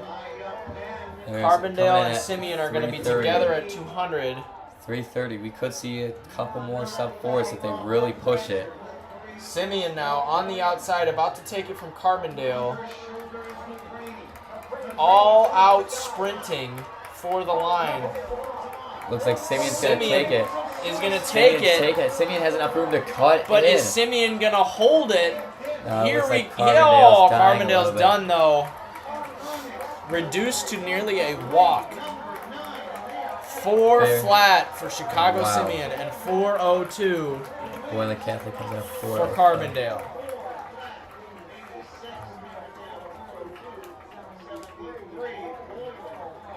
Really strong race there from Chicago Simeon. Holy cow. Oh, yeah. Last 2 legs both under 2 minutes. Boylan Catholic currently holds that bubble. The time to shoot for the teams not going for the auto qual is going to be 4:05 for 1 and then 4:03 for 2 teams. So I would, if we see a couple more sub 4s, that can knock out an East St. Louis, a Boylan Catholic, a Carbondale. That is even. correct. So How do you feel about calling this on your own while I go get a sandwich? I can do that. Yeah, All go right. ahead. I got this. I will see you all in 10. Ooh, Oh, steal God. Brodie's phone. And I'll see you all in 10 minutes. All right. I'll move into the middle here.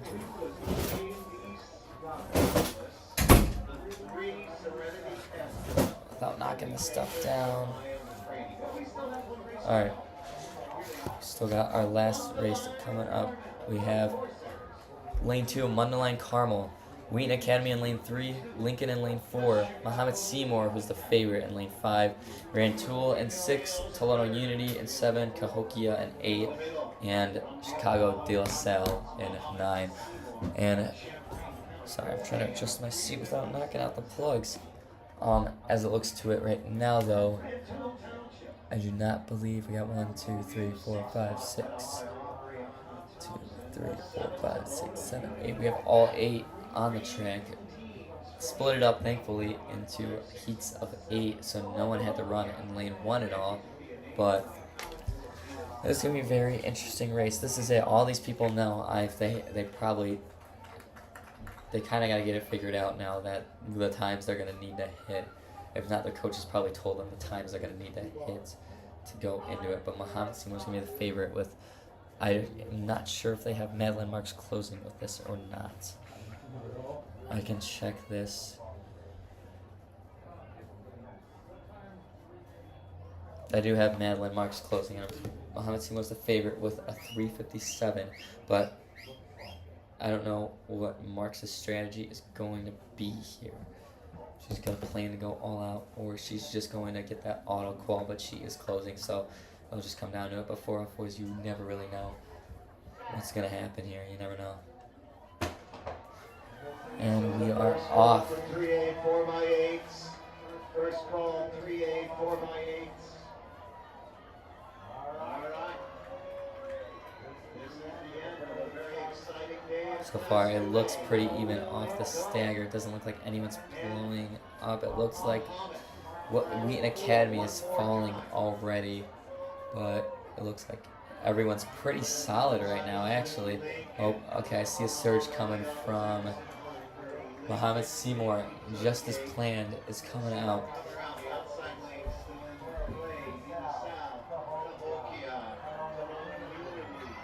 We're going to see Muhammad Seymour makes up that stagger already, but we also have Chicago De La Salle really pushing it right now. Toronto Unity looks to be tightening up. Cahokia is a little bit too. Rantoul's in it. Rantoul just came from a great race as well. So Muhammad Seymour and Chicago De La Salle are your two favorites right now, are your two up there. But Madeline Marks just switched to number 2, and I guess she's wanting more race, or just wanted to ensure that their team gets it. Maybe she's not as 100% right now. She just ran a 2. I don't even know how long ago. Not that long ago at all, though, so I'm guessing they switched this up. They'll probably switch it up again for finals. But no, this is for a medal here. So Madeline Marks is still holding on strong in first. There's a big clump of 4 behind her. It looks like a team is surging up to second place right now. It's De La Salle. Chicago De La Salle is still holding on. They're pushing up. They're fighting for it. But Toronto Unity and Rantoul caught up. There's really anyone's, but Muhammad Seymour is currently smoking the field. They're going to come in at a solid 2:01. Madeline Marks just getting across the line barely, but she's had a long day today, and she's going to have a longer day tomorrow. So it's a smart move for them to put her at second. She gave it everything she had there, it seemed like. So Muhammad Seymour still up in first right now.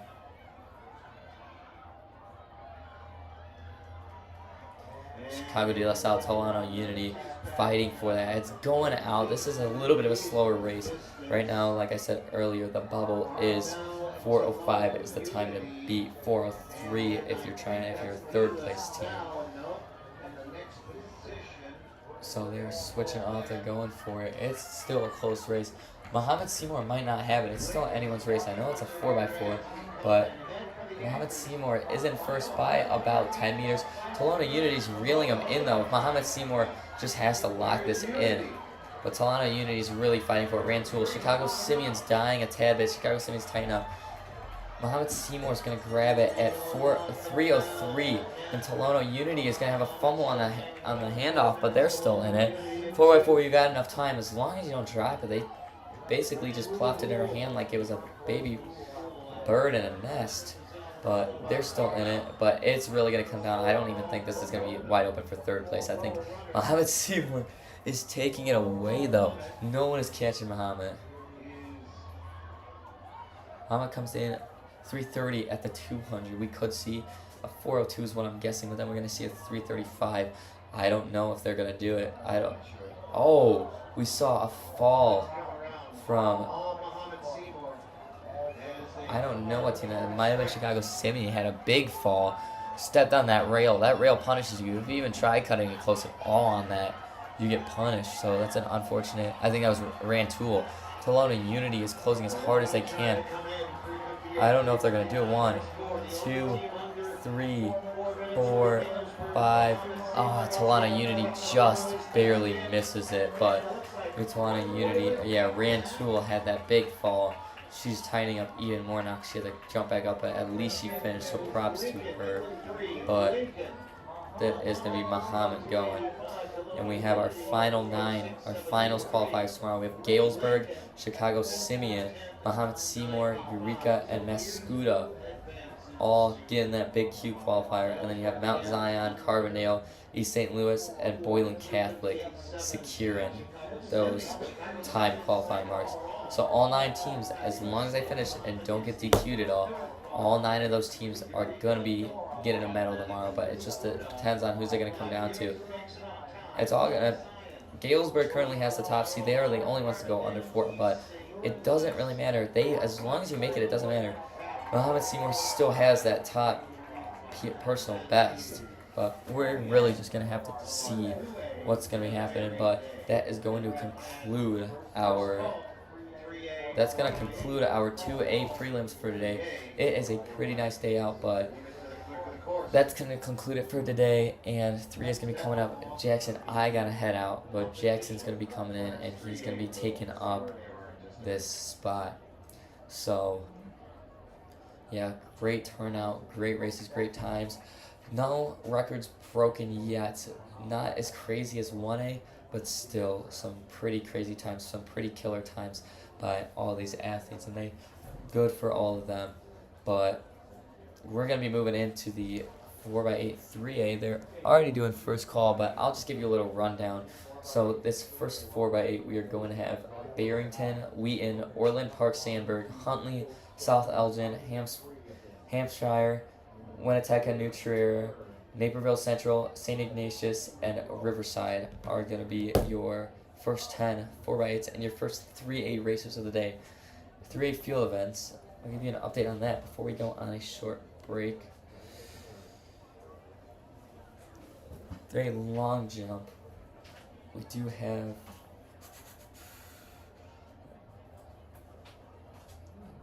a lot of good competition. Sorry, the cords are being buggy right now. But, yeah, we got a little bit. 3A is supposed to start now, but they're still just hanging out in there. So I'm going to send this on a break right now. And then Jackson will be back to go over your 3A stuff. So, yeah. How do I turn this off, though, is the question.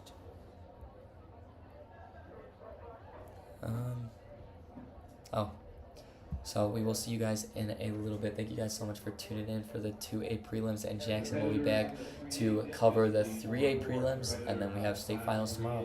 So come back to see this talk show tomorrow. We'll be talking about the state finals, and you'll be seeing a lot more interesting races tomorrow. Today, everyone, we're in great times, but tomorrow's going to be where it's at. So thank you.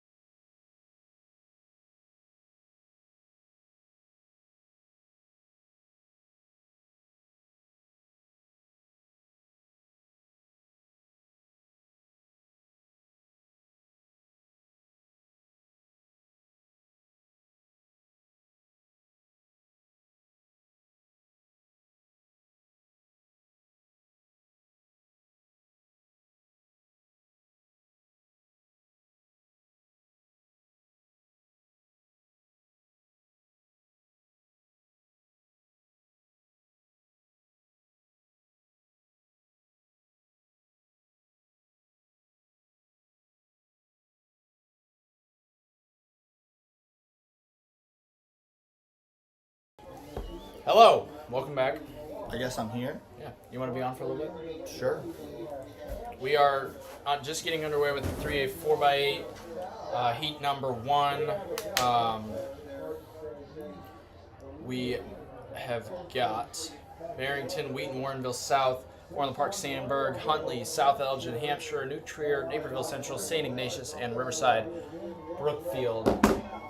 Very tight group up front, but I believe that is Sandburg leading with Barrington. Oh no, that's a fall from Naperville Central.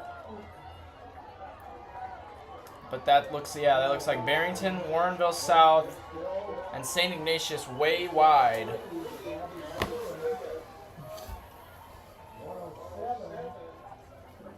Yeah, sorry guys.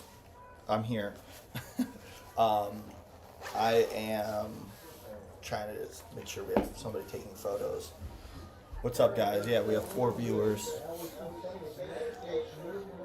Tell them about it. Yeah, no, this is good right now. Barrington's in front, Yeah, St. Ignatius in Barrington. second, Warrenville in third with, I think that's Hampshire. Hampshire Yeah, in this, second. Huntley's in this, it looks like. I think that's the Red Raiders on the outside. That is Barrington leading, right? I'm not tripping here. Yeah, that's Barrington. I think Huntley's in 5th right now, right? Yeah, that looks like Huntley in 5th. Is that Edwardsville? No, that's Wheaton Warrenville. And now that's, I believe, Glenbard West. Glenbard. No, that's New Trier. Or no, that's New Trier, yeah. The Trevians moving up there It's going to now. be a huge split. 217 for the Trevians, 218 for Barrington. We got 217.98 there for New Trier. Barrington 218 there on their lead off. I mean, Sandburg's up there now too. 220. I have a sneaky good team. They have 2 girls that can run like 218 right now. They're trying to channel the power of the boys' history.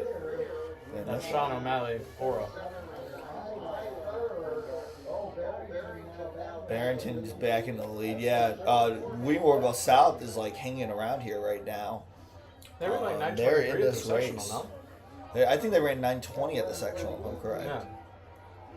Yeah. No, this is a good team. I mean, the 4x8, as we know, we don't see the 4x8 until the state meet throughout the year. We won't. Everybody runs their individual events, and then it comes together here in the relay. And now Wheaton South has moved over New Trier into second. Barrington.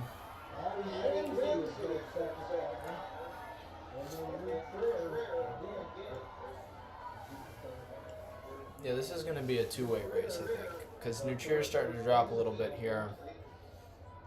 I'm kind of surprised Huntley's not too high, although I guess Huntley could be running their B squad, but...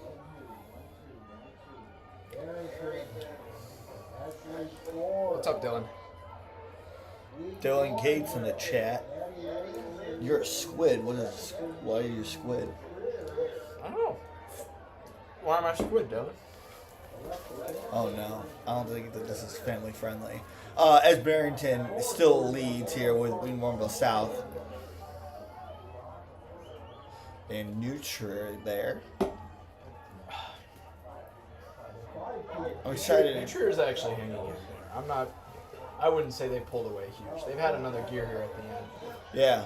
But No, this is good from Barrington. I think this is one of the Forbes right now that's running. well, they're about to hand it off to Tarara, who's running the 2-mile tomorrow. Yeah. Actually, I think this is what they did with Mia last year. Mia Sirwa ran the 4x8 in the prelims and then ran 2-mile in the finals. Yeah, that was Ashley Forbes there.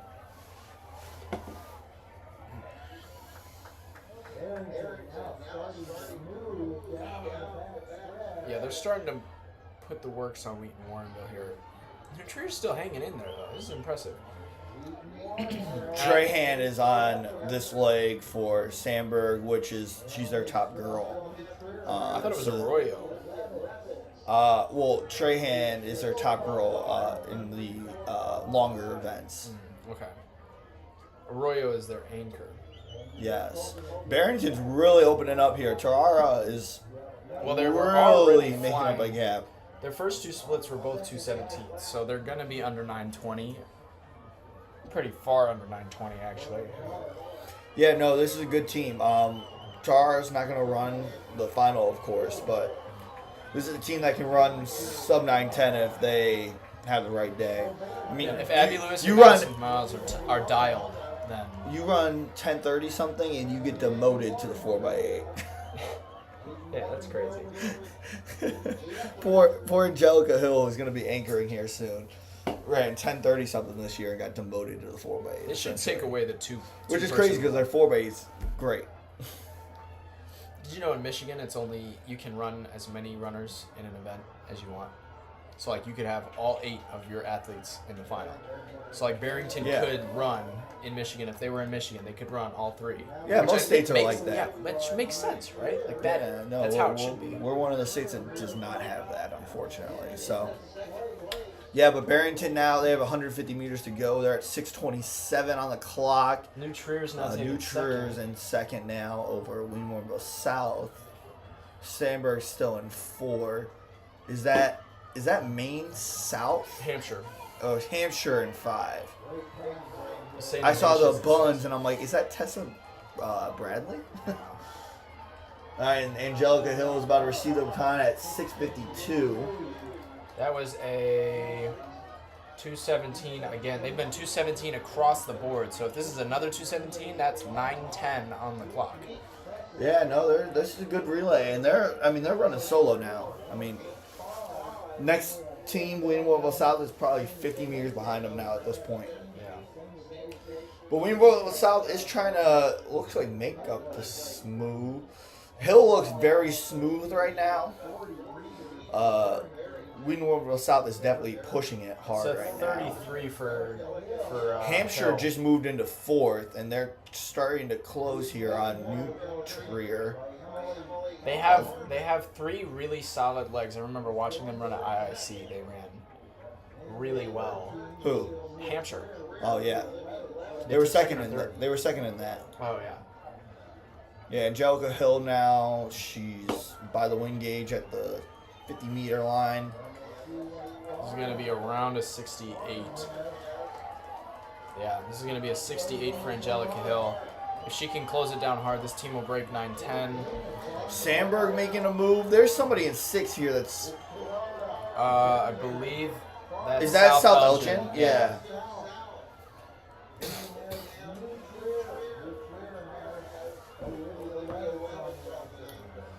Yeah, this is starting to get a little closer, but not close enough. That gap has probably gone to about 35 meters. Yeah, but they've absolutely demolished the teams behind them. Yes. Hampshire, New Trier, and Sandberg are kind of fighting for 3rd. St. Ignatius moving up well here? What's the question mark for? Well, I thought maybe they might have a chance to get to that pack, but they're slowing down here. So, good move there on the 100 first meters to 600 go. of that. But yeah, 100 meters to go for Angelica Hill, and it's looking like it's going to be around 9:10. yeah, 902, 903, 904, 905. It's underneath. Maybe? No, it's going to be right over. 911. 9:12, 9:11. 911, 87. Yeah. It's a really solid prelim time. Well, there you go. Weenmoreville South's underneath 920 there. I mean, look at this. St. Ignatius is going to take 6 in this race and run 926. That's the 4x8 at state, though. Well, I said that. Somebody asked if 928 is going to be the all-state cutoff this year, and I said, what? What? It's like almost the qual time. Yeah. No. Here, let me try and fix these results, guys. I've been See, it's the compiled, which is not what we want. correct. So we want it to be. I'm gonna make the height bigger a little bit. Sorry, guys. This close, I said, no, not gonna do it. I'm calling girls horses. I'm not gonna do that.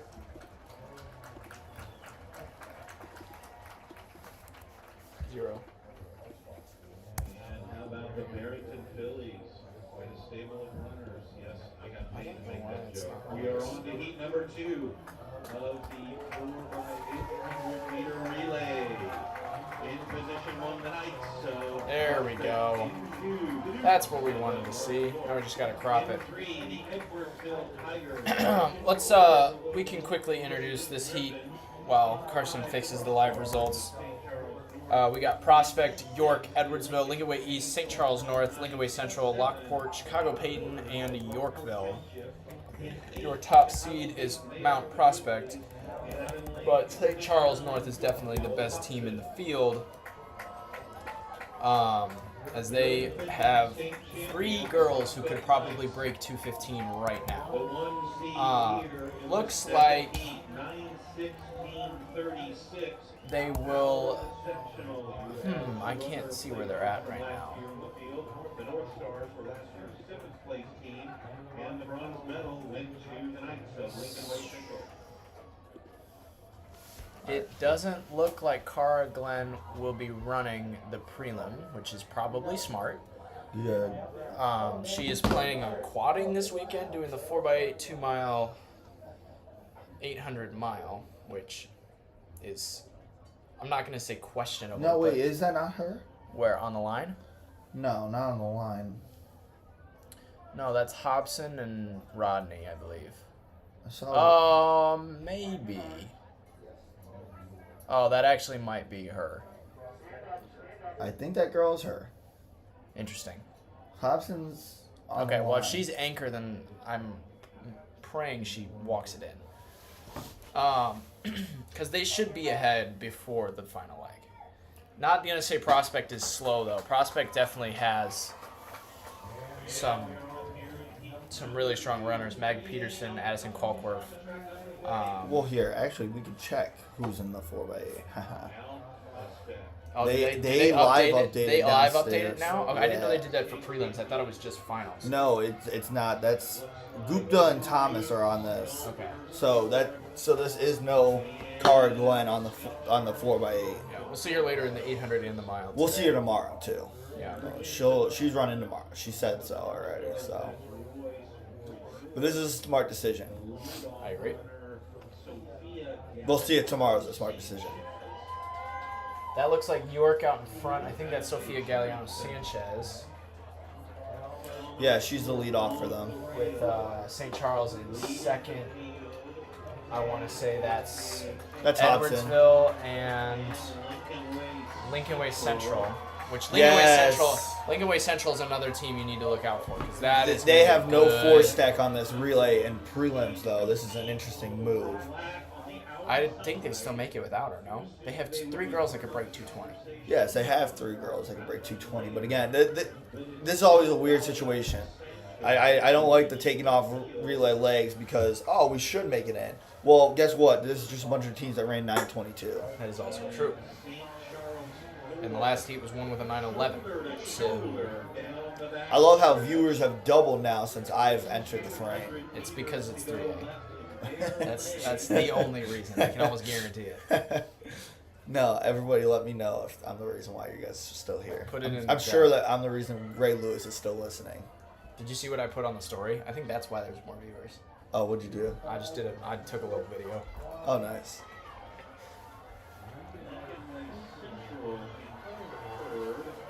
See if she can cut into the gap. Well, there goes Hobson now over Galeano Sanchez, and there's Petrovsky. Petrovsky. That'll be Prospect Gupta, coming on late. Doll Point, and Prospect with a 217 split there. is Prospect in pink? Yes, they're in pink. Did you say 27? That was 214. Oh, that's 214.99. Gwen Hobson, so that makes sense. 215 from Lincoln Way Central. That's really, really solid. Well, that's their Edwardsville, second best 218. girl.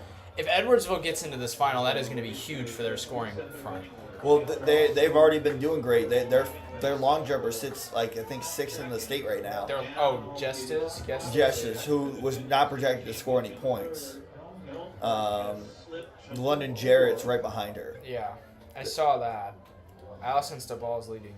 Oh, I haven't done a field update in a while. Joy Story is leading in the shot put over Jelani Wiley. Uh-oh. Arisa Bisofa in third. The London Denton in 6th. The current cutoff for All-State is 38.3. Triple jump, Karen Bayoki is leading with a 39. Oh, here we go. Here comes the peg. This is starting to get a little too slow for Lincoln Way, Lincoln Way Central, but Edwards. St. Charles North is also making this a little bit closer than they probably want to, as I the think St. chase Charles pack North is is chasing chilling them right down. now. Who is this for Lincoln Way Central? This is great question. This is Gallagher, Macy Gallagher. Okay. She's getting swallowed up by Prospect in Edwardsville right now. Yeah, Prospect moving up well. This is a defending great race for 5-time Prospect state champions Prospect. This is the We Grow 800 Runners on Trees Prospect. Yes. Clearly in the lead, 20 meters or so. St. Charles North is doing well. Gupta's Just actually had woke back up. fantastic race. What do you mean woke back up? She's been in the front by 30 meters the whole time. No, she woke back up. It's a great race from Gupta. It's It's because they're not running the 4x4, so she got nothing else to do this week. she got no. They're running a 4x4. What do you mean? I thought they shelled it at sectionals. Am I No, tweaking? they qualified. Now a surge. You see Edwardsville there. Really So good that's Reese handoff. Thomas. 4:32 at the half. That's a 2:17 from Alana Gupta. Edwardsville now in third. If it'll update. 2:17.2. That's a really good split. Yeah, no, that's good. Yikes. Yeah, it's over. St. Charles North can Okay, don't say set the it's state over. record tomorrow if they want With to. Meg Peterson on anchor, I don't Oh, think Megan's Edwardsville's ever like been over. really pushing here. This is interesting. Edwardsville's really Look at taking it York. to Prospect, and York is Look coming. at York. Oh, here we go. Here comes York, the Dukes. That was a 2:25 on the last leg for York. They Oh, this make is up some Walker. ground. This is Walker. This girl qualified out of the slow section last week at the sectional. What? Yes, I was at the Lean Warrenville South sectional, and she qualified out of the slow section That's awesome. in the 800. Who is this for St. Charles? Is this Thomas? This is Reese Thomas. Yes. So if any of the teams are going to make up ground, it's going to be here. Although we would have said that about Alana Gupta. She just split at 2:17, so I guess. Prospect's like waiting around here in this. York moving well. Lincoln Is Way Prospect Central is swimming right now. Are those spikes on Prospect? No, they're back in their racing flats, it looks like. Oh, yeah, that's awesome. No, they are, yeah, because I'm looking at Meg right now. She has racing flats on again. Those are the same racing flats that they wore, because they're all the same. Why are they wearing flats? It's the prelims of the state meet. Gots to lock in. Pete Wintermute is playing chess while we play checkers, I mean, Jackson. that is true. You asking that is showing he plays chess while we play checkers. And Prospect Prospect back in just second. went into second. Lincoln Way Central, though, making a move on the curve. Interesting. That's the best place to be. York's freshman, Walker, is feeling it right now, and she's fading back towards Lincoln Way East there, and she's in 5th. This is a great kick by Lincoln Way Central. Yeah, Really that's strong great. close. This is going to be a pretty solid split by Reese Thomas, at least 220 low. 219. Yeah, I think you're right. If you take her out and put Cara Glenn in, that's a state record almost immediately. 219 for Reese Thomas. Lincoln Way Central 217. Edwardsville 219. And Meg Peterson now for Prospect. All This is- four of them are supposed to break 920. This is Meg Peterson's first time ever running a prelim, by the way, in the 4x8. Oh, She's never had to run it before. that's crazy. She's So been he's in not opening. playing. He's not playing chess. No, he he does have is. to put in some effort here. He does, but it's a different team. You got to have the insurance policy. Again, a bunch of teams ran 922. You have to have the insurance policy on it. Right. Is this hot Rodney? Yeah, this is Rodney. She's chilling right now. Shit, Yeah, that's a she's look looking back. over his shoulder. Yeah, Get the look back. she's like, all right, we're good. What did you think of Sonny Weber's race today? That was hilarious because That I was said it shit. before. Every single when she was time lined she up, looked back. when she was lined up, I'm down there, and I'm like, she looks like the most confident runner in the state of Illinois right now. Before she even started, I'm like, Took she's a gonna funny- jog this. This is I took a screenshot of the 800 because I just thought it was really funny to see Madison Peterson leading us. I thought that was a really fun race. She looked like she was. chilling. Rodney's jogging now. She's full on jogging. Yeah. She'll She let doesn't them. need. She doesn't need to go. Yeah. Meg Peterson. Meg come by. Peterson Yeah, is pushing right now, which is interesting. I think she just wants to get second. I don't. But you don't make the move there. You wait for the move. And a prelim? But I mean, regardless, actually, no, never mind. Because if you're second, you're still not out of qualifying anyway. It doesn't matter the position. It matters the time. She's really moving. She is. Well, There's no way she thinks she's gonna get Rodney, right? no, I don't think that she's trying to. I think she's just trying to lock it down. I think she's just trying to get Linkway time. Central's coming back here. I Linkway told you the Central. move was a little bit too early. Yeah, she's gonna be fine though. I think.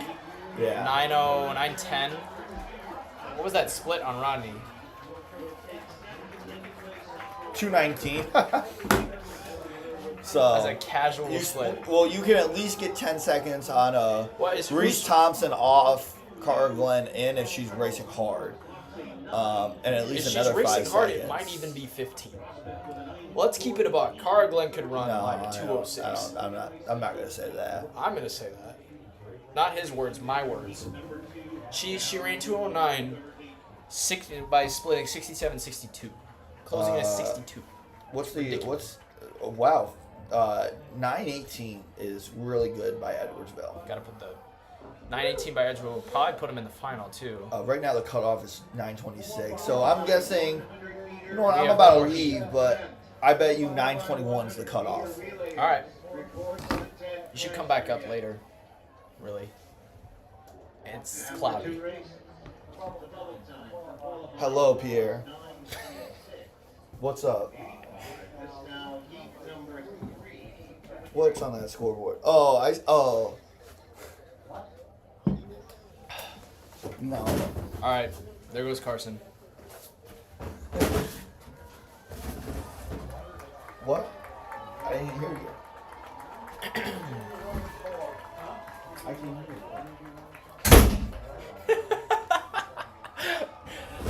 Absolutely no manners on that guy. All right. Heat number 3. We got Glenbard West, Chicago Lane, Naperville North, Lake Zurich, Hershey, Batavia, Jacobs, O'Fallon, and Manuka. I'm actually kind of surprised to see Manuka here. Glenbard West had a great race at sectionals. They ran 9:12 for Illinois number 1. But Chicago Lane has one of the deepest rosters I have ever seen in my entire life. They could probably run like 9:10 with absolutely no issue. Lake Zurich has Paulina Krupski, which is a really dangerous thing to have on anchor leg. And then Hershey is another team. Them and Naperville North both could be pretty solid here, so it should be a good race. I am going to scooch my chair up a little more.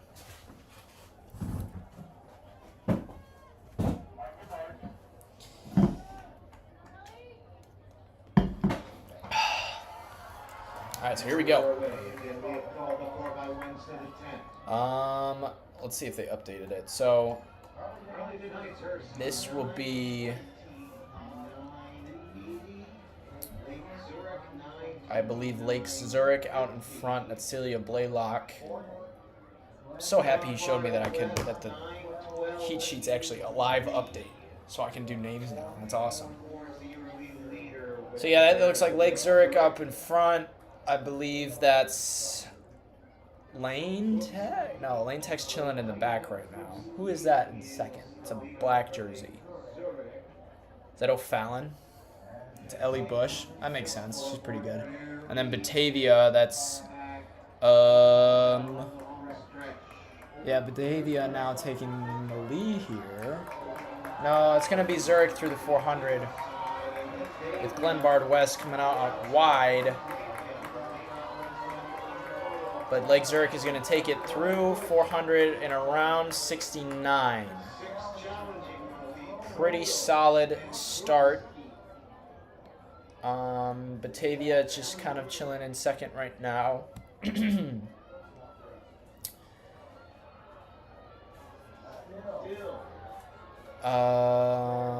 Really not much movement. Chicago Lane has moved up on the outside, as has Glenbard West. Glenbard West probably going to take the lead here. Glenbard West, that's, I believe, Nicole Janik. Hold on, let me double check that, though. And there goes Chicago Lane, that's O'Leary. They are now leading by about 5-ish meters.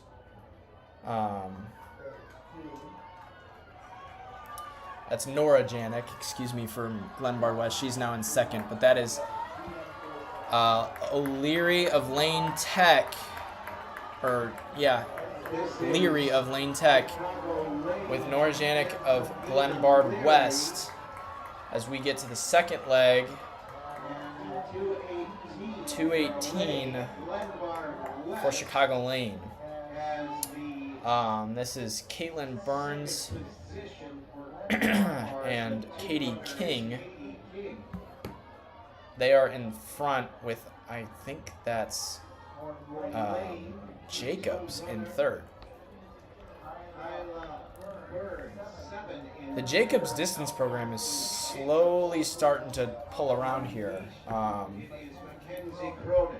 Obviously, Lennox Summy has been really solid, but they've run 9:35 so far this year, so that's really solid.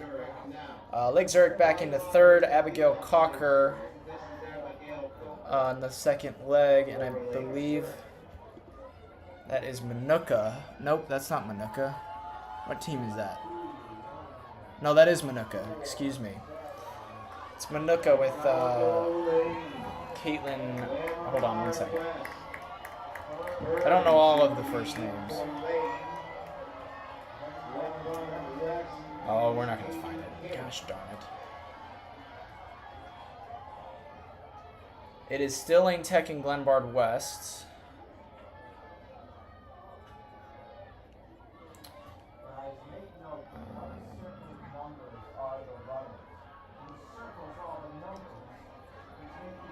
But now Manuka's in third over Lake Zurich.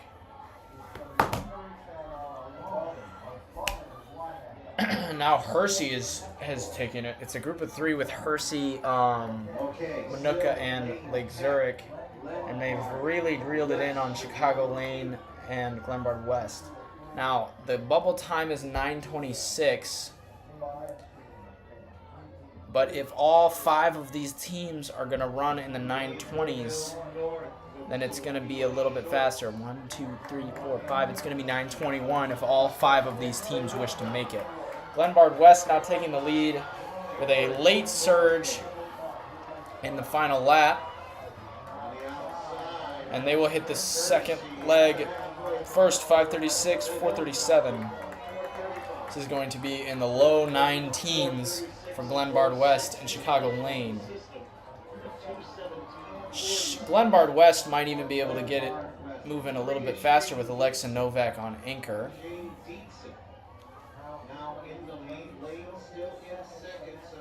Excuse me, that's Naperville North, not Hersey. Hersey already ran today. Or Hersey already ran earlier. No, Hersey is in this heat. What am I thinking? Hersey's in the pink. That's what I was looking at.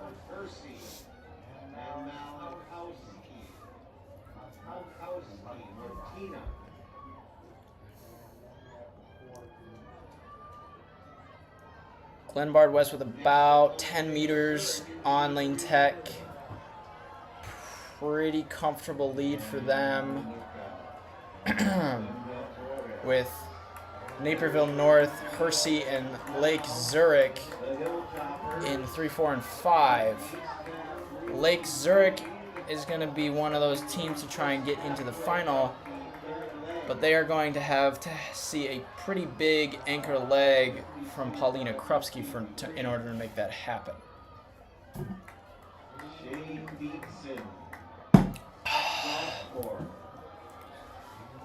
But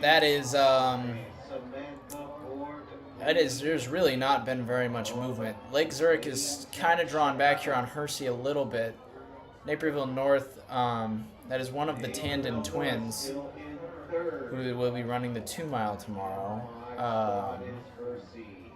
Pushing really hard into this last 200. Lane Tech starting to come back a little bit here. They've been in second for the majority of this race, and they're starting to reel Glenbard West back in.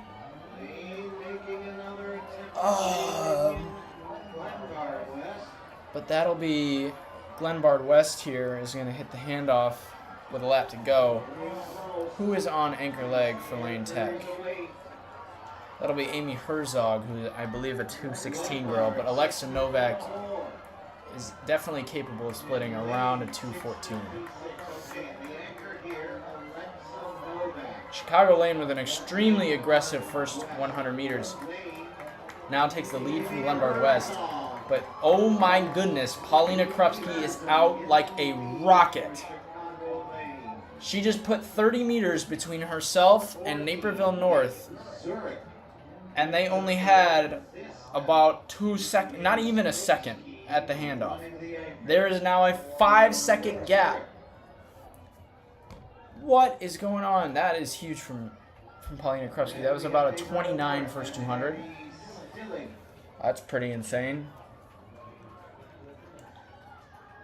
Alexa Novak looks like she's going to take it back from Lane Tech here. But Paulina Krupski has actually crushed this deficit. It is now only like 30 to 40 meters between second and third. Novak 8 flat with a lap to go. She leads on Chicago Lane. And Lake Zurich, I mean, Paulina Krupski has to walk this in, and they're probably going to make it.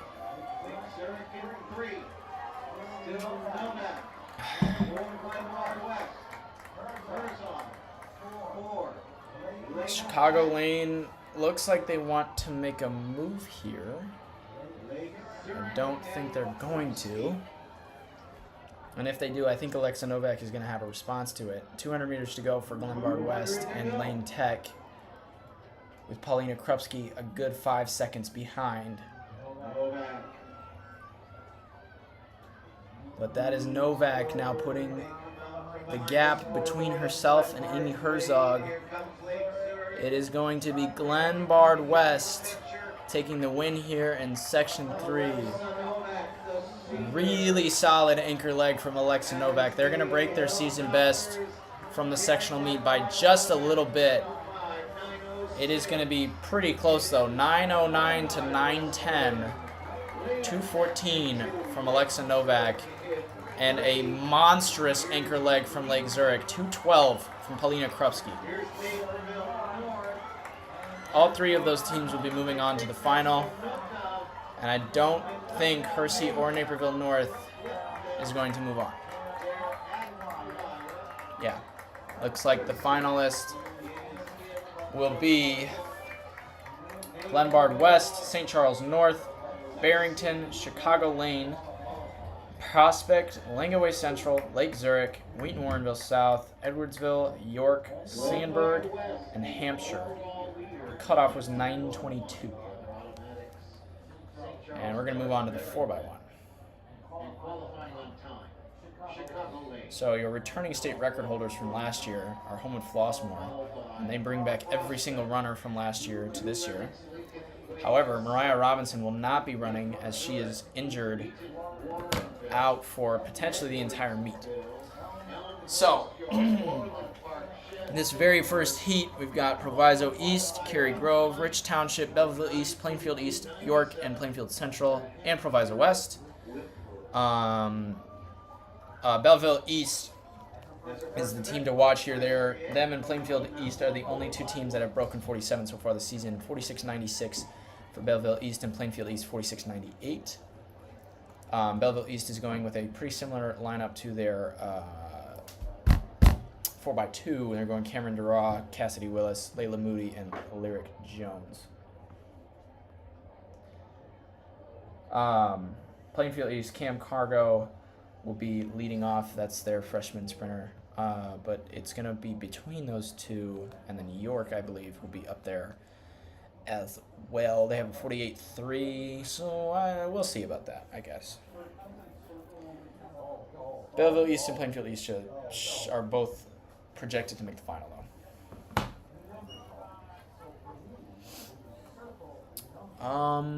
They're just now bringing the teams out of the tent. Should be sending guys out to their spots here soon. I think we're a little ahead. No, we're right on time. Let's do a little update from the field. The high jump is officially almost done. We have they are stopped at 5.3, and there are 2 athletes that are perfect through 5.3. That's Ramaya Young, Samantha Ye, and that is it. And then Jordan Dimke has only missed 1 attempt at 5, and it was at 5.1 on her first attempt. Other than that, she's been virtually perfect as well. Same with London Hendry, who missed her first attempt at 5.3, but has been perfect other than that as well. There's not too many big scratches. Phoenix Higginsbottom is a returning All-Stater who is now out. Zaria Burnett, unfortunately, did not clear 5.3. That's a 5'9" high jumper who we will not see in the final.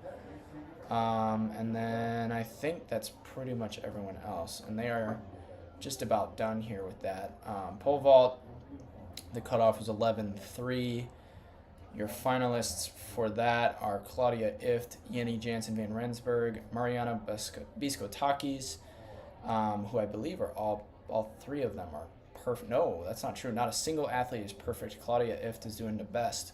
She missed her first attempt at 10:11.75 and then cleared everything else in her first try. But anyways, Marina Biscotakis of Glenbrook South, Bryn Garnier of Lakes, Abigail Bars of York, Ava Mirren of Geneva, Carl Wilkinson of Wheaton North, Kylie Kohler of Lingaway Central, Katie Minton of Normal University, Patricia Lewicki of Rolling Meadows, Leah Frieda of Geneva, and Ava Offerman of Joliet West. Oh, and Emma Garofalo of Huntley, and Audrey Allender of Champaign Central, and Penelope McCollum of Manuka. And then I think we've gone over everything else.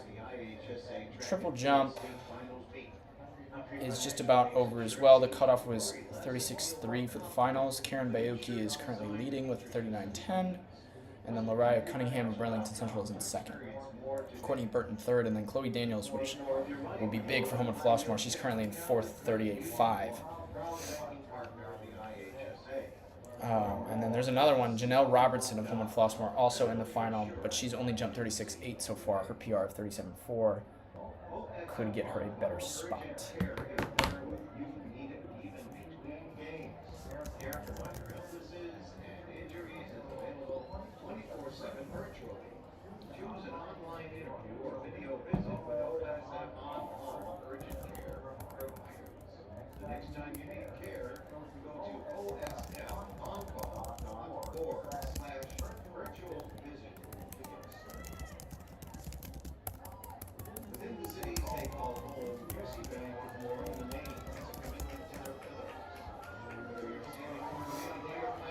We are going to start the 4x1 here. We're finally getting ready to go for heat number 1. And this event has actually been extremely exciting today. 4x1s in the 1A and 2A sections have been great. I'm going to imagine that both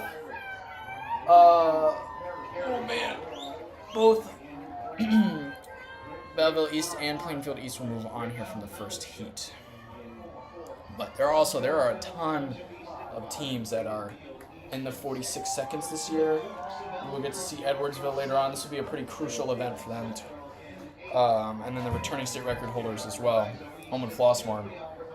Like I said, I was talking to the Homewood Flossmoor coach. He was pretty ambitious with his goals today. He says he thinks they can run 45 without Mariah Robinson.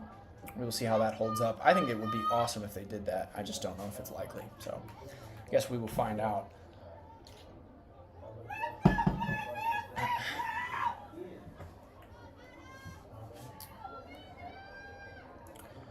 Taking our sweet time to get them into their blocks. But we should get going here soon.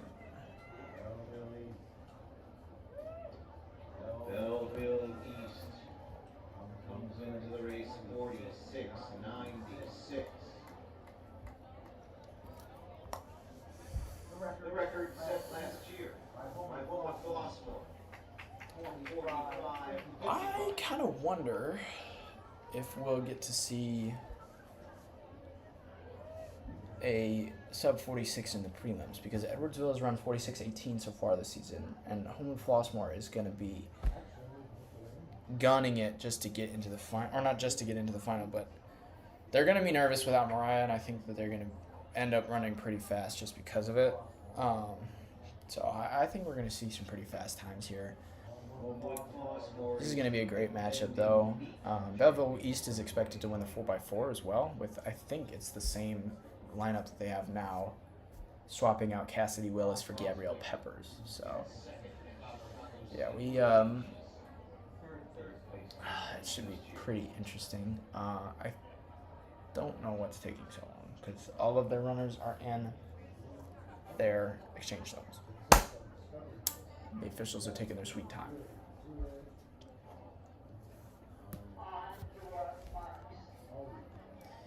We're going to get into the blocks now.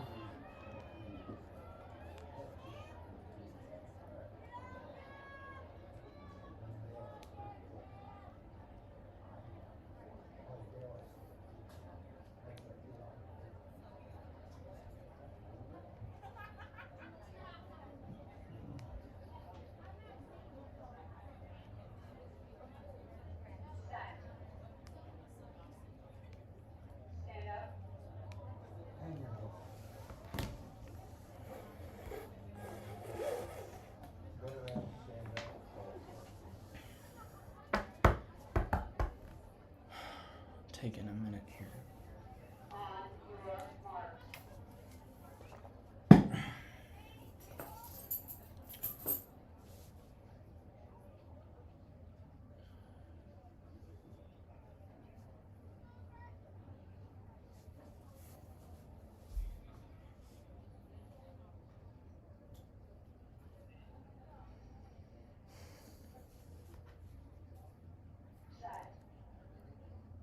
And here we go. That is Plainfield East out of the blocks the fastest, but they're kind of even with Belleville East. They might have a little bit of a lead. Really good handoff from Plainfield East and Belleville East. It's really clear why this is a fair matchup, because both teams are looking amazing. Belleville East, though, with the better second leg and a great handoff as well. If they can make it up on the stagger here, Belleville East might be able to get away with a win, but it is going to be really, really close, and it's going to be down to the final leg. And Plainfield East has a great handoff. They are going to walk away with a huge win in Section 1. Watch out for the clock here, because this is going to be a low 46s. 46, hold on a second. You can't even see it. Gosh darn it. 46:57 for Plainfield East. That is a fantastic time.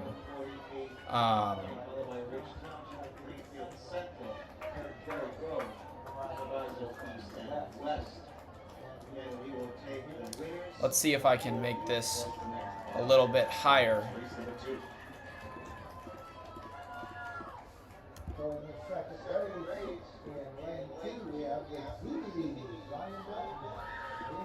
Oh, I'm going to figure it out at some point.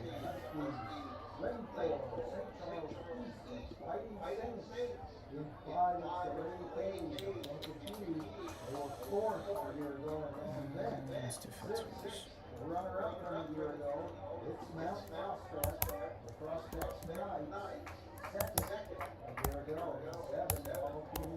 There we go. Let's do 300. Or 200, excuse me. 180? Yeah, there we go. That's good. Alright, that should be better. So anyways, heat number 2. We got Zion, Benton, Hersey, St. Charles East, Kankakee, Prospect, Normal Community West, and Glenbrook South. Kankakee is your top seed. I believe they are sub 47, 46.90 for them.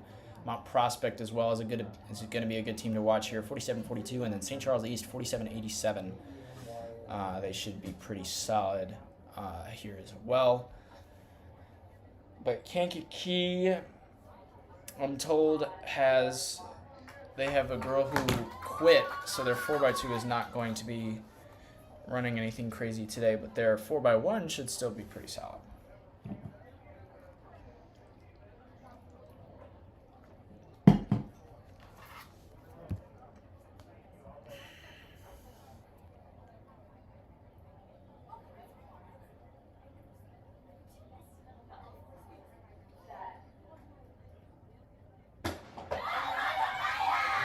And here we go. That is Hersey out of the blocks the fastest. But it's going to be Kankakee with the best handoff.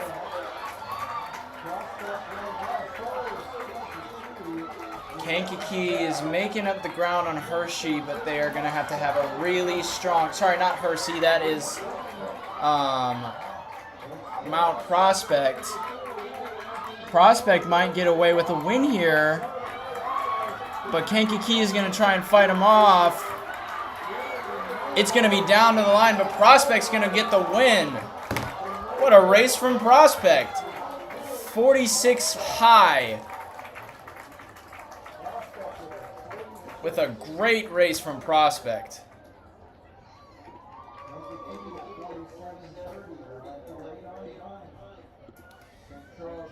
Prospect 46.99, Kankakee 47.30. Really strong race from both runners. All the hurdles to the tent, 100 hurdles to the tent. Hurdles crew, please be ready. Not sure what's going on with our live results again. It's bugging again, but it's whatever. Heat number 3, we got Antioch, Downers North, Normal University, Homewood Flossmoor, Champaign Centennial, O'Fallon, and St. Charles North. The big team to watch here is Homewood Flossmoor, where you're defending state record holders, who are without Mariah Robinson, but should still be running a pretty good time here. They're the Trojans. In 4, the Pioneers of Normal University. 5, Homewood Flossmoor Vikings. In 6, the Chargers of Champaign Centennial.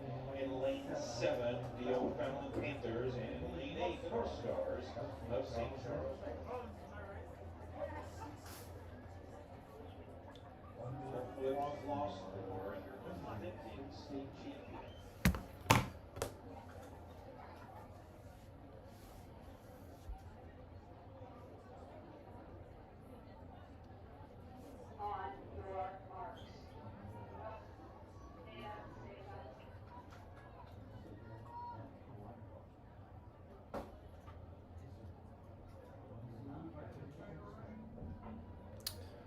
Not sure what we're doing.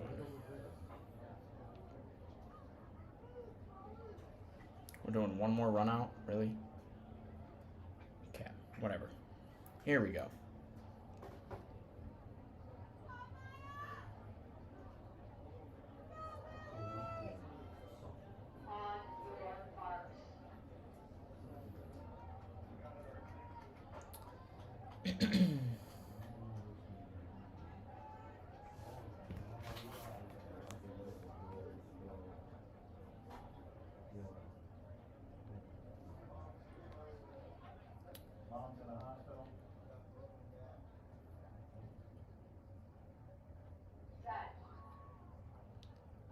And here we go. Defending state champions. Homewood Flossmoor out of the blocks, narrowly in front. Beautiful handoff, though. And their second leg is going to absolutely demolish the rest of this field. And here we go. Homewood Flossmoor now ahead before the stagger's even over. Champaign Centennial in second with Normal University gaining on them.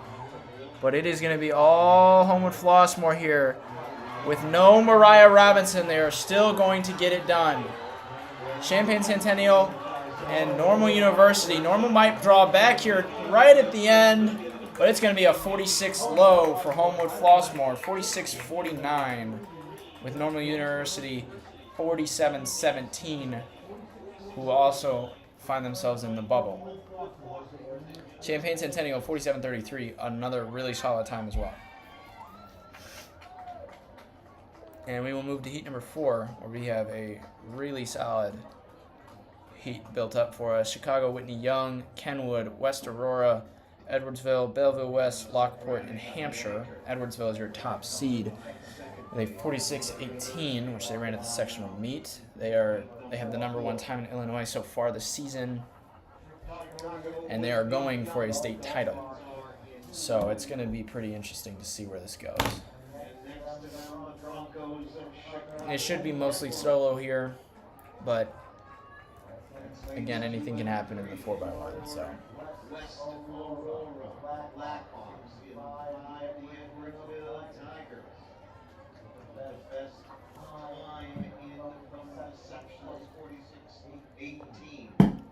The crazy thing about Normal University is that they are supposed to be 2A by size, but they've won so many trophies in a row that they've been locked away in 3A, and they're still probably going to score a pretty good amount of points here.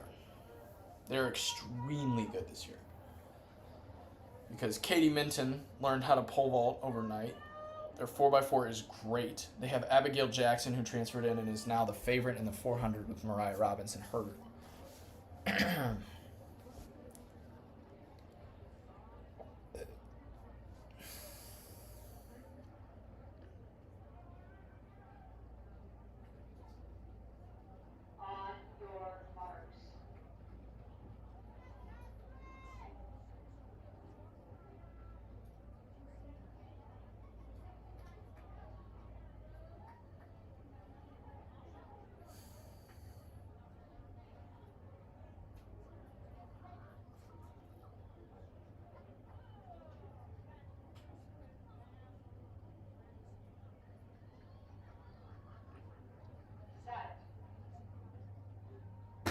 And here we go.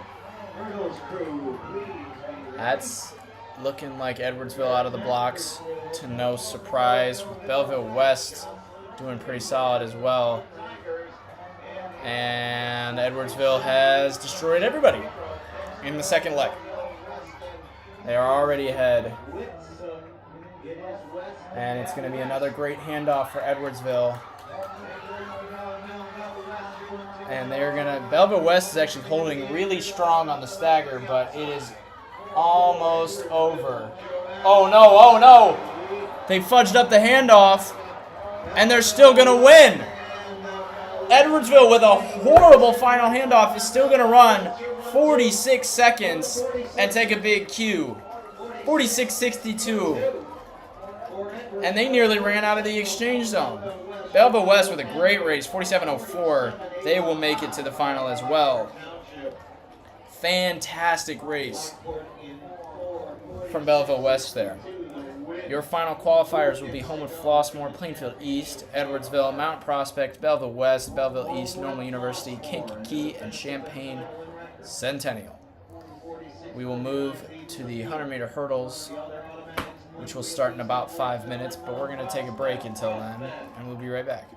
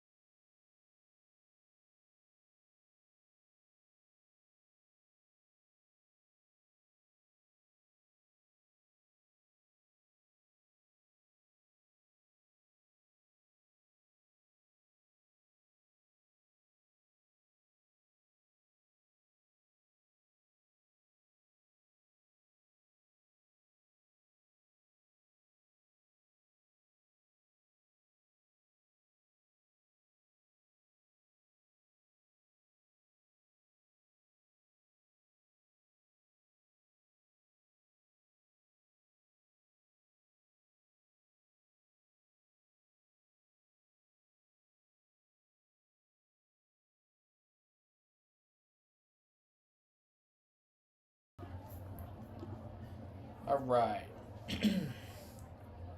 100-meter hurdles is about to start. We're finally done with all the runouts. We got heat number 1, Aaliyah Hill of Chicago Perspectives Leadership.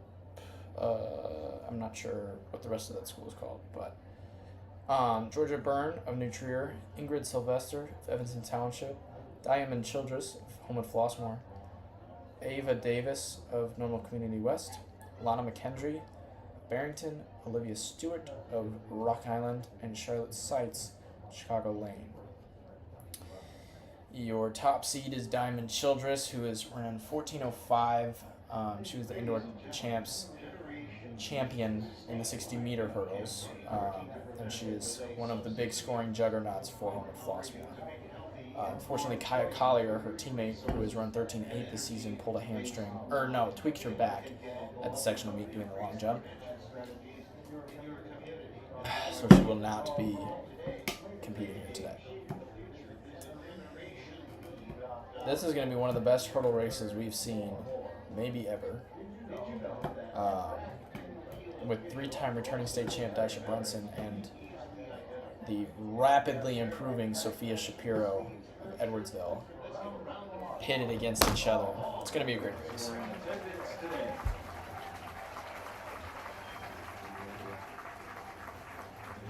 Looks like we're assembling the field here for heat 1 as a reminder.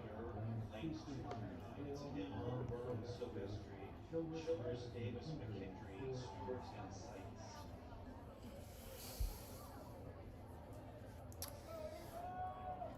I guess we're not going to get started now.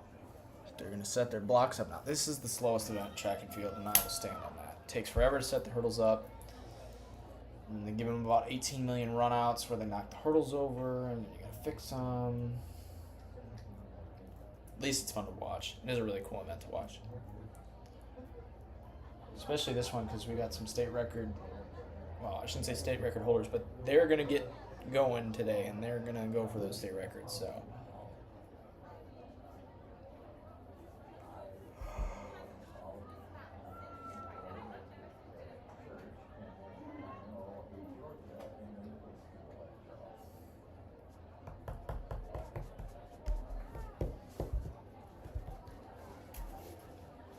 We should be good here.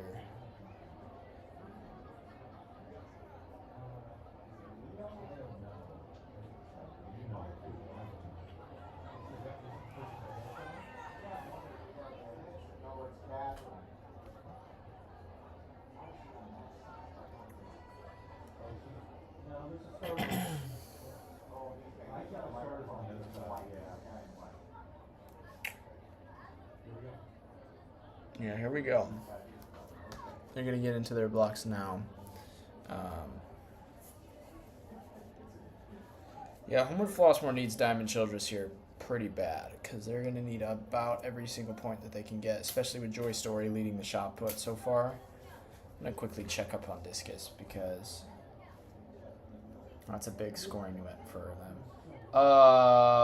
Never mind. Jelani Wiley is leading the discus with a monstrous throw of 151.5. Jayla Gathing is in third.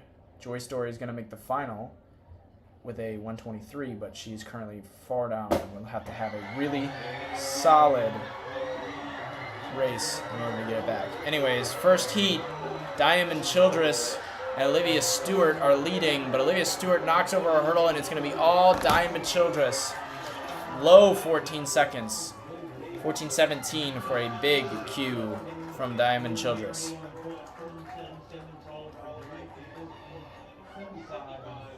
Anyways, as I was saying, not any huge misses from the final in the discus. Almost everybody that was supposed to make it made it, at least as far as I can see. Yeah. So, but Edwardsville is going to have to do some catch-up there because that is a big scoring event for them. They're going to need Joy Story and Jayla Gathing to do some good stuff. Now, granted, Jayla Gathing is doing great so far, but Joy Story is going to have to get a pretty solid 150 in. So, let's meet heat number 2. We got Camden Redway, Chicago Kenwood, Olivia Farina of prospect. Kylie Huffaker of Bloomington. Amijah Robinson of Belleville West. Amina Ross of Rock Island. Layla Brisbane of Oswego East. Hannah Nalugimwa of Hampshire. And Niani Patton of Oak Park River Forest. Amijah Robinson of Belleville West is your top seed with a 14 flat, and then Amina Ross is in second with 14-14. Amina Ross is a great 300-meter hurdler, but Amijah Robinson has been fantastic the last few weeks, so that'll be a pretty good matchup between those two.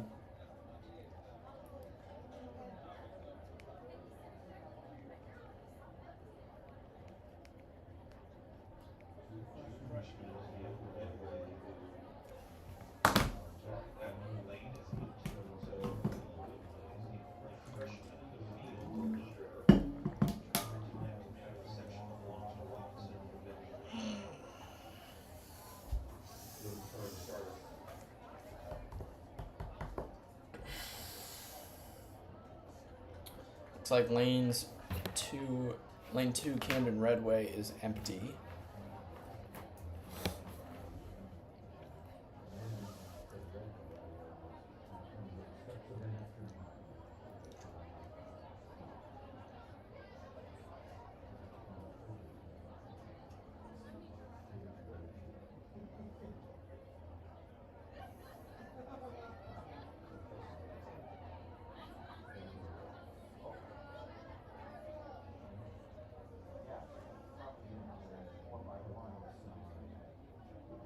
Oh, false start. That's Amina Ross of Rock Island. She's going to get sent away, I think.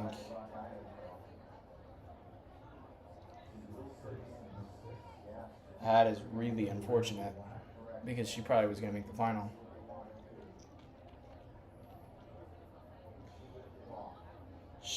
It looks like her arms started to move early and she fell over a little bit.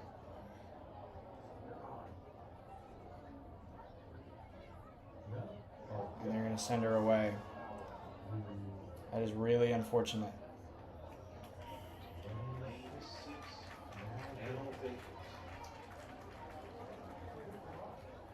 $14-14, and just like that, she's out of the race.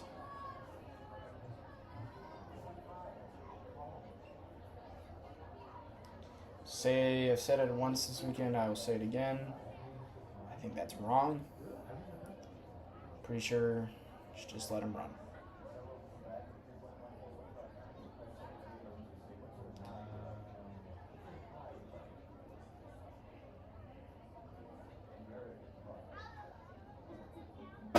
And here we go, clean start. Out of the blocks, that's Layla Brisbane of Oswego East. But Amijah Robinson quickly making it back up. And that'll be a flow 14s for Amijah Robinson. 14:21 for the big Q. Layla Brisbane, 14:86. Probably going to make it as well. Really solid race there out of Amijah Robinson. Number 3 out of the blocks.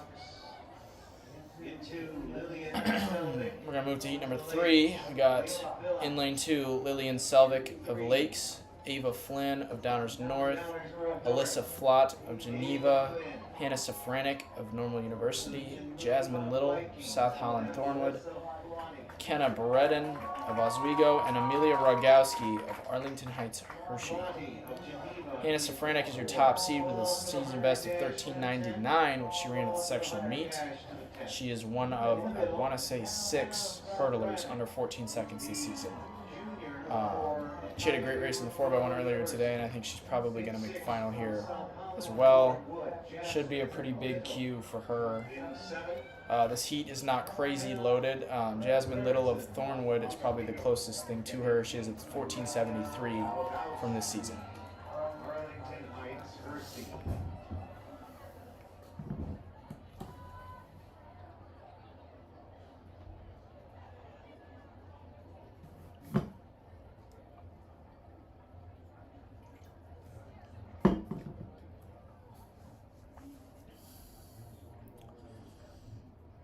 And we're going to get going here as soon as Hannah Safranek gets back into the blocks.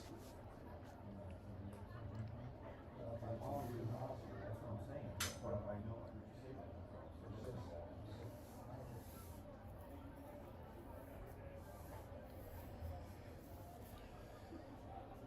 And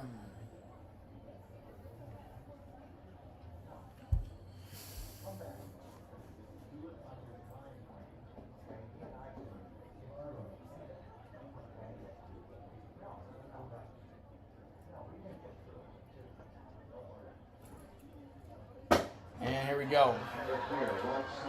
Safranek out to an early lead. But Alyssa Flott of Geneva is there. But Safranek is going to take a pretty easy heat win here. 14:45 for Hannah Safranek. I don't think anyone else from that heat is going to make it back. Yeah, Jasmine Little is over the bubble time currently, so it's going to be just Hannah Safranek on Big Q getting into the final from that heat. Moves on to tomorrow's championship race.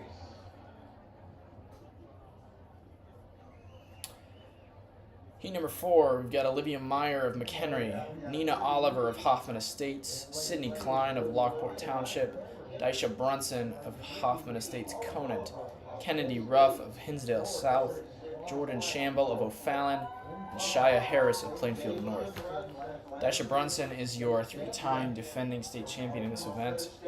She has a PR of 1360. It is not likely that she loses this race. Sydney Klein with a 1457 should be able to make the final here. She's going to be one of the borderline people. And then Kennedy Ruff, who's one of our interns here at Illinois Running News.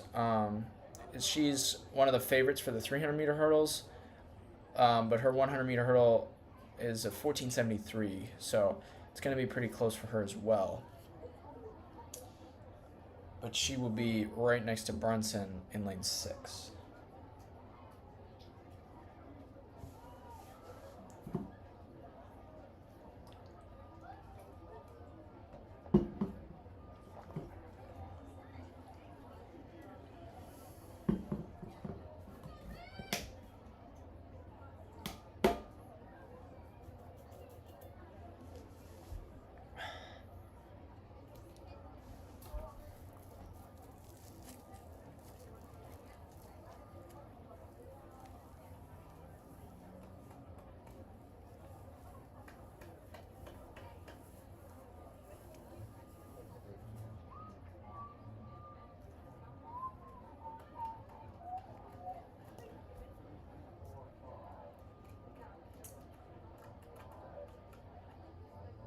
And here we go. Brunson with a huge start. And it's going to be all Daisha Brunson. I mean, all Daisha Brunson. She is a huge lead over everybody else. It's going to be a low 14s, high 13s. Waiting for the time to come through.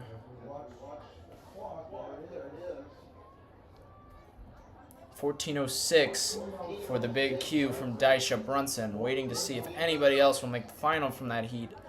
It looked like Ruff and Sydney Klein were right there. 13.60 for Sydney Klein.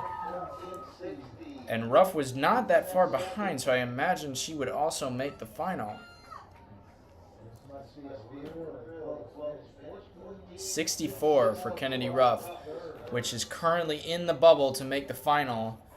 Big PR there from Kennedy Ruff. I know if Carson were up here, he'd be dancing and singing. She's the favorite intern, in case you didn't know that. Final call, 100 dash. Final call, class 3A 100 dash. There's a tape on this table. All right, let's go to heat number 5. We've got Emma Novotny of Lingaway West, Chloe Allen of Granite City, Dedra Tate of West Aurora, Sophia Shapiro of Edwardsville, Adara Martin of Edwardsville, Charlotte Connor of Mount Prospect, and Corinne Williams of Neuqua Valley. Sophia Shapiro has the fastest time in the state this season with a 13:47, which was wind aided, but is still crazy fast nonetheless. She should win this heat by a pretty sizable margin. I can't imagine she loses to anyone around here. So, yeah. It is going to be really close between her and Daisha Brunson for the state title. Both girls have been under 14 almost every single time they've ran this season, but Daisha Brunson has also won it 3 years in a row, looking to make it 4. So, and Sophia Shapiro has her eyes set on the 300 as well. So, and here we go. Sophia Shapiro. Oh, we have a fall in lane 8, but Sophia Shapiro has blown this field away. It's not even going to be close as we watch the clock. That's going to be 13 seconds. Really high. 13:98 for Sophia Shapiro. And I don't know. Dedra Tate with a 14:84 is going to be the final qualifier to tomorrow's final. Oh, no, it's going to be really close. She tied Olivia Stewart from Rock Island. So we might end up having a runoff for that final spot into the 100-meter hurdles. But anyways, the rest of your qualifiers are Sophie Shapiro of Edwardsville, Daisha Brunson of Conant, Diamond Childress of Homewood Flossmoor, Amaya Robinson, Belleville West, Hannah Safranek of Normal University. All of them got big heat wins and big Qs. And then Sydney Klein, Kennedy Ruff, Ava Davis are the next 3 in on time. And then Dedra Tate of West Aurora and Olivia Stewart of Rock Island tied for that final spot. So we are going to have to see who will end up getting that final spot.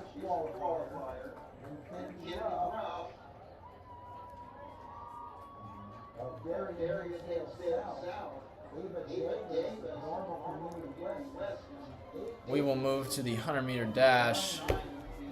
There will be 4 heats of that. And I believe there are several runners from the hurdles that are going to be lining up for the 100. Yeah, Hannah Safranek being one of those runners, as well as I want to say there was one more. Now I'm not knowing who it is. No, I think it's just Hannah Safranek who will be coming back for the 100 immediately after. But yeah, this is going to be a pretty stacked 100. We got Amaya Trotter of Chicago Jones, Courtney Clark of O'Fallon, Addison Hoffman of McHenry, Madeline Picars of St. Charles East, Anya Mullins of Homewood Flossmoor, Jocelyn Springman of Edwardsville, Kwanzaa Henderson of Collinsville, Justice Haynes, Alton, and Grace Murphy of Lingaway East. Anya Mullins is the top seed with a PR of 11:74, which I think she ran at the sectional meet, and she is one of the Homewood Flossmoor elite. She should be able to get herself a heat win here. But yeah, this is going to be one of the fastest 100-meter dashes we have ever seen in history. Raina Ragland with a PR of 11:27 is the state favorite. Nina Brown has an 11:66 coming into this. Then you've got London Willingham, who's run 11:60 as a sophomore. Hannah Safranek has run 11:70 before. I mean, there's just a plethora of runners that could make a difference here. Samaya Butler-Batista had like a 7:42 in the 60 during the indoor season. She's seated at 11:96, but she could run a nasty 100 given the chance. I mean, there's just a ton of talent all over the place. So, yeah, get excited for this 100 because we can very well see a state record go down.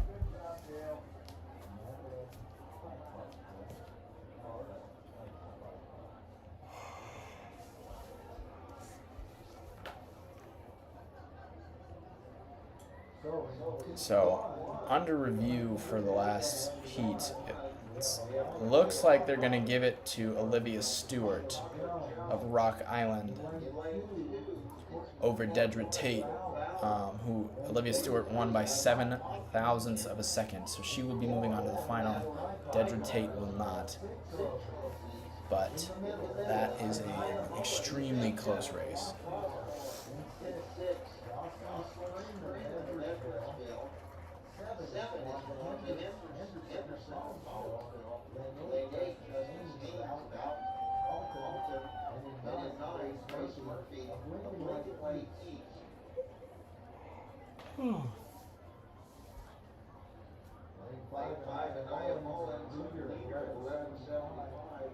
Seventh year ago in this event.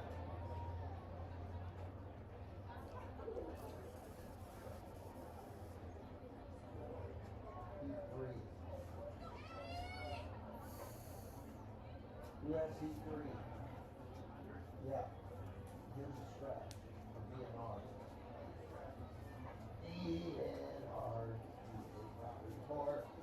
DNR. You're out of the sport.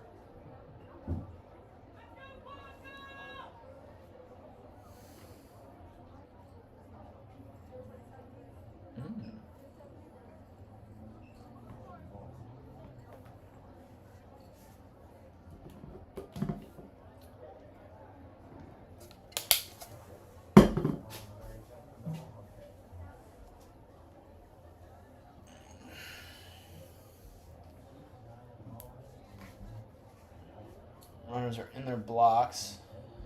We're about to send them off. And here we go. Anya Mullins hit the best start in the field. Looks like she's going to pull away here. But Jocelyn Springman looking to make it close. 11:98 for a big Q from Anya Mullins. Jocelyn Springman just behind in 12:07.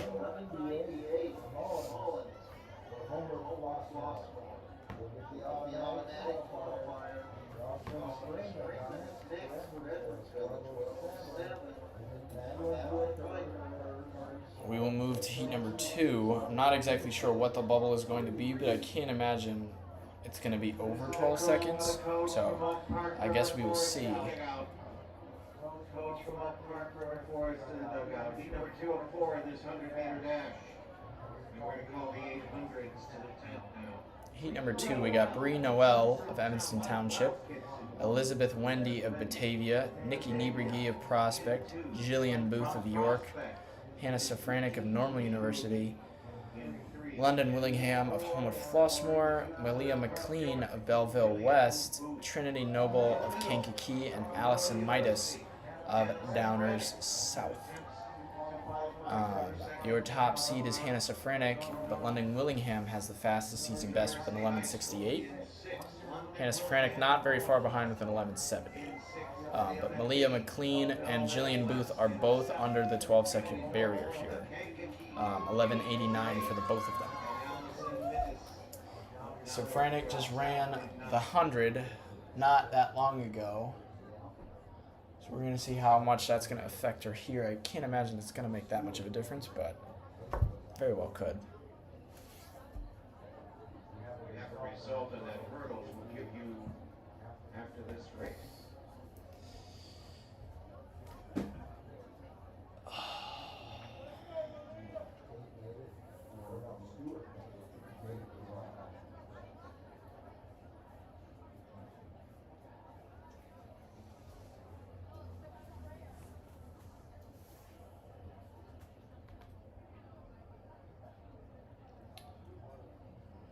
Looks like lane 3 is open. That's Nikki Niebrigi of Prospect. It's an interesting scratch. It's not crazy surprising because she's probably running the 4x4 later today. Because Prospect is in contention for a trophy, I believe. So.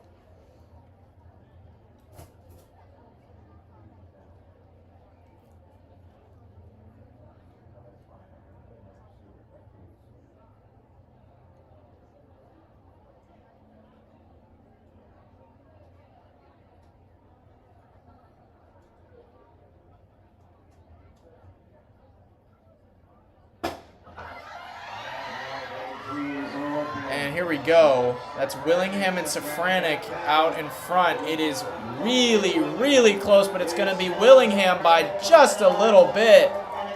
Low 12, 12:04. Safranek 12:08. That is not good for Hannah Safranek.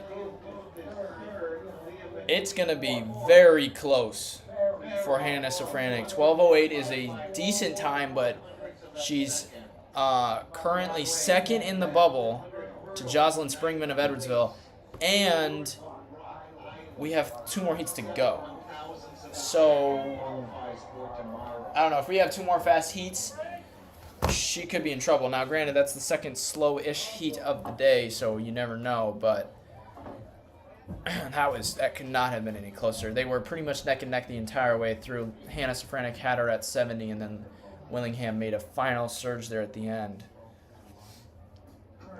As we move to heat number 3, we've got Tamari Purnell of Plainfield South, Zoe Liedtke of Pekin, Isabella Roundtree of Champaign Central, Lyric Jones of Belleville East, Nina Brown of Champaign Centennial, Joanna Anoki of Edwardsville, Rachel Hogan of Huntley, Dariana Morris of Collinsville, Cam Cargo of Plainfield East. Now, Nina Brown is your top seed with a season best of 11:66, which she set at the sectional meet, which she beat Joanna Anoki and Lyric Jones to do that. But Joanna Anoki has been really, really solid this season. She's seen some great improvement from her freshman year. So it's going to be pretty close between those two, if I had to take a guess. Lyric Jones as well should be up here. Cam Cargo is a solid sprinter too. Both of those girls are under 12 seconds.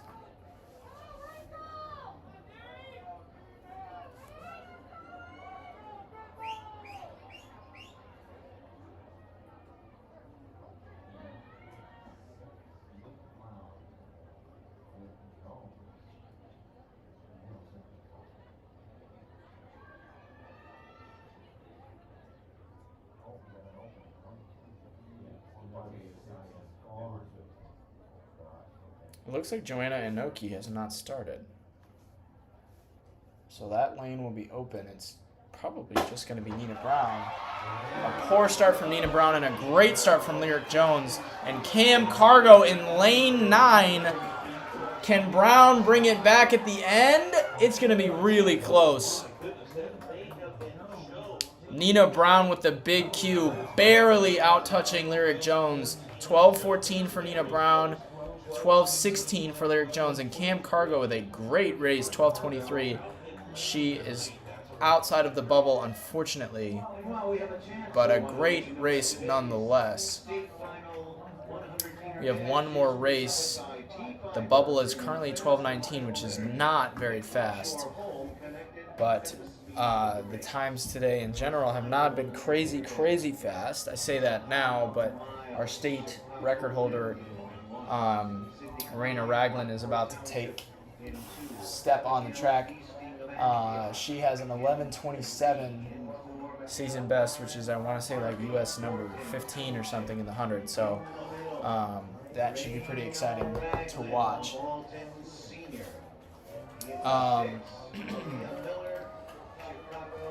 So this heat we got Sahana Miles of Chicago Lindblom, Sydney Klein of Lockport Township, Abigail Fuisting of Antioch, Michaela Allen of Harvey Thornton, Raina Ragland of Alton, Malia Miller of Chicago St. Ignatius, Victoria Osei of Mundelein, Samaya Butler Batista of Chicago Jones, and Alexandria Richardson of St. Charles North. Malia Miller is a returning All-Stater with a PR of 11.77, and she's run 11.90 so far this season. She could definitely make the final on a good day, as could Michaela Allen with her PR of 11.93. But I don't think Raina Ragland's going to lose this. Something tells me that she's probably going to take the win. So it's going to take a 12.19 to make it into the finals, which does not sound fast, but I guess today is not the day. I don't know what's going on, but these times have not been crazy fast.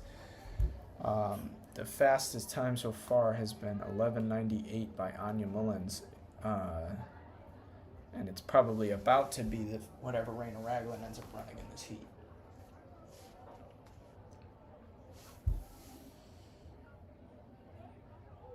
And here we go. Ragland out to an early lead with Miller and Samaya Butler Batista trailing very close behind. It's going to be in 11 seconds.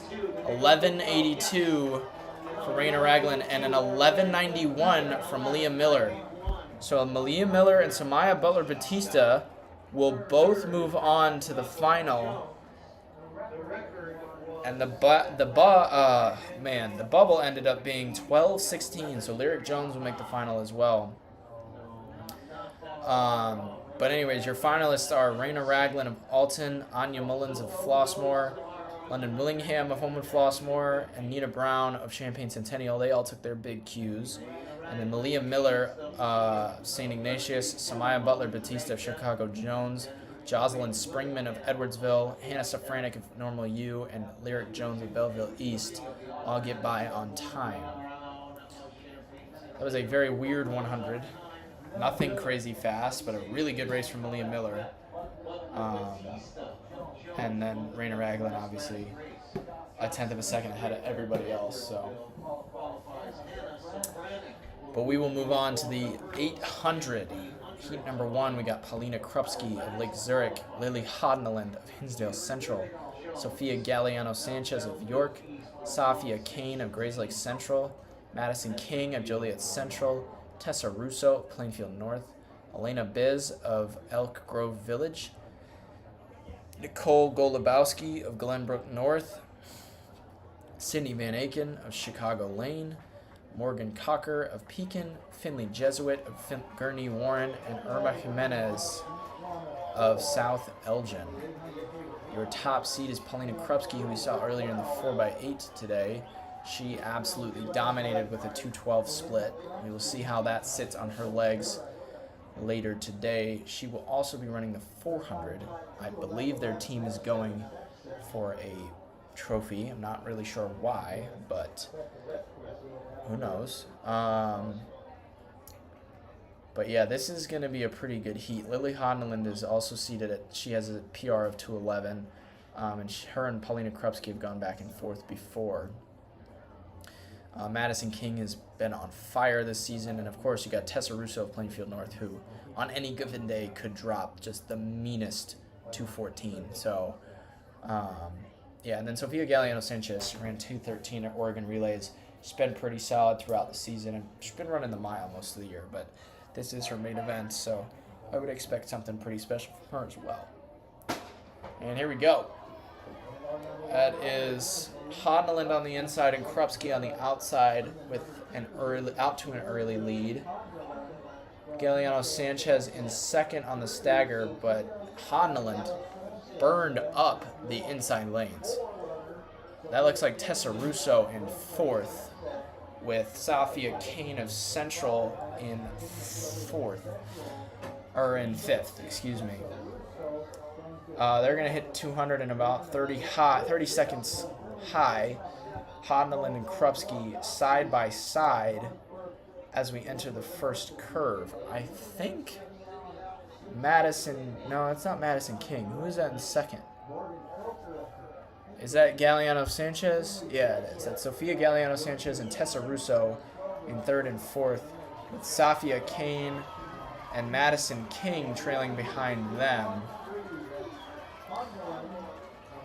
Hodneland is leading at the 465 seconds, but Krupski's going to take it from her now, or she's going to try to take it from her now, but she's not moving inside. She's leading, but from the line of lane 1 and lane 2. It's a very interesting strategy. Tessa Russo's moved into third with Safia Kane behind her. Paulina Krupski now makes her move into the front, and she'll come around and slide into the first spot in front of Lily Hodneland. Lily Hodneland now on the outside, as is Tessa Russo. But Tessa Russo's not going to commit to the move. She's going to just sit beside and wait. And Paulina Krupski and Lily Hodneland now step for step. Hodneland looking like she's going to pass Krupski here. Krupski might be feeling that 4x8 from earlier because Hodneland is walking away with nearly no issue. Tessa Russo of Plainfield North might get around Paulina Krupski here.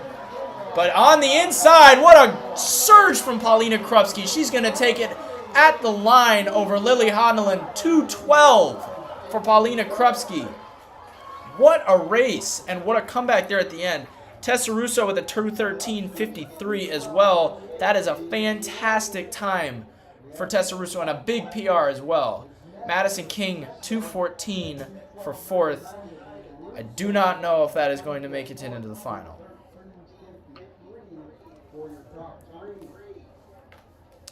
The craziest thing is the 2:13.53 by Tessa Russo might not be safe, which is crazy to say out loud, but that might not be safe. There are a lot of girls this year who could absolutely break that if there is a fast heat. I don't know. It's going to be really close. Heat number 2, we got Emily Stecky of DePaul College Prep, Sophie Rentmeister of Chatham-Glenwood, Nicole Meyer of St. Charles East, Peyton Cole of Quincy, Natalie Naz of Manuka, Rosie Cosme of Chicago Marist, Taylor Pial of Geneva, Aya Reppel of Schaumburg, Adeline Dietrich of Palatine Fremd, Addison Davis of Burlington Central, and Caitlin Rezak of Prospect. Emily Stecky is your top seed with a season best of 212. She is the returning 2A state champ that got moved up into 3A this year. She ran 209 at the state meet last year to, I believe, run the state record in the 200. I'm going to double check that really quickly, but no, she just missed Becca Heitzig's record last year when she was in 2A, and she is now one of the top 800 runners here.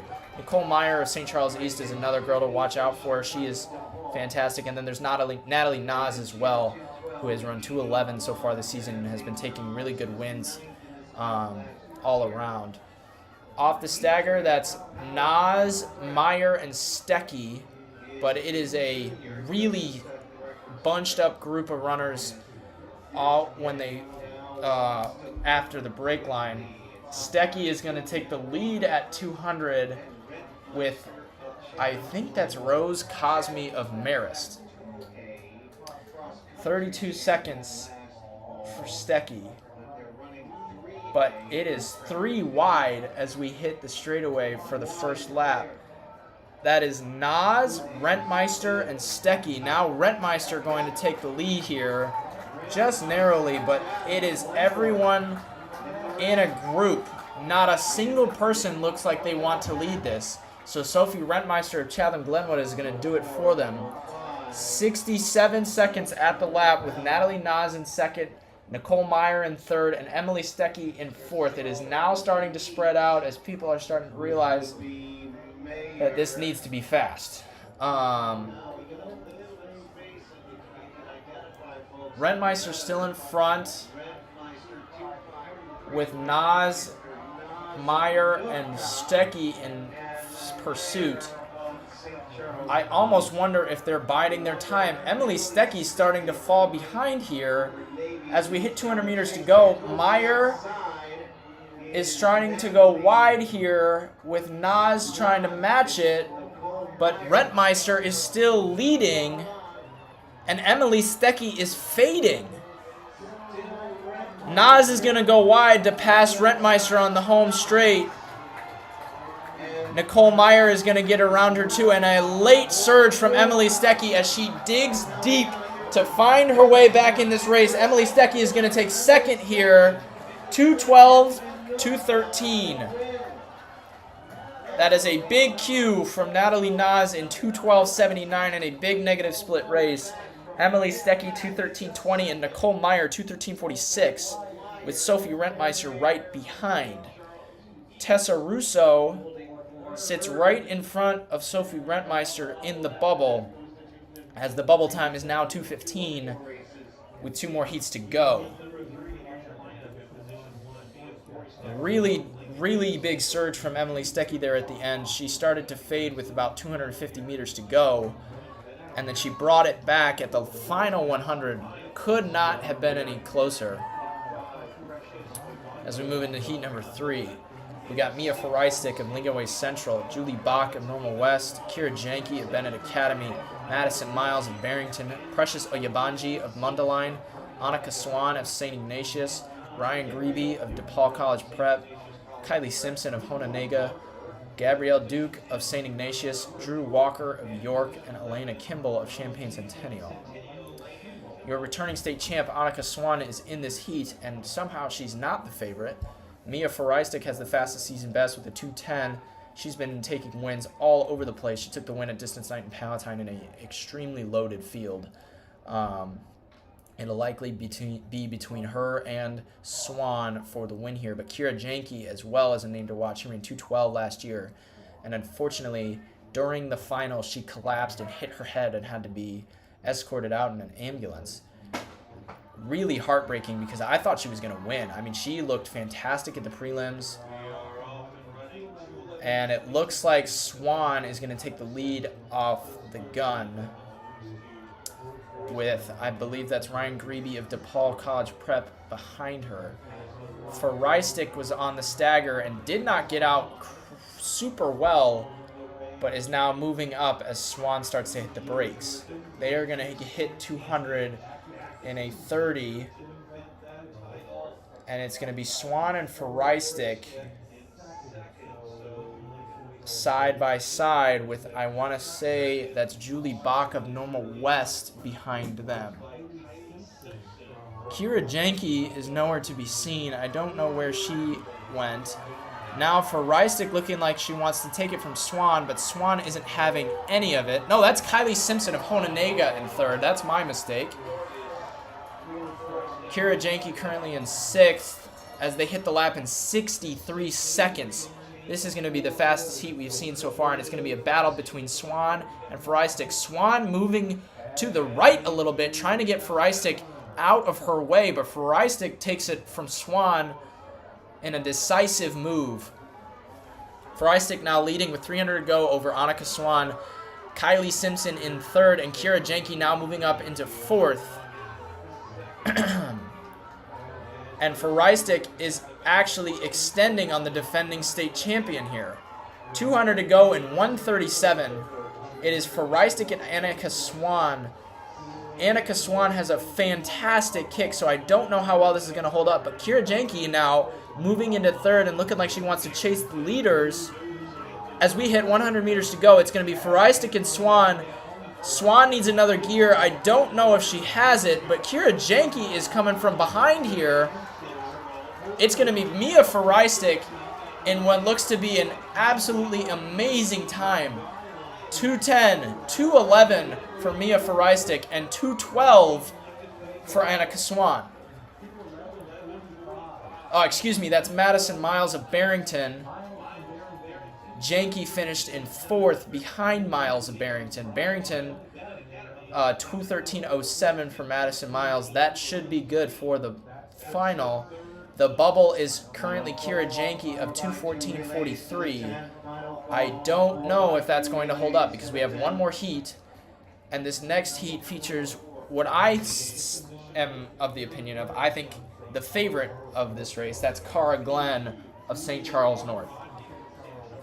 She ran 2:09 last week, running splits of 67.62, which is ridiculous. And she is going to look to run the 2-mile, 800-mile tomorrow. She has the number 1 hip, and she will be out on the stagger. And she's not the only one in this heat that has the shot at making the final. Her teammate Julia Brodie has run 2:13 so far this season and could absolutely find herself in the final. And then you've got Katie Petrosky of Lincoln Way Central as well, who split a 2:15 earlier today. That could definitely make a difference. However, it's looking pretty good for our bubble time because everybody else in this heat is slower than 2:14. So Julia Rodney might make the final if she can break 2:14.43, but she also jogged in the 4x8 earlier today, which is another good sign. So it will depend on how hard they decide to go out. If Cara Glenn wants to do what she did at sectionals, then they will go out pretty slow and come back pretty fast. But we will see how this goes. And here we go. It's going to be Glenn on the stagger, and I believe that's Camilla Pack of Stevenson on the inside. No, sorry, that's Reagan Malone of Elk Grove Village. Rodney in second on the inside, but Glenn is going to hit the brake well in the lead with, I believe that's Violet Schnitzline of Oak Park River Forest in second and Rodney in third. If Glenn makes this tactical, then Kira Janke's hopes of making the final are going to stay alive, but they just hit the 229 seconds, so I don't see that going to be the case. Cara Glenn has another event today, so a non-tactical race here would be, in my opinion, a little bit silly. But she's currently leading by 10 meters, and we haven't even hit the 400. Julia Rodney now in second, with, I believe that to be Camilla Pack of Stevenson in third. 62 seconds at the lap. Cara Glenn is leading by almost 2 seconds over her teammate Julia Rodney, and she is absolutely smoking the rest of this heat right now. Almost 20 meters on her own teammate in the preliminary round. Might as well pack it up right now. I don't know how this girl is going to lose this state title.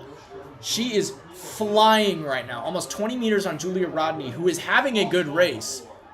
She's going to hit 600 to go with 1:33 on the clock. State record territory. And she's by herself. 2:05.33 is the record. If she closes in a 32 seconds, she can get it. Julia Rodney as well, hauling buckets to get back up to her teammate. I don't think it's going to happen.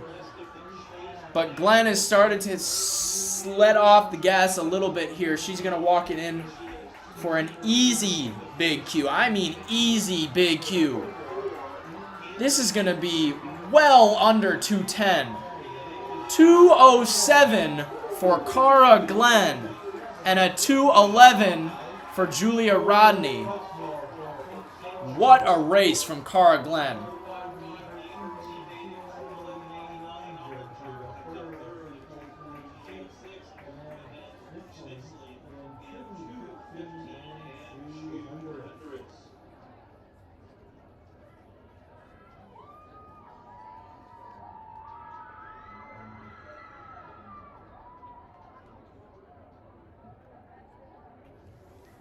That was a great race from Cara Glenn. So your finalists for the 800, Cara Glenn of St. Charles North, Mia Fereistik of Lingaway Central, Natalie Nas of Manuka, and Paulina Krupski of Lake Zurich all get by on big Qs. Then you got Julia Rodney of St. Charles North, who set her PR at 2:11, by the way. So we just talked about Cara Glenn running 2:07. That's a 2:11 from Julia Rodney. Both of them go to St. Charles North. And Gwen Hobson runs a 2:13. If this team doesn't break 9 tomorrow, I'm going to lose it. This team could run like 8:54 if they really, really wanted to. Anyways, Annika Swan of St. Ignatius, Lily Hodnelin of Hinsdale Central, Madison Miles of Barrington, Emily Stecky of DePaul College Prep, Nicole Meyer of St. Charles East, Tessa Russo of Plainfield North, and Sophie Rentmeister of Chatham Glenwood will all make it to the final. Unfortunately, Kira Janke will not be going back to the final. She ran 2:14.43. She is the first qualifier out.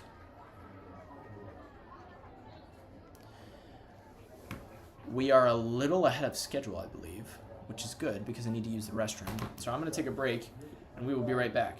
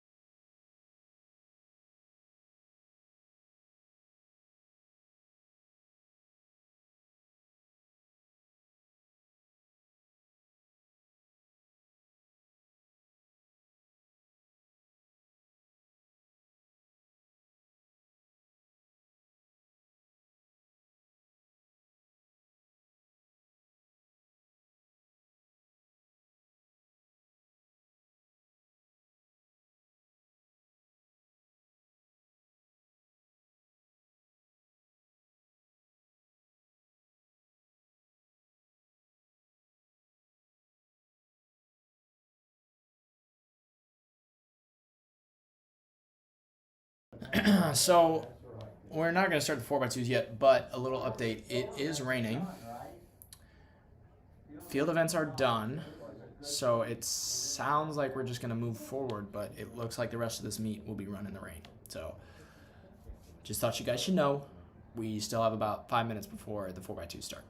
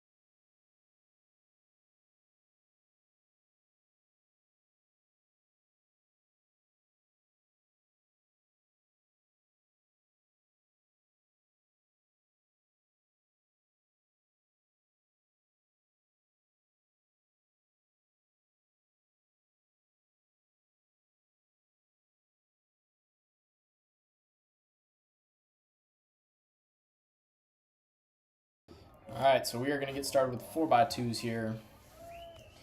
Heat number 1, we got Thornton Fractional, Chatham Glenwood, Belleville West, Plainfield East, St. Charles East, Huntley, Cary Grove, and Glenbrook South. Our top seed is Plainfield East with seed time of 140.26, but St. Charles East is going to be right on their tail with a 140.41. Both of those teams will likely move on to the final.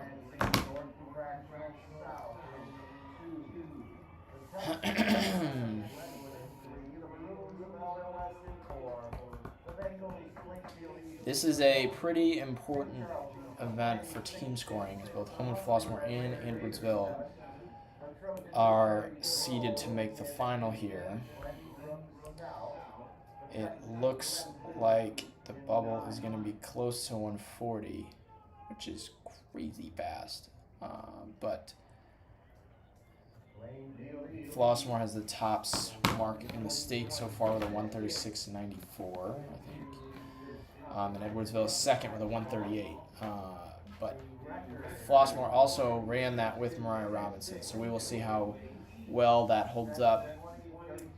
Flossmoor would have been in record territory if they ran it with Mariah today. 136.84 is the record by Lincoln Way East. They almost got it last year, but they were expected to get it this year, and then unfortunately, stuff happens, you know. So I believe Flossmoor will be in Heat 4. Edwards will be in Heat 3. I haven't done enough college meets to know. So yeah, we should get to see both of those teams run some pretty solid times here. Still have a yellow flag up for whatever reason. All runners are in the exchange as far as I can tell. Well, here's your one, buddy. Take a look at the way that's marked up. Yeah, I know. This one, it's like you gotta follow an eye chart.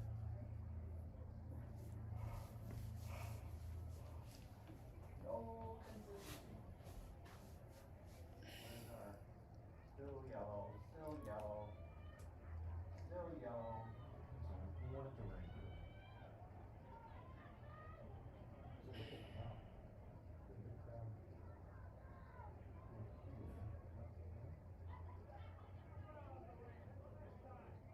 White.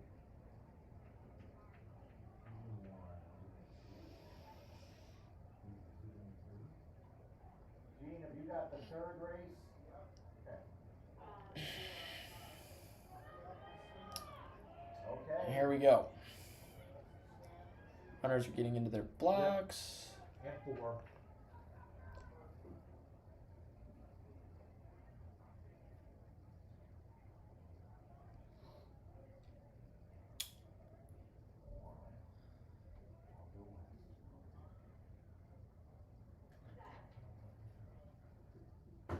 And here we go.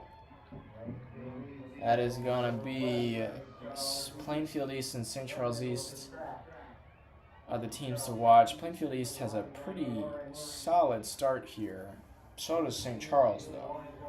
It's going to be pretty even. I think Plainfield East will reach the first handoff before anyone else, but it's going to be pretty close. Pretty good handoff from them. Great handoff from St. Charles East.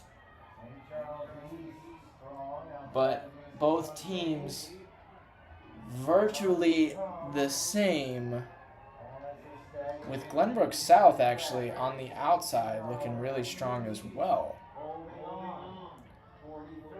That's going to be St. Charles East now in the lead with Plainfield East trailing, but it is still pretty close. And now Belleville West, with a fantastic exchange, has moved into second. It's Belleville West and St. Charles East after a great handoff from the Maroons. St. Charles East has to have a pretty good anchor leg if they want to get this done, as does Plainfield East. Now Plainfield East starting to make up a little bit of ground here, but it is going to be Belleville West and St. Charles East. St. Charles East and Belleville West are going to battle it out. It is really close. West has a surge here, but Plainfield East at the very end might make it interesting. 139 for all three teams. Belleville West with a big Q over Plainfield East and St. Charles East. That was a fantastic race. That could not have been any closer. Really strong anchor leg from Plainfield East there after the second leg that almost sold them the clip. Extremely good race there from Belleville West. They dropped about 3 seconds off of their seed time. Closest to a come from behind victory with Glenbrook South fading out. Glenbrook South got to fourth after the top three came through the anchor. All right. Number 2 in lane 2, lead of arms. There will be a couple of 3A sections on the boys' side today. That's Grays Lake Central and I believe that is Lake Park. I don't know if there are. Oh, there's one 2A sectional. That would be Glenbard South, where Thomas Jochum will be running the 2 mile today. They start around 6 o'clock. Field events starting around 4:30, so in 5 minutes. So we will just give you some updates as that goes on.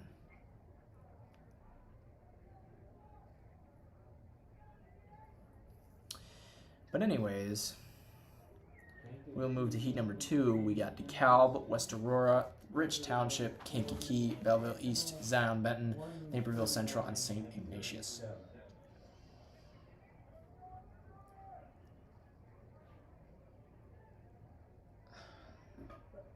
Our favorite is Kankakee, ran 139 at the sectional meet. And then Belleville East, who has a 140 point, as well as Zion Benton. Zion Benton is a kind of a sleeper team, but they've been steadily improving as the years go by. I think Belleville East is probably in the best position to win this, but again, we will see.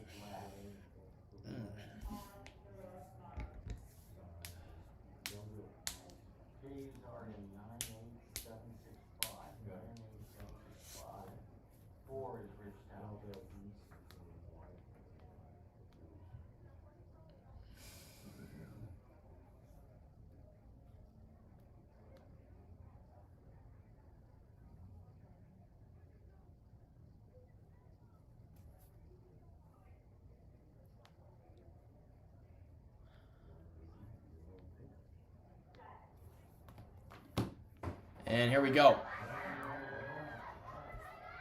Out of the blocks, I believe that's Kankakee.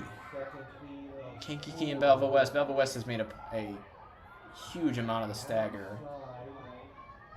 But Belleville West and Kankakee have basically maintained their gap. There's been almost no change, and they're going to hit the handoffs almost at the exact same time. Better handoff by Belleville West, though, and that lengthens the gap for them. Belleville West and Kankakee. Kankakee gaining just a little bit of ground, but not very much. And that looks like Zion Benton on the outside of Belleville West is going to have quite a lot of work to do, especially after that handoff. Belleville East and Kankakee are now pretty much duking it out for first. It is going to be this last handoff that is going to decide the winner. Belleville East starting to extend a little bit. If they can nail this last handoff and get Cassidy Willis home free, they are going to run pretty fast here. Fantastic handoff from Belleville East. But Kankakee has a monster on the anchor leg who is really trying to bring this in. Belleville East and Kankakee. Kankakee's anchor leg. Huge surge here at the end. And they are going to take it home. 138 for both teams. 138.59 and 139.10 for Belleville East, with Naperville Central and Zion Benton following suit. The bubble time is going to be under 140. I'm pretty confident in saying that.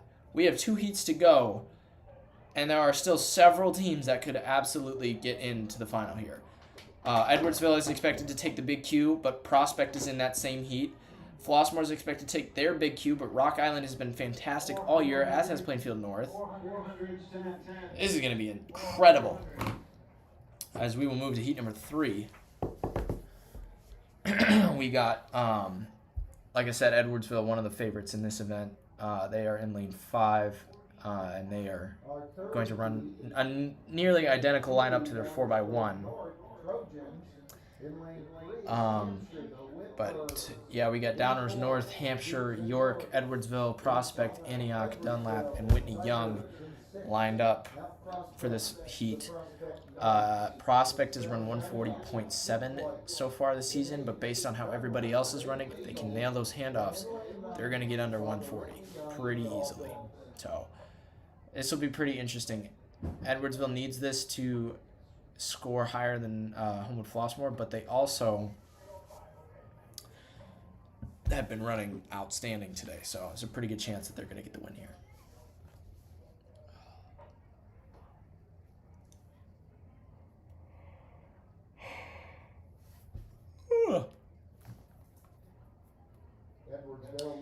If I seem a little distracted, it's because my team is at nationals today, and we're doing pretty good. So I'm trying to keep up with all of our field events that are jumping right now. Our high jumpers are going, and we have one dude who's over 6'10", and one more who is on his final attempt. And we need points bad. So.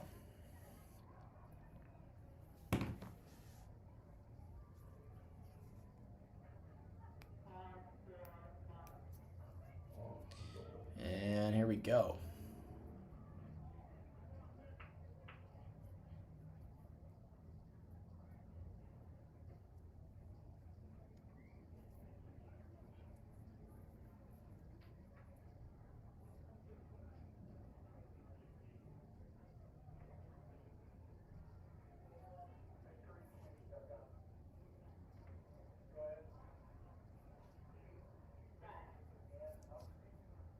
And here we go. That looks like Edwardsville and Prospect, who are definitely out of the blocks the fastest. Prospect has already eaten up the stagger on Antioch and is about to take it on Dunlap as well. But Edwardsville is eating it up on Prospect right now. Interesting handoff from Edwardsville. Prospect had the better handoff, but Edwardsville is definitely winning right now. It is going to be close.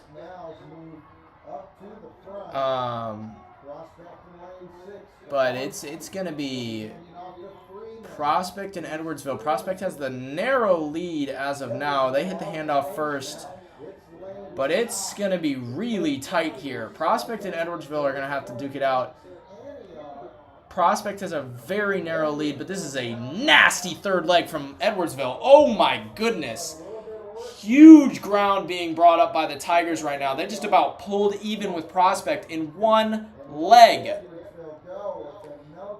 And Edwardsville and Prospect hit the handoff at the exact same time, but Edwardsville is gone. It is Edwardsville by themselves out in front with about a 10-meter lead on front of Prospect.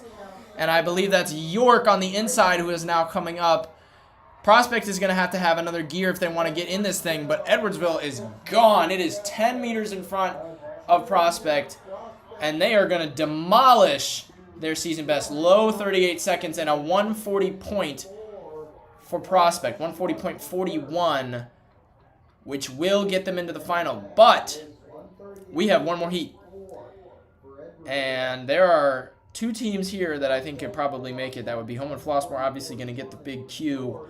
And then Rock Island could potentially break under 140.491 if they have a good day. I think Prospect is chilling. I don't know about Naperville Central. That is going to be the one to watch for. Naperville Central is currently on the bubble with a 140.91. Rock Island only has to drop about a half a second to make that happen. And based on what everybody has been doing so far, it's probably going to happen. So, Edwardsville just ran the fastest time in the prelim with a 138.44. Homewood Flossmoor is about to go up, and we will see how they respond to that.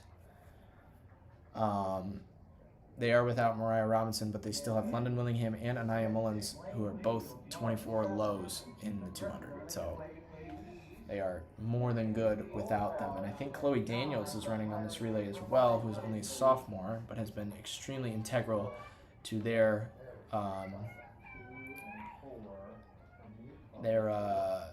state efforts. I believe that's Sony Mitchell. Hold on, let me check who the final third leg is here. I think it's Sonia Mitchell, but I am not confident in that. She's one of their 4x4 girls.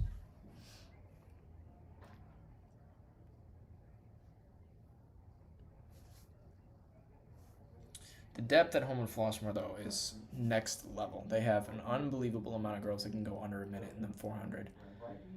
And they have 3 girls that could place in the All-State category for the 200 and the 100, but unfortunately that's not a thing in Illinois. So if it was, they'd be easy state champs and it wouldn't even be close because nobody else can put that many people in the final. Well, not the correct way, but it's the way they want. It's the way they want. I didn't say Schlittler, I said Slit.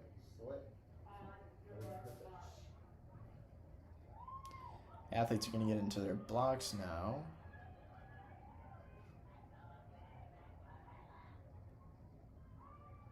I don't know if I introduced this heat. This is heat 4. We got Maine South, Kenwood, Oak Park River Forest, Rock Island, Homewood Flossmoor, Plainfield North, Lincoln Way East, and O'Fallon, and Proviso East.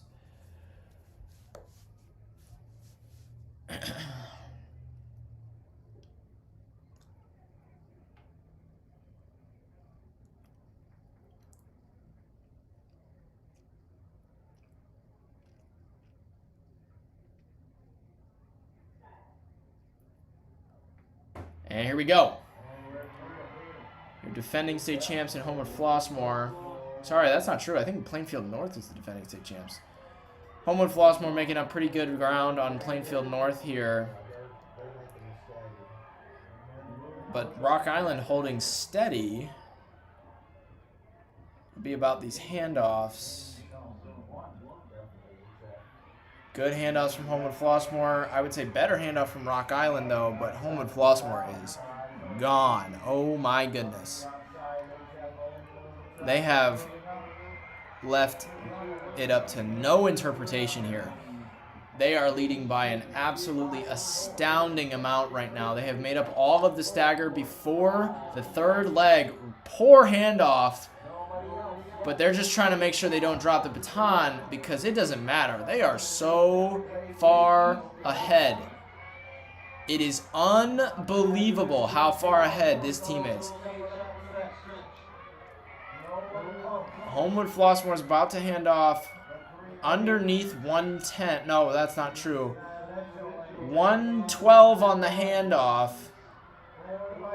All this final girl has to do is split faster than a 27, and they are going to run 140, and that's 140. If this girl splits a 24, which is much more likely, they're going to run 137. Watch the clock. 134, 135, 136, 137. It's going to be close. 137.99 for Homewood Flossmoor, and Plainfield North takes second and unfortunately misses the final by just a hair, 0.2 seconds. Sorry, 0.4 seconds off of the final. So that is going to be Homewood Flossmoor, Edwardsville, Kankakee, Belleville West, Belleville East, Plainfield East, St. Charles East. Lots of Easts. Mount Prospect and Naperville Central moving on to the final. And that is going to be a battle between Homewood Flossmoor and Edwardsville. Both teams are looking really, really solid, but it's going to be close between them. And we are going to get started with the 400s. I'm looking to see if Mariah Robinson is going to run. I don't think she will. But sometimes people like to make stuff up. So we will see.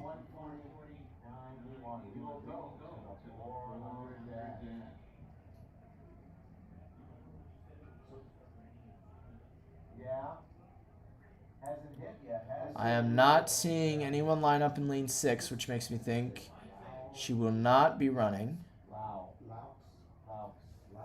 So it's going to be Lucy Laux of Lions, Malia Miller of St. Ignatius, Jada Green of Peoria Richwoods, Bree Noel of Evanston, Bria Beatty of Plainfield East, Kylie Simpson, Hononegah, and Nayeli Artuz of Proviso West.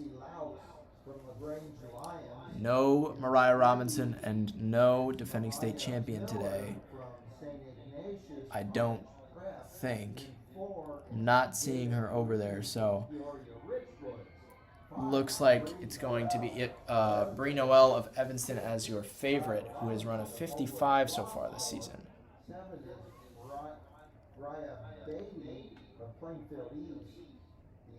Hold on.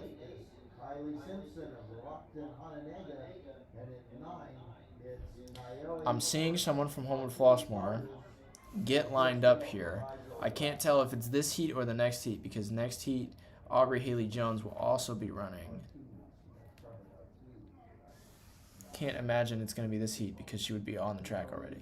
So, looks like Mariah Robinson will not be running officially.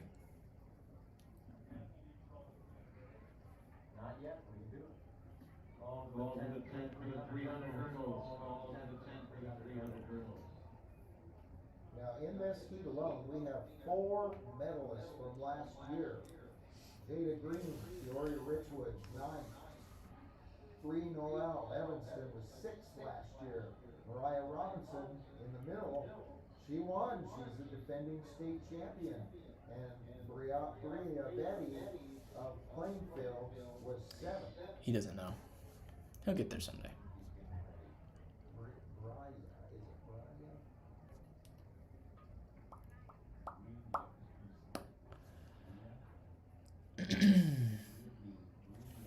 It's actually like kind of stopped raining. Oh no, it is raining. It's actually raining more. So that is a negative for the sprints, but for the distance events, it's actually not too bad. Can definitely cool you off, especially for the 2 mile when that runs tomorrow. So we made it through the 4x2. We got no rain. Through a meet and a half.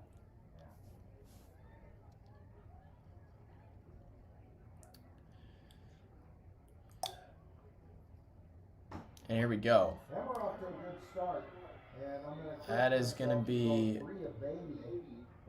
Bree Noel out of the blocks the fastest, with Malia Miller shortly behind. It's going to be Noel and Miller, both of them returning All-Staters. Miller was a key part of St. Ignatius' trophy team last year. They're going to hit the stagger in about 26 seconds. Miller making up valuable ground on Bree Noel right now, but it is going to be down to the last 100. Malia Miller has drawn even with Bree Noel. It is going to be an extremely close finish, but Miller is pulling away here. It's going to be Malia Miller of St. Ignatius with a huge PR. 54.92 for Malia Miller. 55.48 for Bree Noel. That's a new PR for her as well. Both of them will likely be moving on to the finals. That was a monstrous race from Malia Miller.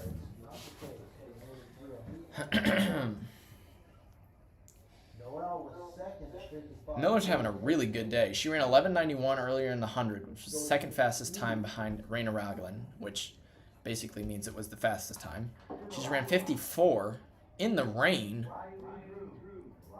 Hey, this is ridiculous. She's having a great day.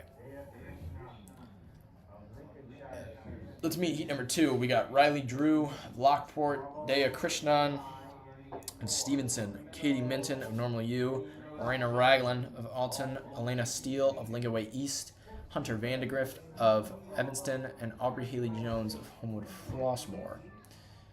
Raina Raglan, obviously the fastest short sprinter in the state, but Elena Steele is one of the top 400 runners from last year. She ran 54.53 at the state meet to take, I believe she got 3rd.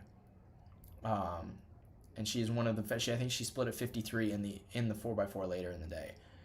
She has not done that yet this season. She's run 56.42.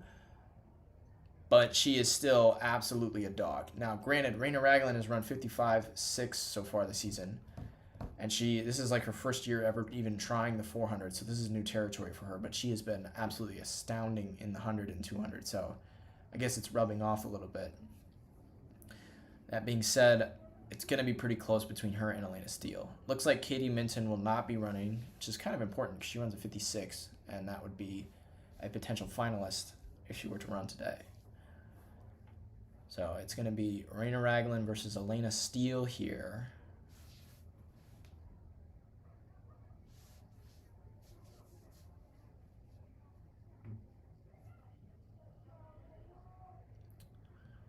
So we're going to get started.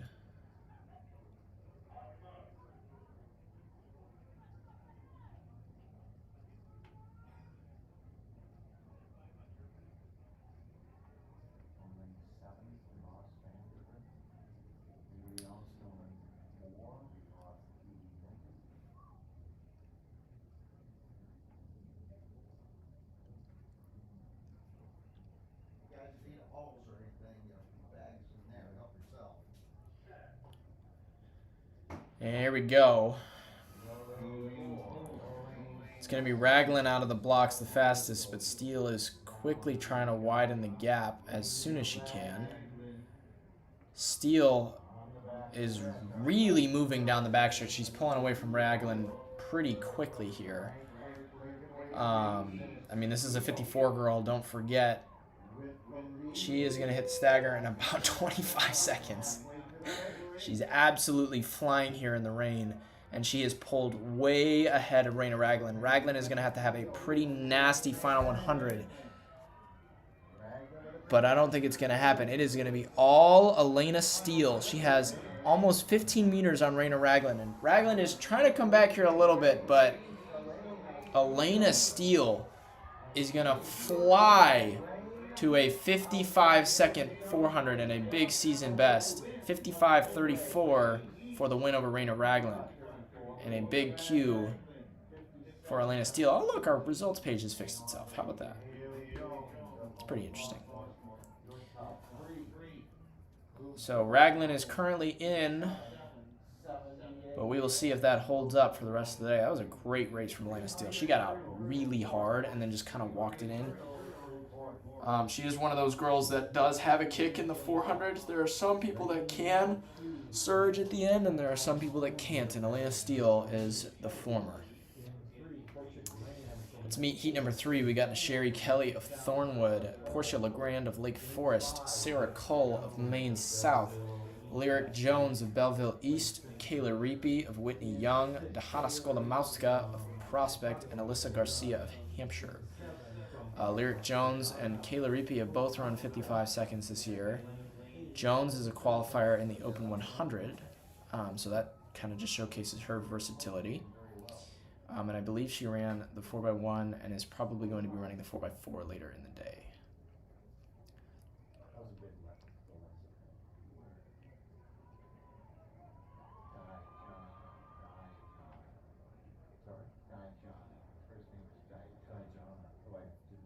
It's not. I don't know if you can hear the fellows.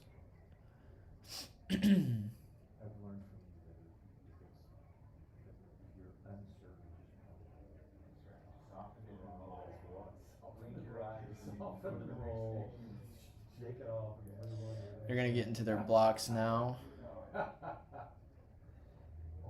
I'm actually very interested to see what Kayla Reapy does here, because she has been pretty solid all year round.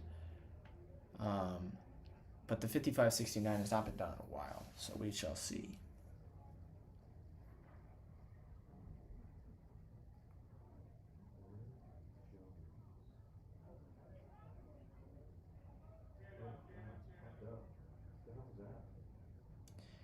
Lyric Jones just stood up out of her blocks. Not sure what's going on.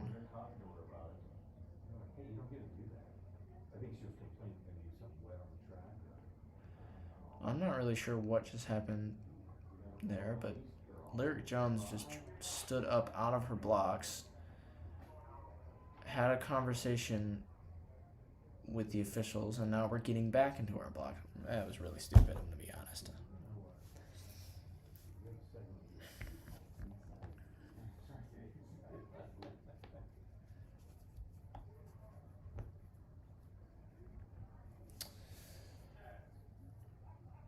And here we go. That's going to be Reapy out of the blocks the fastest. Reapy really trying to walk away from Jones here as fast as she can. Jones not exactly pushing it right now. It's pretty much just Reapy who is pushing the pace right now. She's going to hit the stagger in 26 seconds. Lyric Jones is going to have one hell of a final 200 if she wants to get in the race here. And here comes Kayla Reapy, way ahead of Lyric Jones. Lyric Jones is going to have to put in a pretty strong surge, and she's going to have to hold off Sarah Cull here. I don't know. This is going to be really close. 55 seconds, 56 seconds. Reapy with a new season best, and Jones with a 56.25. Jones will likely make the final with that time, if I had to take a guess. But we have one more heat, and I don't know how well that 56.96 from Sarah Cole is going to hold up. This last heat is pretty stacked. It's actually a lot of distance runners in here. That's not true. I think there's only like one, maybe two. Yeah, there's only one. But we got Elizabeth Wendy of Batavia, Julia Hanan of Mateo Valley, Hazel Nadal of Rolling Meadows, Abigail Jackson of Normal U, Paulina Krupski of Lake Zurich, Lauren Francis of Central, Grays Lake Central, Amelia Archiliano of Chicago Lane Tech. So Abigail Jackson had the fastest time in 3A until Malia Miller just ran 54.9 in the prelims.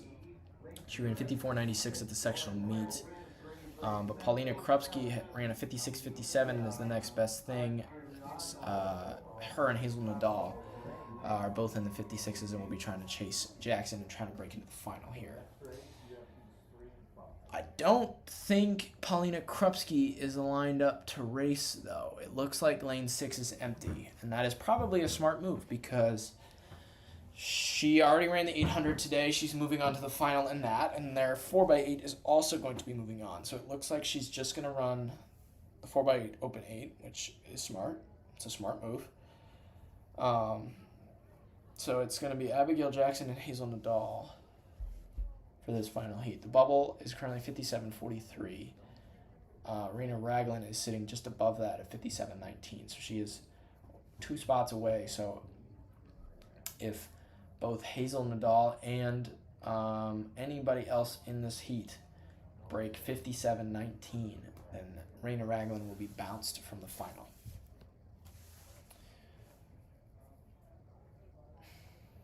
Runners are going to get into their blocks now.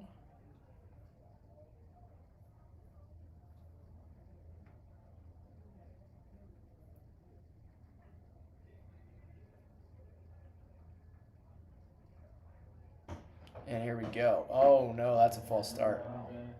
Lane 2 didn't even move. That was strange. Everybody else but lane 2 went. And lane 2 just sat in her blocks. I'm not really sure what happened there. She's pointing at the timer.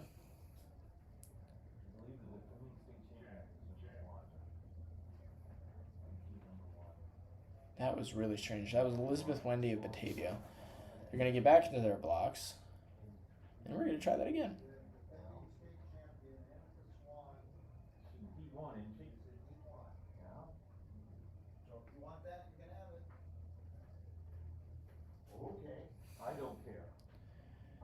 And yeah, here we go. And here we go. Clean start. Jackson is out the strongest, with Julia Hanan of Mateo Valley being a pretty close second. Jackson's previous PR was a 56, so curious to see if she can back that up here. She is out in about a 26. But Julia Hanan and Elizabeth Wendy both look really, really solid on the inside here. But it's going to be a battle in the final 100. Jackson has a pretty clear lead, but second place is what matters right now because that's where the bubble will be. Hazel Nadal with a final surge is going to take second. Will she be there in time? It's going to be close. Jackson is in 55. Nadal high 56. And it looks like Rena Raglan is going to survive and move on to the final with a 57.19. So your finalists are Malia Miller, Elena Steele, Abigail Jackson, and Kayla Reapy all taking big cues. And then Brie Noel, Lyric Jones, Hazel Nadal, Sarah Cole, and Rena Raglan move on by time. So a pretty great race there from Malia Miller specifically, 54.92 in the prelim. It's a pretty incredible mark. We are going to take a small break while the hurdles get set up, and then we will be right back.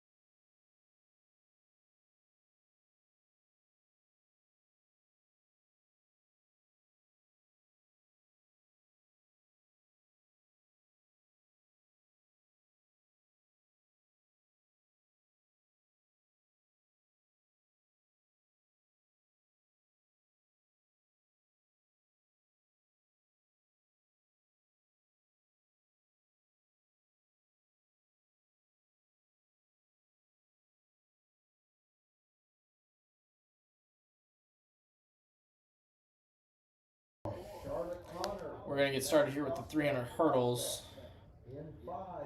Heat number 1, we got Camden Redway of Kenwood, Ellen McGee of Barrington, Charlotte Connor of Prospect, Kennedy Ruff of Hinsdale South, Olivia Stewart of Rock Island, Sydney Klein of Lockport, Jasmine Little of Thornwood, and Layla Mamutovic, Addison Trail.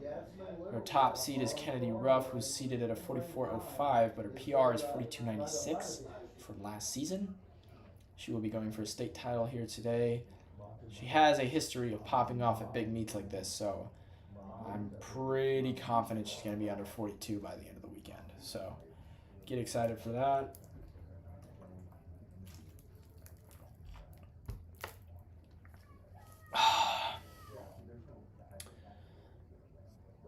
They are getting into their blocks now.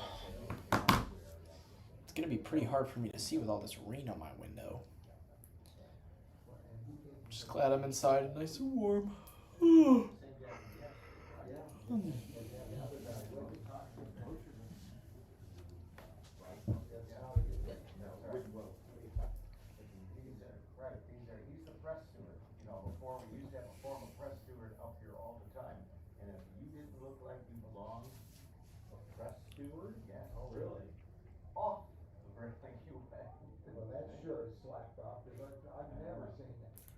Was that football or just track too?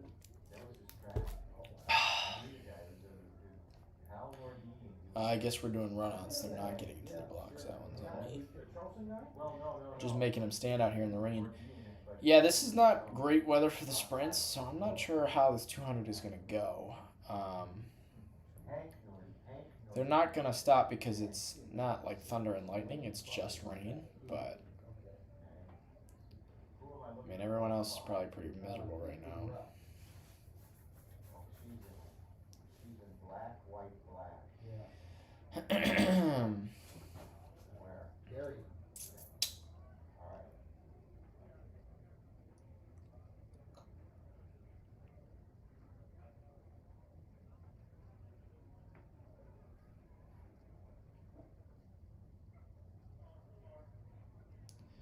Here we go. They're getting into their blocks now.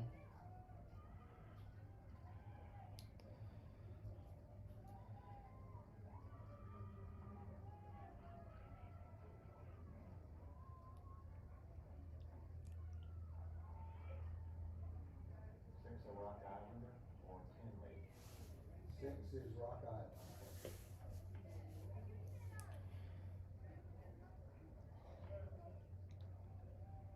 And here we go. And a good start. Stewart of Rock Island out of the blocks the best. Smooth hurdles from pretty much everyone. But it's Stewart and Ruff. Ruff making up the stagger here. And it's going to be Ruff at the straightaway taking the lead here. Kennedy Ruff of Hinsdale South is going to blaze home this final 100 here, and she's going to be home to a very big Q here in the prelims.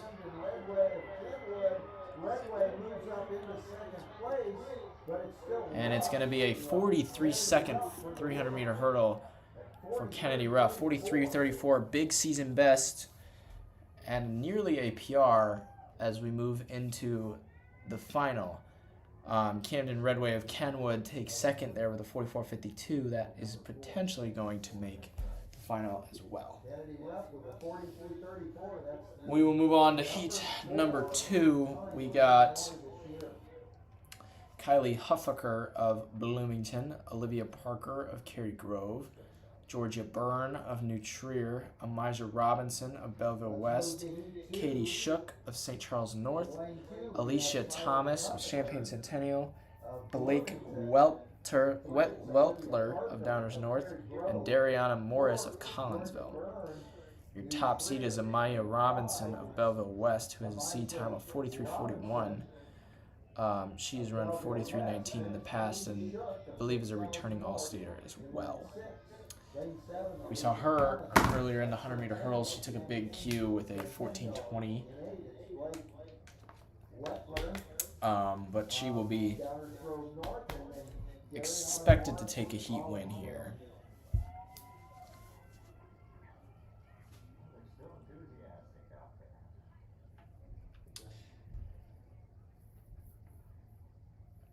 Believe they're going to get into their blocks here. Seventh a year ago in the middle, we have Amijah Robinson, who was third for Belleville West. Amijah. Let me get those phonics. Okay.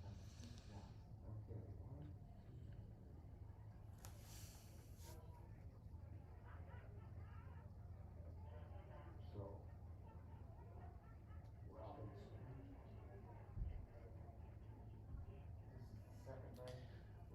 We're going to get into these blocks or what? Someone was in the middle of the track. See, this is what's going on. It's raining and everybody's losing their minds. Here we go. They're going to get into their blocks now.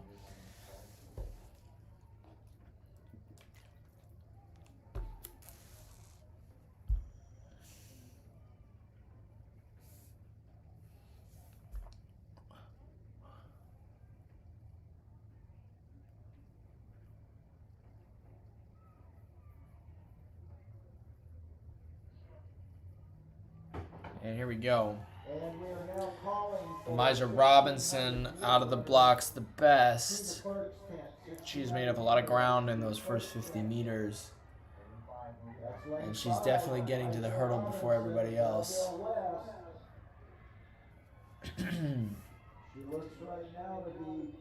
And she is going to absolutely destroy the rest of this heat. She's ahead by almost 10 meters on every single person. As we hit 100 meters to go, it's going to be Amiza Robinson and nobody else. She has one more hurdle standing between her and a big Q. And it is going to be a 42 seconds for Amiza Robinson, 42.64. Big PR and US 67 for Amiza Robinson. Really solid race there. 42.64. Parker was second, 44.46. Then Shook at 44.96. And that'd have it for Heat 2. Now, he brings the block. 5 on 11, Wednesday, Tiffany Jansen, from Buffalo Grove, 53. And now,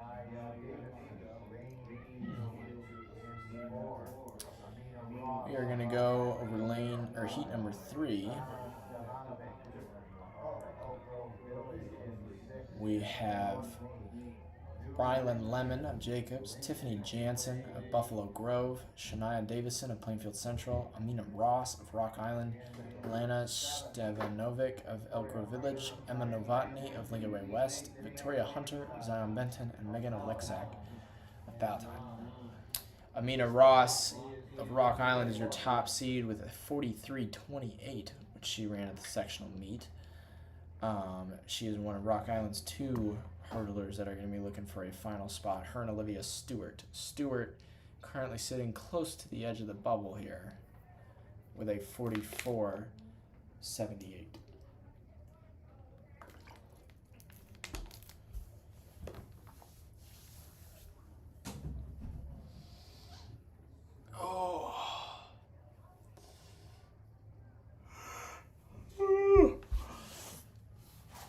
We're going to get into our blocks here.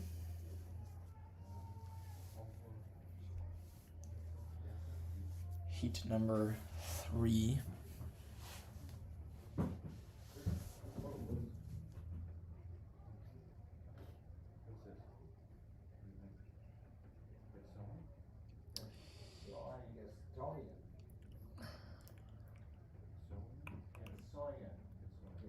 And here we go.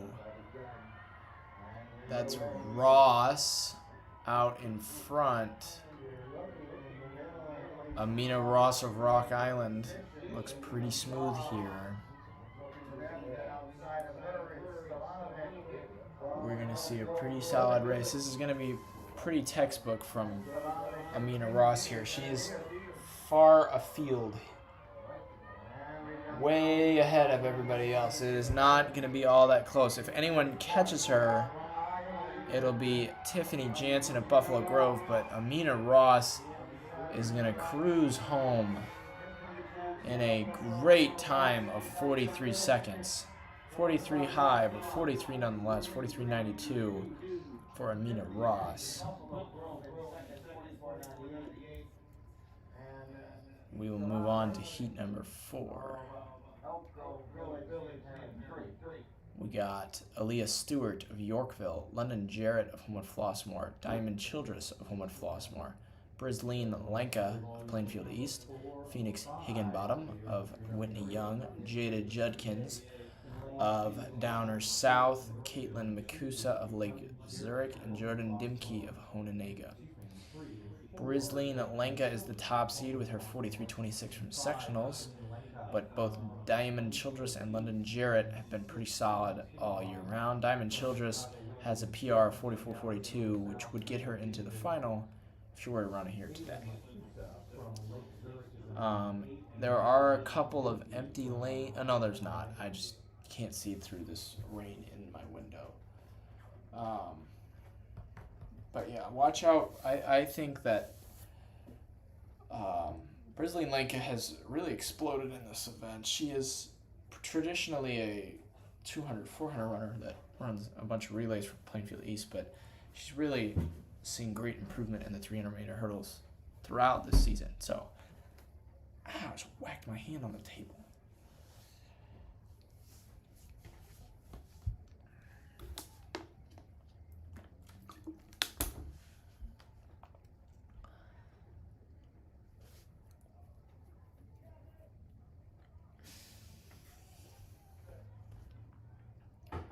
Nope. False start?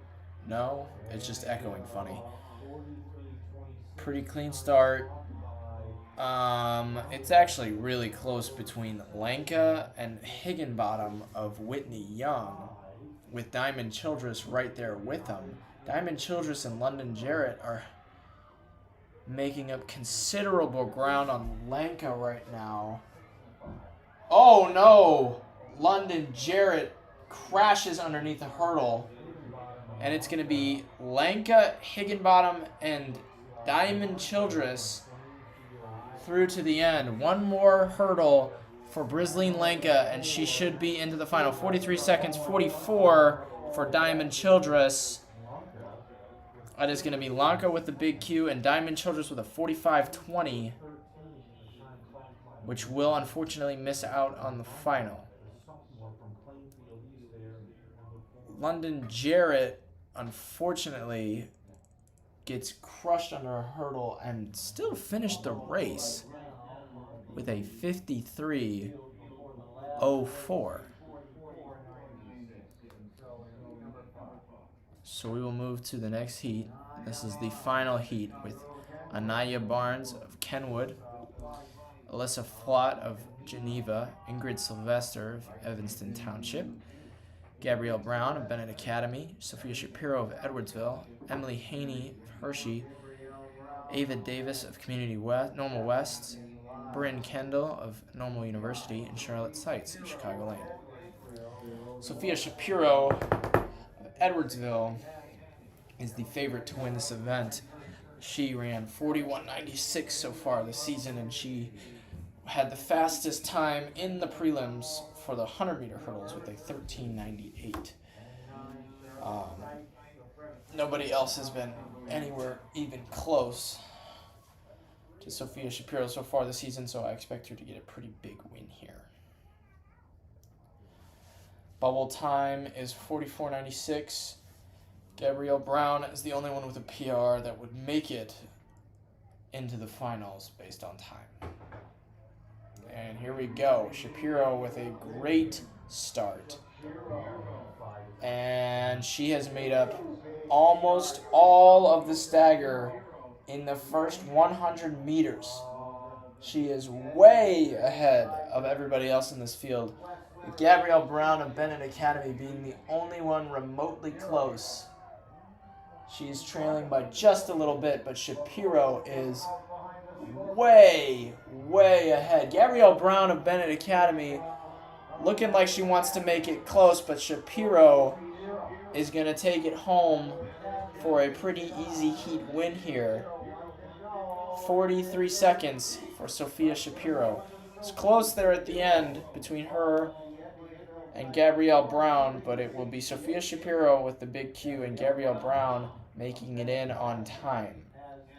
So your finalists will be Amaya Robinson, Kennedy Ruff, Sophia Shapiro, and Amina Ross, and Brisleen Lanka, big Qs, and then Gabrielle Brown, Olivia Parker, Camden Redway, and Olivia Stewart on small Qs. 44.78 was the cutoff. And we will move to the 2 mile, or to the 1600 meter run. There will be 3 heats of this. The first heat is going to feature our defending state champ, and she is not the favorite, which is crazy to say.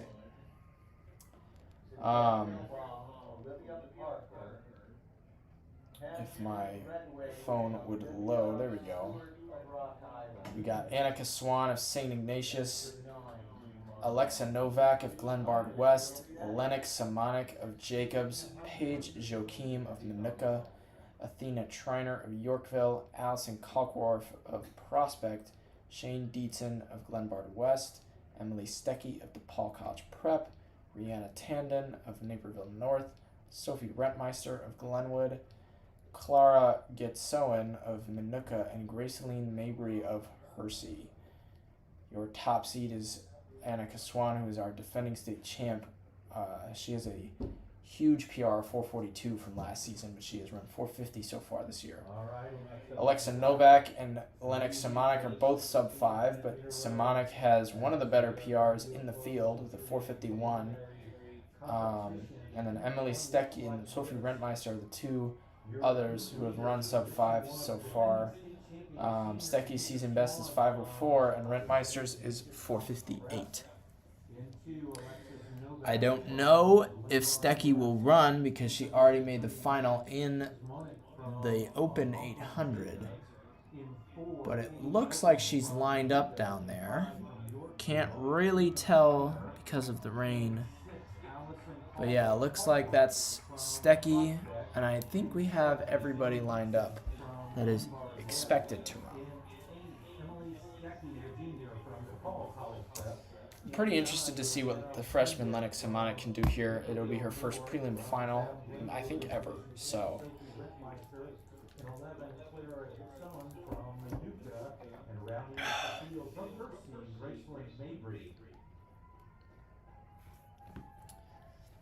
this is going to be a great race. There's, I believe, 12 girls on the line right now. We have the defending state champ, we have the elite freshman, and we have Alexa Novak, who just anchored her 4x8 home to the fastest prelim time of the day. I don't know. It's going to be close. Off the line is going to be, I believe that's Stecky. And there goes Swan, quickly taking that back with Stecky in second and Lennox Simonik in third. Novak sitting in fourth currently.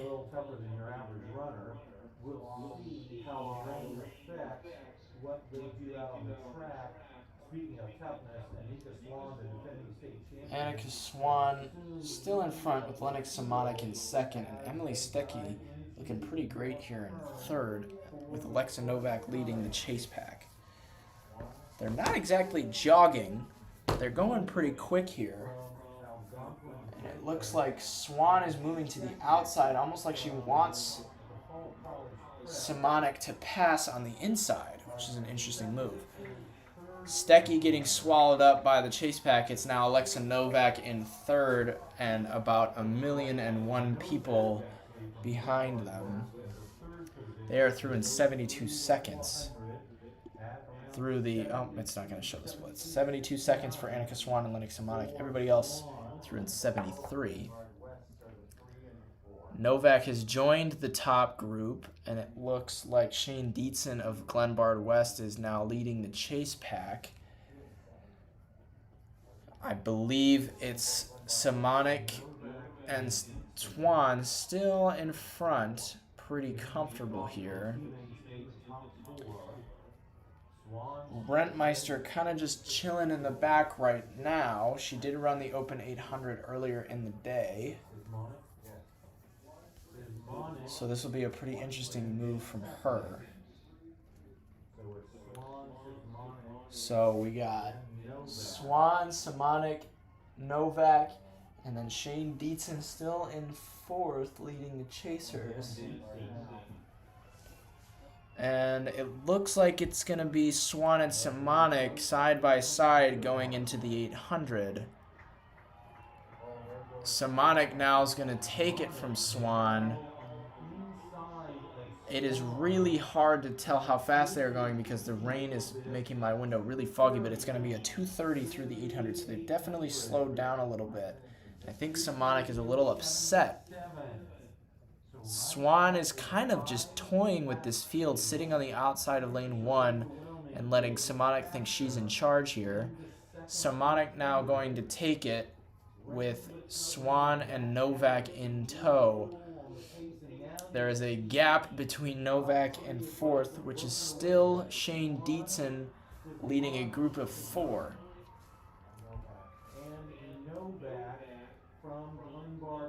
Looks like Sumonic has officially taken it from Swan. Swan is no longer sitting on her hip, waiting for her to move. But it's going to be Sumonic, Swan, and Alexa Novak going into the final lap here. They haven't sped up hardly at all on this lap, so it's going to be down to a kick, which means Annika Swan and Alexa Novak are going to battle it out. And then Paige Joachim of Manuka will be trailing in fourth, who also has a great kick. But I think she's too far back to make any ground up on Alexa Novak. Swan and Sumonic have not really started to move yet. Novak looking like she's hurting a little bit here from that 4x8 earlier in the day. Sumonic still in front, but Swan has been on her hip in the same spot that she's been all day long. Novak about 5 to 10 meters behind them. And it's going to be Sumonic and Swan now taking the lead with 200 meters to go. Swan's going to use her kick to try and win this heat. I'm pretty sure she's going to walk away with it here. They are both moving pretty fast here to close out this first heat. But Swan is going to be pretty solid here. Sumonic trying to make a final last-ditch effort to get around her. It might just pay off. Look at Lennox Sumonic. Lennox Sumonic's going to take it up the line. 4:56 for the freshman. And a big Q over the defending state champion. Lennox Sumonic takes heat number 1 with a 4:56. Closing in a 71 on Annika Swan's head. That is huge. That is really, really big. That does not happen, like, just out of the blue. That is an extremely impressive race from Lennox Sumonic. I was not expecting her to get Swan at the line. She almost surprised her. Sumonic passed Swan, and then Swan had to kick it up a notch. That was incredible. Huge race from Lennox Sumonic and a tactical mastermind. I'm really impressed. That was impressive. Alexa Novak with a 4:58. That should be good enough to get into the final. Athena Triner, 4:5:02, took fourth. We will see if that holds up as the heats go on. Anyways, we got heat number 2. Mia Serwa of Barrington, Ainsley Carter of Chicago Lane, Sophia Border of Geneva, Marley Charniewski of Plainfield North, Meg Peterson of Prospect, Gabriella McNider of Hoffman Estates, Gwendolyn Crodel of Batavia, Mia Fereistic of New Lenox Lincoln Way Central, Charlotte Danahy of Naperville Central, Sophia Ramirez of Washington, Aubrey Clark of Lincoln Way East, and Sienna O'Malley of Chicago Lane Tech. The top seed is Mia Serwa of Barrington, who is one of the best distance runners in the country. She has a 4:46 PR and season best, and I would expect her to take the win here. Now, if it becomes a tactical race, Meg Peterson could very easily walk away with the win here. She has a PR of 4:52, and she is known to have a nasty kick. We could see her walk away with the win. We could also see Mia Fereistic, who is on the line, walk away with a win here. Mia Fereistic is on her second event of the day. She ran the Open 8 and is likely going to run the 4x8 tomorrow as well. So we will see how this goes immediately. That is Sophia Border of Geneva out to the front with Serwa on her hip. Sophia Border has a PR of 4:54 and has been on an amazing hot streak lately. She will be running the 2-mile tomorrow with Serwa and Charniewski. Marley Charniewski of Plainfield North, I don't see her anywhere, but it's Ainsley Carter of Lane Tech who's going to take it through 200 with Mia Serwa and Sophia Border on her hip. They are through 200 meters in 36 seconds. Serwa now taking the lead, looking pretty smooth here. And then the 12 runner, Sienna O'Malley of Chicago Lane. That looks like Ainsley Carter in second. with, I think that's a second lane tech runner, Sienna O'Malley, the freshman, in 5'11", who was a PR of 5'11". 71 for Mia Serwa, with Ainsley Carter in second and Sienna O'Malley in third. It'll be Sophia Border and Mia Fereistic kind of just chilling behind that group, with Meg Peterson leading the chase pack. And Mia Serwa is not looking to make this tactical. She is out extremely fast, with about 15 or so meters on Ainsley Carter, Sophia Border, and Mia Fereistic. Mia Fereistic trying to go around here. Sienna O'Malley of Lane Tech still attached, which is incredible because her PR is only 5'11". Serwa hasn't exactly extended, but she's definitely leading comfortably over the rest of this group. This is a sub-10 2-miler and the national champion in the 5K indoors. I really don't see her losing this race. However, Mia Fereistic has outkicked her before, but that was a little bit closer. And currently there is about 5 seconds between Serwa and everybody else. 2:23 through the 800. That is a 72-second lap. The rest of the group out at a 2:28, with Mia Fereistic leading on Ainsley Carter going into the third lap. Sienna O'Malley is still attached to that top group, with Fereistic, Carter, Border, and Meg Peterson is trailing behind. Now Meg Peterson is starting to move away from the chase pack, hoping to make it back up to the front. She is going to have to run a pretty solid time here if she wants to make the final. She did not run the Open 8 this morning, so this is her only shot to make it in an individual event.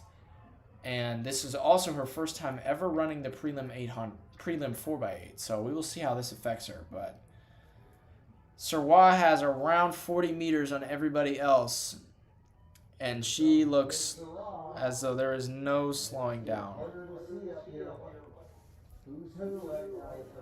Almost 50 on the rest of the field. Sienna O'Malley is hanging in there. This is one of the most impressive performances I have seen all day long. But Mia Serwa, 3:37 through the 1200. That's another 74, excuse me. We could be under 450 here if we're not careful. Fereistic, Carter, and Border are starting to bridge a gap between them and Sienna O'Malley. That was a 77 for that chase pack. Meg Peterson was also 77. She's going to have a killer final lap if she wants to make this final. She's already starting to move, gaining pretty good distance here between herself and Sienna O'Malley, but she is going to have to catch that top group and pass them if she wants to make this final. Mia Serwa has 200 meters to go, and she is at this point started to realize that she is going to win this by a country mile. I think there's starting to be a little bit of patience, not necessarily patience, but she's going to lay off the gas just a little bit here. That's not even true. Mia Serwa is gassing it up as she gets through the final 100. And Sophia Border will outkick the chase pack to take second. 4:49 for Mia Serwa, and a big Q to send her to the finals. Sophia Border 4:55, and Meg Peterson is going to finish at 5 flat. That will be under the bubble time, but I don't know if that's going to survive that final heat. It's going to be pretty close. Sophia Border 4:56. Second, she is the fastest qualifier on time over Annika Swan. Ainsley Carter 4:57, Mia Fereistic 4:57, and Alexa Novak 4:58. And then Meg Peterson at 5 flat. That was a really strong final lap from Meg Peterson, 71. But she is going to have to get out pretty fast tomorrow if she wants to do anything in the All-State region. And we will move to heat number 3.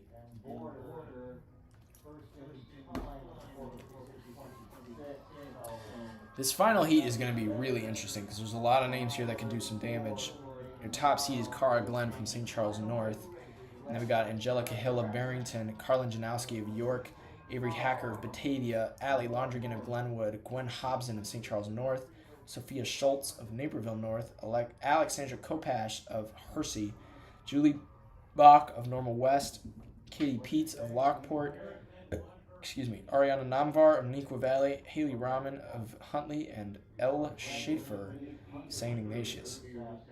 Cara Glenn ran 4:46 last week at the sectional meet, and that is what she's seated at. That is also what Mia Sirwa ran last week, and I believe Sirwa was about a half a second faster.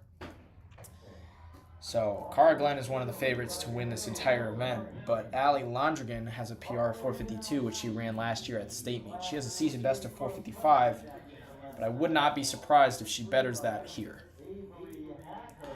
That is Glenn out in front with Avery Hacker of Batavia in second and Allie Londrigan of Chatham Glenwood in third. I believe that's Gwen Hobson in fourth, with a number of runners trailing, maybe Angelica Hill in there as well. They are through in 38 seconds, so not crazy fast. This is not going to be like the 800 where we saw Cara Glenn blaze at 2:07 this morning. But this will be Cara Glenn's final event of the day. She leads over Allie Londrigan and Angelica Hill currently. And I believe that is Carlin Janowski of York in fourth. 1:13 through the first lap. And I believe, yeah, that is Glenn in front with Angelica Hill in third. And then Avery Hacker, a part of that top group as well. Hacker more of a 2-miler, but looking like she wants to drop her time down pretty considerably here. Cara Glenn starting to bridge the gap here. It's Angelica Hill in second and Allie Londrigan in third, with, I think, Gwen Hobson in fourth. Carlin Janowski and Avery Hacker trailing behind them. Cara Glenn has a solid 20 meters on the rest of the field right now.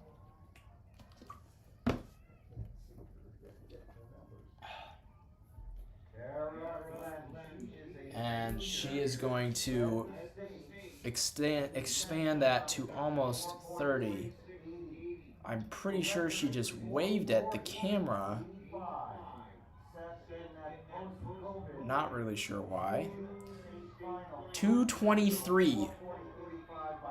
That was a 70 out of Cara Glenn. She's absolutely hauling right now. Allie Londrigan and Angelica Hill come together in 2:29 with Gwen Hobson right where they're with them. Carlin Janowski and Avery Hacker just a little bit behind.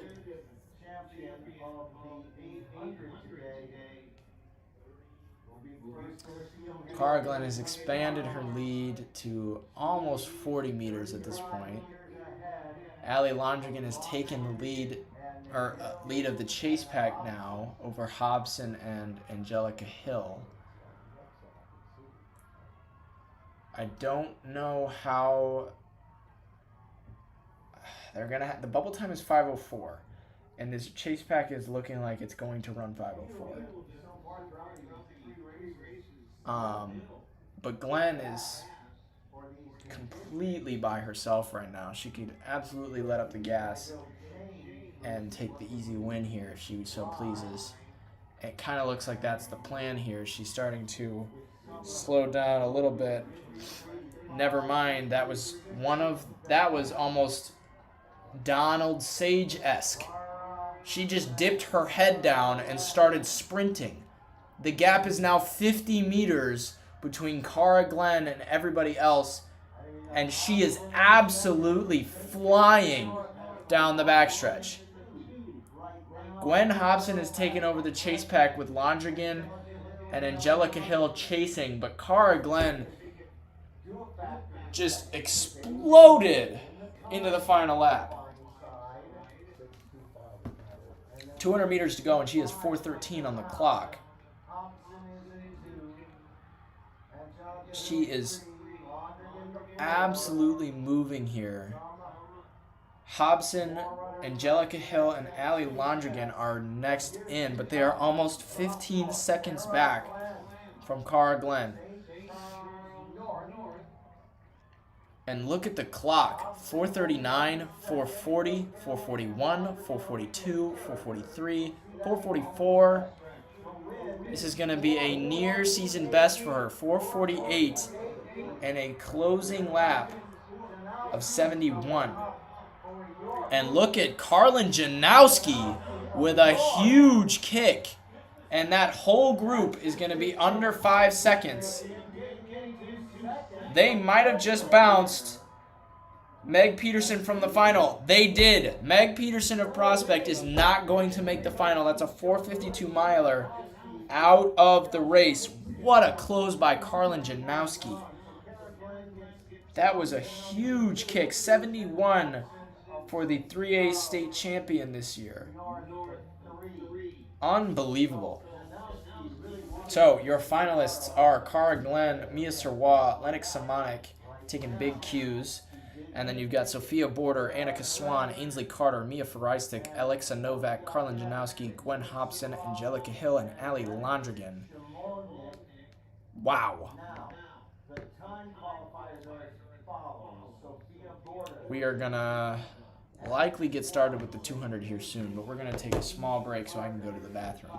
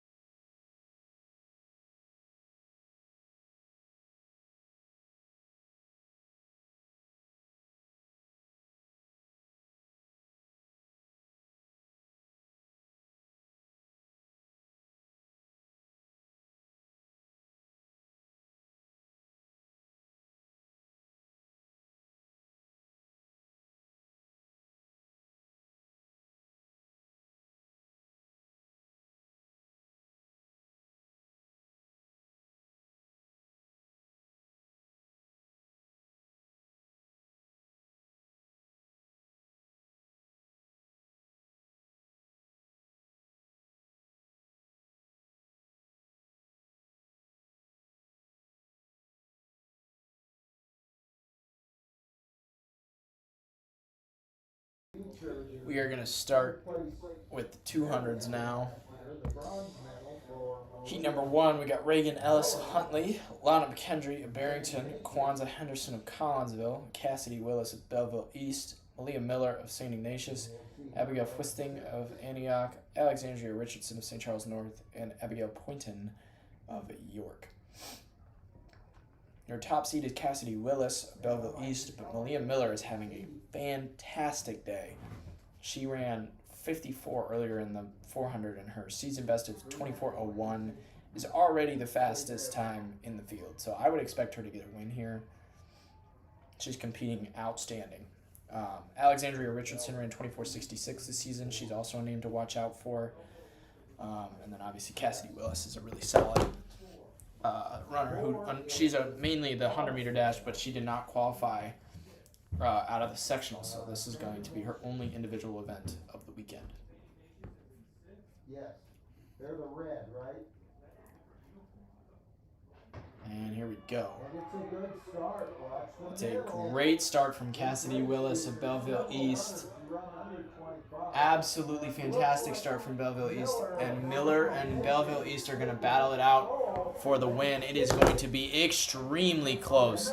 Miller coming back there at the end to take the heat win. This is going to be a 23-second performance from Malia Miller. 24:00. And a big PR for her. Cassidy Willis, 24:47. That should be good enough for the final. We will have to wait and see it. The 100-meter times were not crazy fast today, so if the 200s are similar, then we should be okay.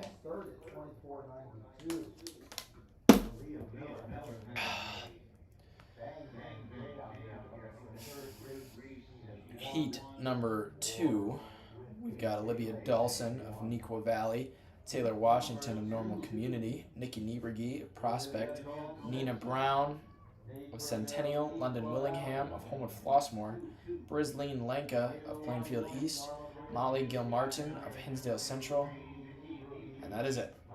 Your top seed is Nina Brown of Champaign Centennial, who ran 24:21, but London Willingham has a PR of 24:16 and has been crushing it as of lately.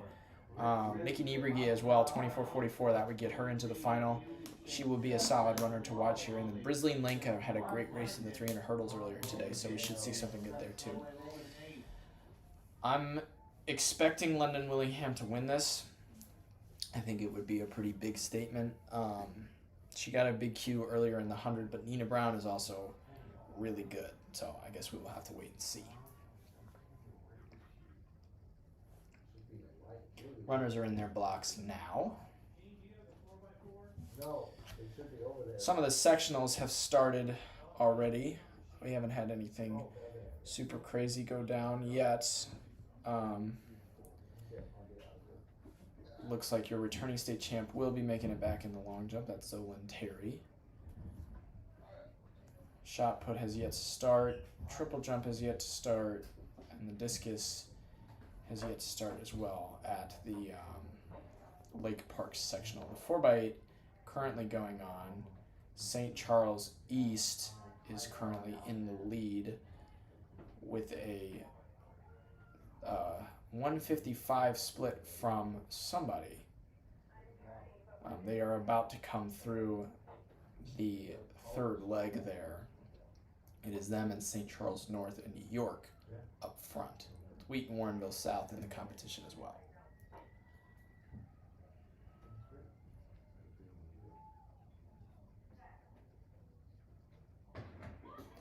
And here goes heat number 2.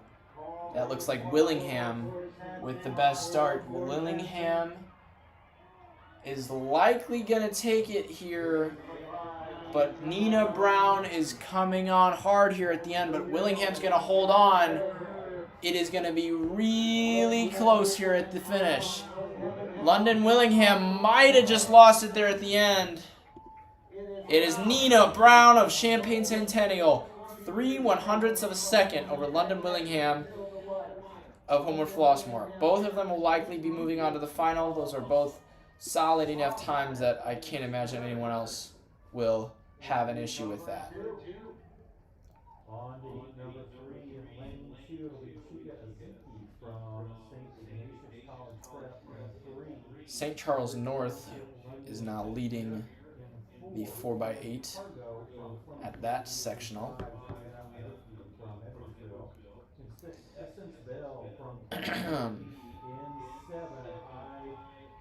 It is St. Charles East and York competing for second, and Wheaton Warrenville has a shot at qualifying if they can get under 8 minutes. We will move to heat number 2 with a where we got Chica Aziki of St. Ignatius, London Cushmere of Rich Township, Cam Cargo of Plainfield East, Joanna Enoki of Edwardsville, Essence Bell of Kankakee, Iye Adaramola of Chatham Glenwood, and Rachel Hogan of Huntley. Joanna Enoki is your top seed. She's run 24:04, and she had a nasty third leg for Edwardsville 4x2 this afternoon. Essence Bell, 24:64 is the next best runner in the field, but Cam Cargo is having a pretty good day as well. She took third in her heat of the 100 and almost made the final as a freshman, so could see something good from there as well. St. Charles North ended up winning the 4x8 at the sectional meet, 750 over St. Charles East in 755, and York has yet to finish, but is likely also going to be 755. No! That's big news. Elmhurst York is not going to qualify to the state meet in the 4x8 unless there is a timing error, which is highly likely. But anyways, heat number 3 has started, and that is not Enoki out of the blocks. That's Cam Cargo, the freshman from Plainfield East, has hit the straightaway in first, but Enoki is going to draw back. Essence Bell and Joanna Enoki are going to make it a race. It's going to be Enoki and Bell at the line, but Enoki's going to take it. Watch the clock. 24:47 with Essence. Oh, it's a tie! Joanna Enoki and Essence Bell, 24:47. Welcome back, Carson. You sick of the rain? I am. All right. Well, it's nice and warm in here. It is warm. It's actually very cold outside and very wet. Yeah, the sprints are actually pretty quick considering they're cold. It's cold outside, you know? Wasn't expecting that. My mistake. York did end up making it 7:51. They were second behind St. Charles North. Oh, is this at sectionals? Yeah. I'm just rattling off some stuff. Did the 100 run? 100 at. Oh no, Bennett Conkey has not yet shown us his greatness. Well, I just want to make sure he actually runs. Oh yeah, he's like a 7-on-7 guy. So. Hersey, Arlington Heights. Hersey takes the win in their sectional as well. 750 over Mundelein. What a great 752. What a great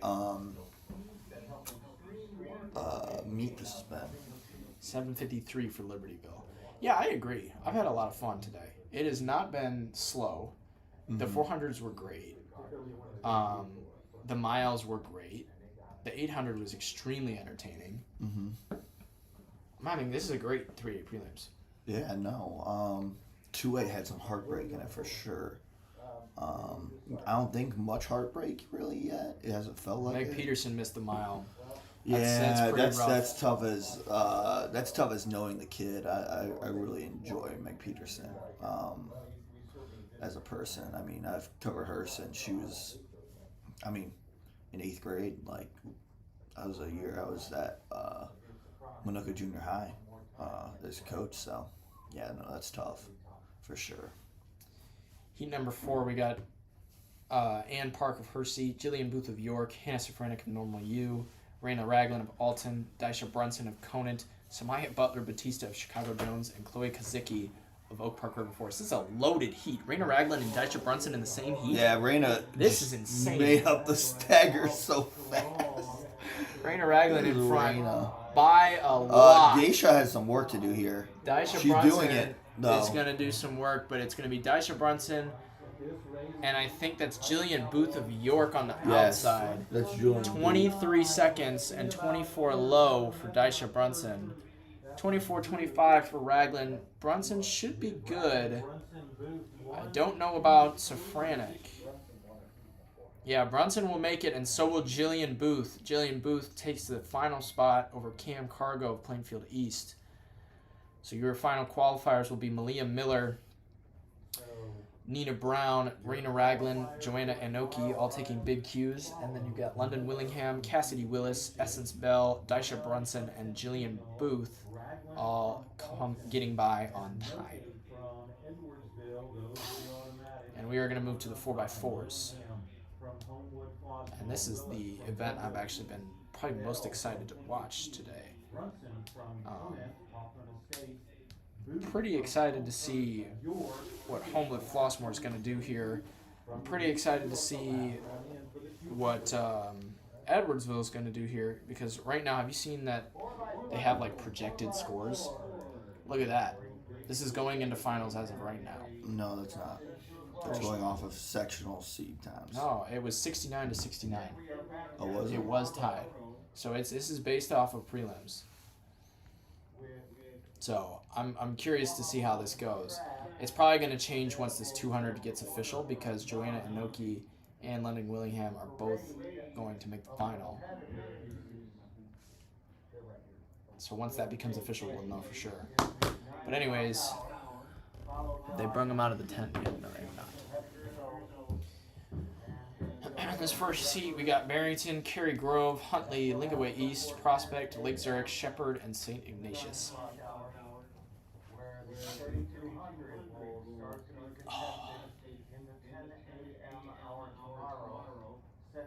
Your top seed is Linkaway East with 356, but Prospect is not that far behind there for 357, and Lake Zurich is 359. I've seen a lot of crazy stuff today in the 4x4, so. It's wild that it's almost 6 o'clock, by the way. That is insane. When do they usually get done with this? Around this time. They have the unified games. No, that's next week, next Thursday. They used to do it on Wednesday before the state meet, right? Correct. Yeah, that's what I thought. What are your thoughts on Malia Miller today? I think that's like Leah Miller. She's having a great day. She did the same thing last year. She did that last year. Kennedy Ruff did that last year. Just at the state meet, pop out something good. So. Yeah, Ray J. Cooper Smith from North Chicago is doing How the same about thing. Amijah Robinson? That was a takeaway. 42 from 300 hurdles. 42.64. Yeah, she got a big Q in the 100-meter hurdles too, which is pretty nice. She looked good over the 100 hurdles. She's small though. She's tiny. Yeah.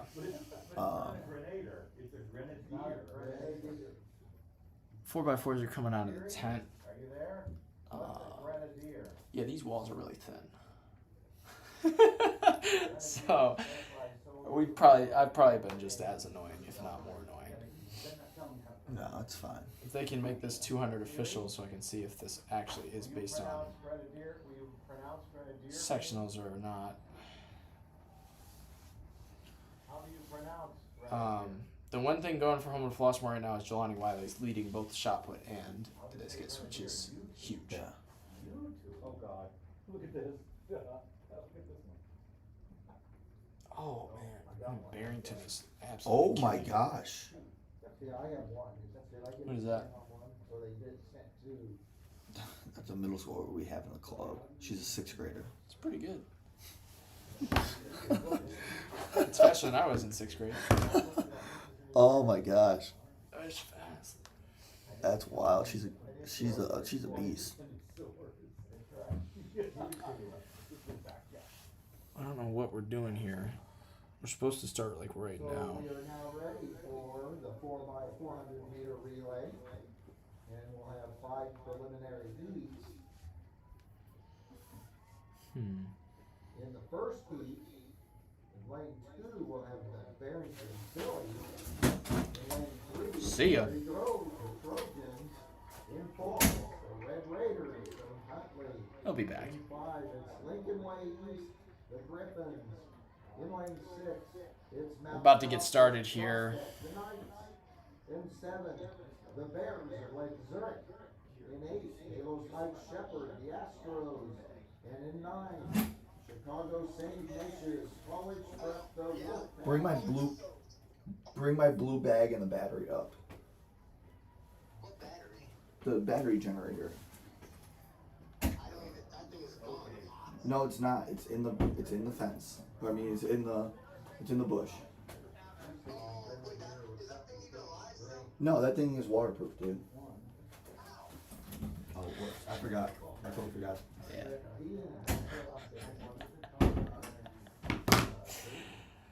Oh, that's funny. Oh. I'm about to get started here. I don't know what's taking so long, but I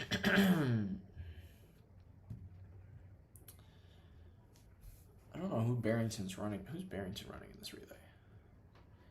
Madison Miles, Abby Lewis, A. Wiersbicki, and Ella McGee. Interesting. I think they're getting to their blocks. No, not quite. Taking their sweet time.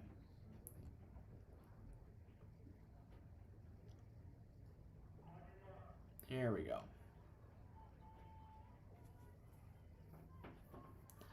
So that'll be Lincoln Way East in lane 5. That's the team to watch out for. Prospect as well should be pretty solid here. Prospect having somewhat of a rough day. They've put some people into finals, but they're also a 4x8 school, and if they win the 4x8, it's going to be a good day for them. So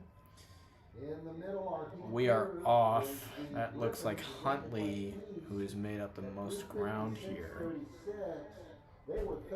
Huntley's out of the blocks pretty quick here, as is Lake Zurich. Prospect, Lake Zurich, and Lincoln Way East all about even at the stagger. It's going to be about 25 seconds for each one at the 200.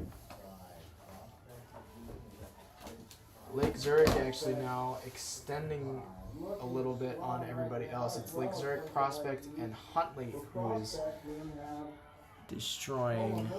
I mean, Paulina Krupski is destroying the field, dude. This is insane. She scratched the open 4. Yeah, which is the right move. I would agree. But we talked to her about that. Remember, we saw her in the. Is that what she said? I couldn't hear what she said at all. Yeah, no, she said she wasn't going to run it. We saw her yesterday when she was Huge lead for Lake Zurich right now. Oh my goodness. This is massive. And then you've got Prospect and Lincoln Way East that are going to be the next ones into the break line. But Lena Steele is real. So that's the only thing that I'm going to be saying for the rest of this race, because I think that could definitely turn things around pretty quick here. Prospects gained a little bit of ground on Lake Zurich, but not a whole lot. And it's Elena Steele, Lincoln Way East, and I think that's Shepherd. Either Shepherd or Cary Grove there now in 3rd. We are going to find out. And here comes Lake Zurich, 155 at the 800. Prospect almost drops it, but 158 for them as well. And I think that's Cary Grove. Yeah, Cary Grove, 158 at 3rd, with Lincoln Way East, 159. All 4 on pace for sub 4. I don't know which. How is Cary Grove doing this? I didn't know Cary Grove was like that. I think they've gone sub 4 this year. I guess they didn't at the section. No, go to that. Then go to entries. Does it have season best? Oh, it does have season best. Where's Cary Grove? They run 401, so I guess they're having a pretty good day. How about Simeon earlier in the day? Oh, that was awesome. I was not expecting that. Them and Carbondale did the same thing. They would go out fast and then just die. Lake Zurich looks amazing right now. Yeah, they do. This is incredible from Lake Zurich. 253, 254, 255 at the handoff. I mean, Prospect's a really good team here and there. And Lincoln Way East. Lincoln Way East has 4x4 power. Elena Steele here. Oh yeah, is this Elena Steele. Yeah, is this a safe lead for? I don't know if this is a safe lead for Lake This Zurich. isn't a Oh safe- my goodness! She just put 20 meters between herself and Prospect, and she's about to catch Lake Zurich in the first 200. Oh my god. That is nasty.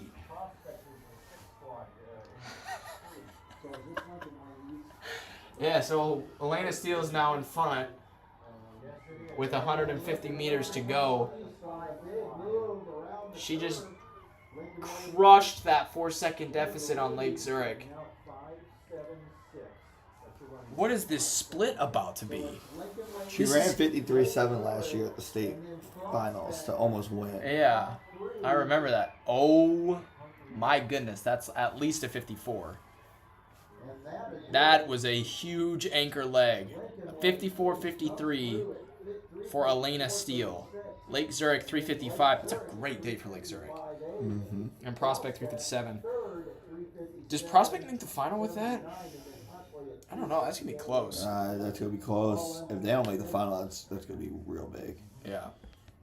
At a good school. Because that's a school that could probably run 353 on any given day. I don't know if the top... Because last year was a really good 4x4 in the finals. The top 4 were all under 350, which was insane. Lincoln Way East, I guess, is just in shape to go back... Or not back-to-back, but like very laced. Yeah. Get in Sorry, there. guys. See ya. You going back down and take pictures or what? No. All right.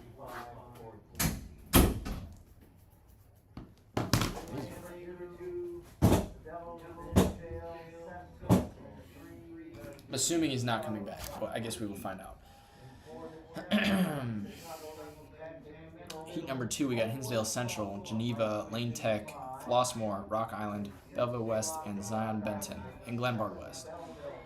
I am curious to see what Rock Island can do because they have 2 really good 300-meter hurdlers that I think could also make good 400 runners. So they've run 357 so far this season. I kind of wonder if they could go like 355, if not faster. Oh, you are coming back. Nolan is coming here to talk on. Oh, what's up, Nolan? What? Yep, talk about the races. Oh my god. Nolan, have a seat. What is that? Did you want me to put that there? Yeah. Okay. Thank you. You got food on it. Really?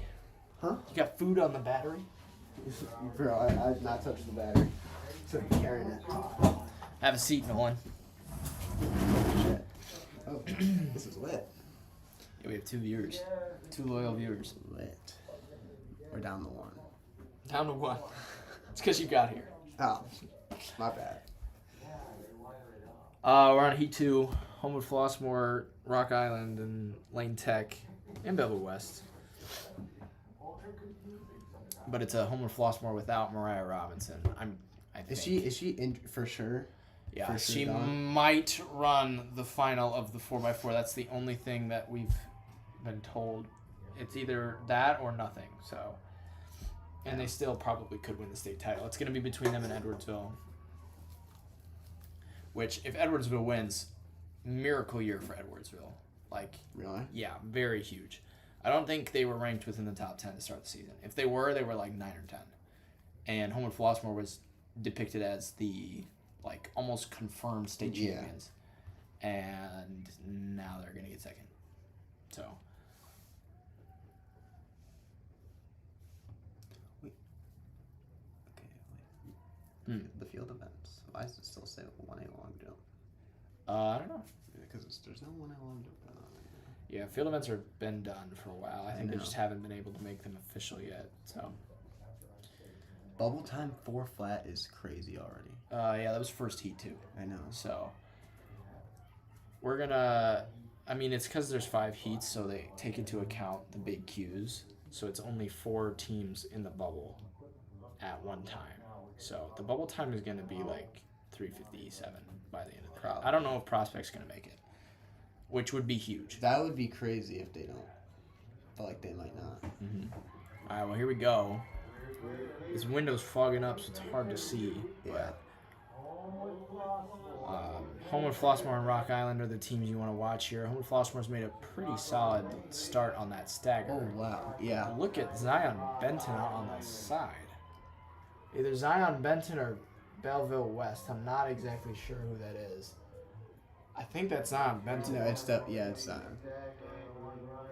And they're the only team that's really competing with Homewood Flossmoor right now.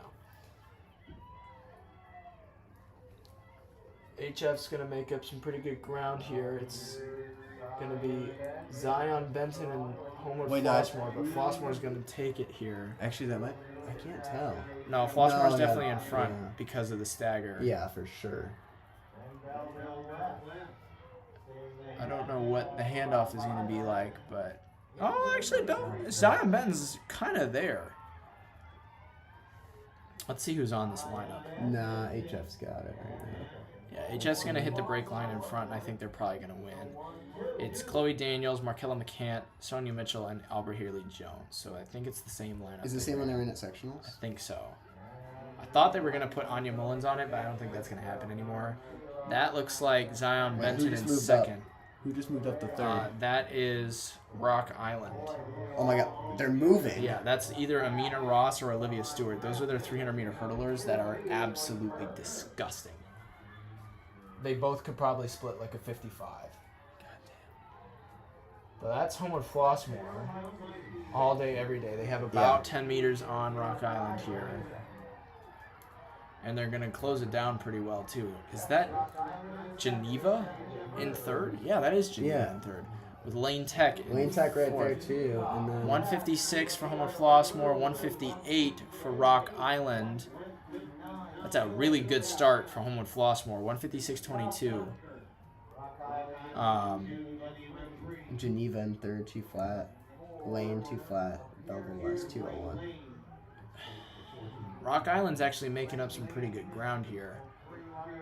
Yeah, wait, they're actually... They're pulling in a little bit. If their anchor leg can put something crazy on the board, we could be looking at a really solid race between them and HF. Amina Ross is supposed to be their anchor, and that's arguably their best runner on this relay. So we'll see. This is still a pretty big gap that they got to make up. This is at least 15 meters, if not 20. And Lane Tech is now about to take second. Yeah, so this is going to be crazy. Homewood Flossmoor's having a great day. This is going to be 356 at the handoff, so double O. Yeah. And I believe that's going to be either double O or 61 for Rock Island. It's going to be down to this anchor leg. I'm going to try and... This is not good. The rain has made it impossible to see out of this freaking window. That is Homewood Flossmoor and Rock Island. Rock Island has put huge space between themselves and Lane Tech. Yeah. I mean, the distance is closing. I just don't know. They're going to run out of this is real gonna estate. happen. They're not going gonna to have run enough out of time, and I don't know if they have. They need another gear too. That's the issue. because they need to. Yeah, they need to keep on the gas. Which they are still closing, but Homewood Flossmoor still has a gear as well. If Rock Island can kick it out here, Nah, it's wraps. Why? Wait for it though. It's not gonna happen, but they are gonna run a fast time. It's gonna be 3:54 for the Big Q and 3:55 for Rock Island. That's a big season best, and then 3:58, 3:59 for Chicago Lane. That's pretty solid as well. So the bubble's now 3:58.87. Chicago Lane is not going to make it. Damn. Huntley's going to be the last team in. Because Lake Zurich ran 3:55 and didn't get the Big Q. So they're in, Rock Island is in, and then it's Prospect and Huntley. So we have 3 heats left. That's ridiculous.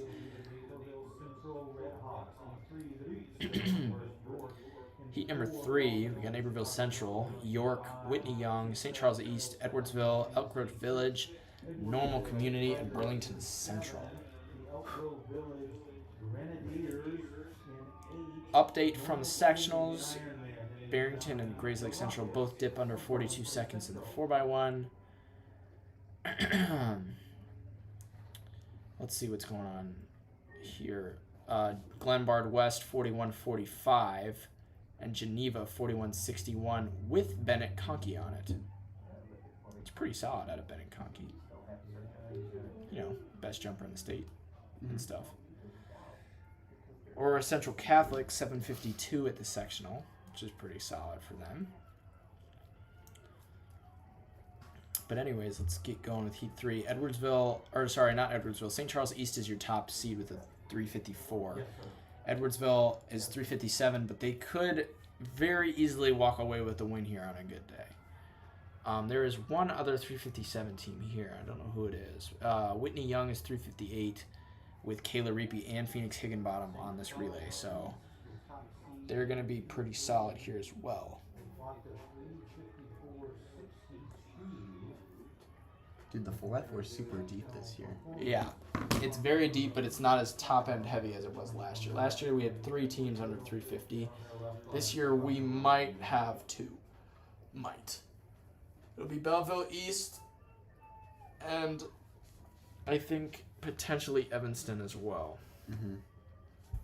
Because Evanston had Bree Noel split a 56 at sectionals, and she's a 55 girl bare minimum. So, yeah. I mean, it was cold that day at sectionals, I'm pretty sure. And they still ran 352. Yeah. So, it's pretty good stuff.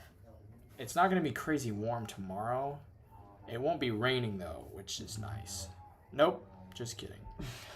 It's supposed to rain in the morning, and then in the afternoon it's supposed to get up to 78. So That's good for the sprints. So we're going to have a rainy 4x8? No, it's supposed to rain like super early, so I don't think so. It'll just I don't know be what wet, what time do running events even start tomorrow? Do you know? I think it's 10:30. Okay. It's good for me. That means I can get up and eat and not have to rush around town. Me and Carson were almost late this morning because we got to McDonald's at like 9:40 and had to rush our asses over. I think we left the dorm at 9:40. Yeah. And here we go. Heat number 3. That looks like a St. Charles East who is crushing the stagger right now. No, that's Edwardsville who's crushing the stagger. Sure, Edwardsville. Oh my god. And Whitney Young. What is that sound? Was that the gun or was that thunder? Surely not thunder. It sounded like a thud. Whitney Young is absolutely crushing the stagger right now. Edwardsville looks pretty good too, but Nah, Whitney Young's frying Whitney them. Younger is I can't see anything. Yeah, that's Kayla Reapy. So that makes sense. Kayla Reapy is a 55 400 runner, so that makes sense. It's going to be Edwardsville, but Whitney Young is going to be way out in is front. blowing everyone out the water right now. Yeah. They're going to hit the handoff in 55 seconds. Whitney Young got the handoff first, but Edwardsville had a much better handoff. St. Charles East is going to try and make that up. Look at St. Charles East. Oh, my God. Yeah, St. Charles East is going to take take it at the break line. For sure. Oh, Edwardsville is going to catch up, too. Yeah, she's looking like she wants to make a move on There's no way that gets held throughout the entire thing. She's going to slow down. 125 at the 600 for all 3 teams. It's going to be St. Charles East. I mean, Whitney's looking holding on right now. Whitney Young and Edwardsville. Whitney Young looks like they have another gear here, and they're going to go wide on St. Charles. Yeah, they you are called gonna go it. wide. Called it. Wow. Whitney Young going And Edwardsville, wide. I think, is going to follow Edwardsville's too. going to have another gear as well. St. Charles East looks like they're locking up pretty bad here. I mean, they were just out blistering. Well, Whitney Young is also just running amazing right now. 155 for Whitney Young through the half. I don't know. That's kind of stupid. Whitney Young has a pretty big lead here. St. Charles East and Edwardsville are chasing.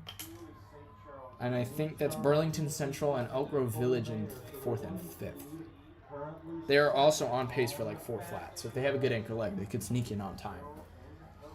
I think Prospect's getting booted from the final because these 3 teams are all going to run like 355, and that's going to be the bubble. So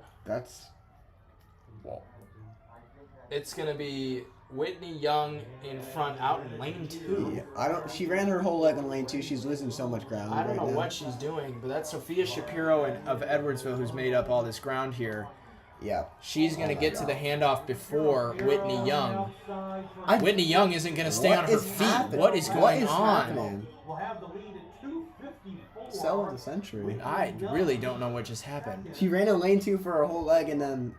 Edwardsville's now in swimming. front with St. Charles East and Whitney Young trailing. Whitney God. Young is out. They're out so hard. fast. Oh my God. St. Charles East and Whitney Young now going to take it. Edwardsville's got to respond, Edwardsville's bro. going to be patient, though. I really think they're going to have another gear here. St. Charles East is absolutely flying. 3:21 with 200 meters to go. And Edwardsville Oh, yeah, is you're attached. right. Watch. She's starting to come back. Yeah. That's what happens when you're behind and you go out too fast, is you don't realize how much you're burning up. But look at Whitney Young. Oh, this is going to be close. Edwardsville's coming up, but Whitney Young has another gear. Look at Edwardsville. Look at Edwardsville. Edwardsville, no. Oh, my God. This is going to be so close. It's going to be St. Charles East. They're going to hold. Oh, wow. 353? Are you serious? Oh, my God. 353 from St. Charles East, 353 from Edwardsville, and 354 from Whitney Young. And Prospect is out of the final. What was the bubble time? 350. It's 355. Oh, Wait, my God. we have 2 heats to go. We have 2 more heats. And it's 355. What is going on? Stop. Manuka still has to run. They're probably going to run like 355. Hampshire still has to run. So St. Charles North still has to run. They're going to run like 350. Dude, this is insane. Let's go to heat number 4. We got to meet the field for that one. We got Maine South, Chicago Kenwood, Plainfield North, Evanston, Manuka, DePaul Prep, Yorkville, and Champaign Central. Evanston's going to rip something. Yeah, Evanston's going to have a pretty good race here. They have a 352. Manuka has a 357, but that's with Natalie Nas and Paige Joachim, who both already ran today. I'm going to try and see if I can see who's down there. That looks like Nas. I don't know where Joachim is, though. Oh, Joachim's going to be the first leg. If there's no blocks over there, then it's going to be Joachim. Yep, that's Paige Joachim out there in lane number 6 with no blocks. That's the distance runner method right there. Yeah. And then they've got Zoe Moxley on the second leg, who's pretty capable of splitting sub-minute as well. So, yeah, hey, for concurrent viewers, we peaked at 9 today. Oh, shit. Yeah, so That's lit. we're moving up in the world. I don't know if it's even going to go up tomorrow. I should probably will because it's finals, but I don't know. We'll see. Evanston's going to rip something nasty here, but I think Manuka is in a spot where they could as well. Manuka's going to have to PR if they want to make it because the bubble's 355. So 357 is just not going to cut it. Which is crazy to say, low-key. Yeah. It is the best year of sprints we've had ever. So. Yeah. Dude, track inflation hit. It did. Very much so. It's hitting today specifically. Because there's been just a bunch of teams that are dropping crazy time. The 4x4s all weekend long have been dropping times like no other. It is unbelievable. The bubble for 1A coming in was supposed to be 4:10, and it was 4:05 by the end of the day. Like, that's ridiculous. For 1A too, yeah. 2A, same thing. I think the bubble ended up being like I think it was like 4:03, 4:02. The bubble for 3A was probably going to be 3:57. It's currently 3:55, and we have 2 more heats. And then 2 more heats of like good teams. Too. Yeah, it's 2 more heats of actually good teams, not just like a bunch of pushovers. You know. Yeah. Mickey Mouse. I don't think Manuka will do any. I don't know if Manuka will get it, but they'll at least run 3:57. The next heat, I think St. Charles North. I think Normal University. I think Hampshire, I think Lincoln Way Central potentially. All of those teams could very easily run like 3:56, if not faster. I think Normal University is going to run like 3:54. And really? Yeah. Abigail Jackson is disgusting, and they have Katie Minton who can split like 56. Now, granted, they do not have a 4th leg. Like, their 4th leg is going to be like a 64, but they have 2 girls that are both 55, 56. Like, that's going to be easy money. And here we go. Out of the blocks, pretty even here. Evanston's making up a little bit, but so is DePaul Prep. Who's on the first leg for DePaul Prep? I don't know. Stecky's supposed to anchor, but I don't think she will because she didn't run amazing in the mile. Yeah, she's having a rough. She did run well in the 8, though. She almost, I thought she was gone, and then she came back there really late in the race. Look at Plainfield North right now. Plainfield North is winning over Evanston. I don't know who this first leg is for Evanston. If it's I think they're Sylvester- backloading though. Oh, they are? I feel like they backload. I've never That's how- seen them run, so I wouldn't know. Look That's just how at Evanston does Kenwood it. as well. Kenwood is looking pretty solid here, and they're probably going to get to I'm kind of surprised by that. To be Kenwood looks honest. really, really solid. I'm pretty sure Kenwood's going to get to the handoff first. It's going to be them or Yorkville. Yeah, it's going to be Kenwood and Yorkville. Evanston, and then Yorkville out in lane 8. And Kenwood's going to hit the brake line first. That's a name we haven't heard very much this weekend. They're a very young girls team. God, wait. Oh. Yeah, that's Evanston and Evanston's- Kenwood, and Evanston's going to take it back. Yeah. I don't know who this is for Evanston, though. I'm going to check that real quick. I mean, They Kenwood went responded really well, though. Look at that. DeCastro, now it's Vandergriff, and then Sylvester is next, and then Bree Noel on anchor. Vandergriff ran 57 in the open at the sectional meet, so she's definitely got a strong split here.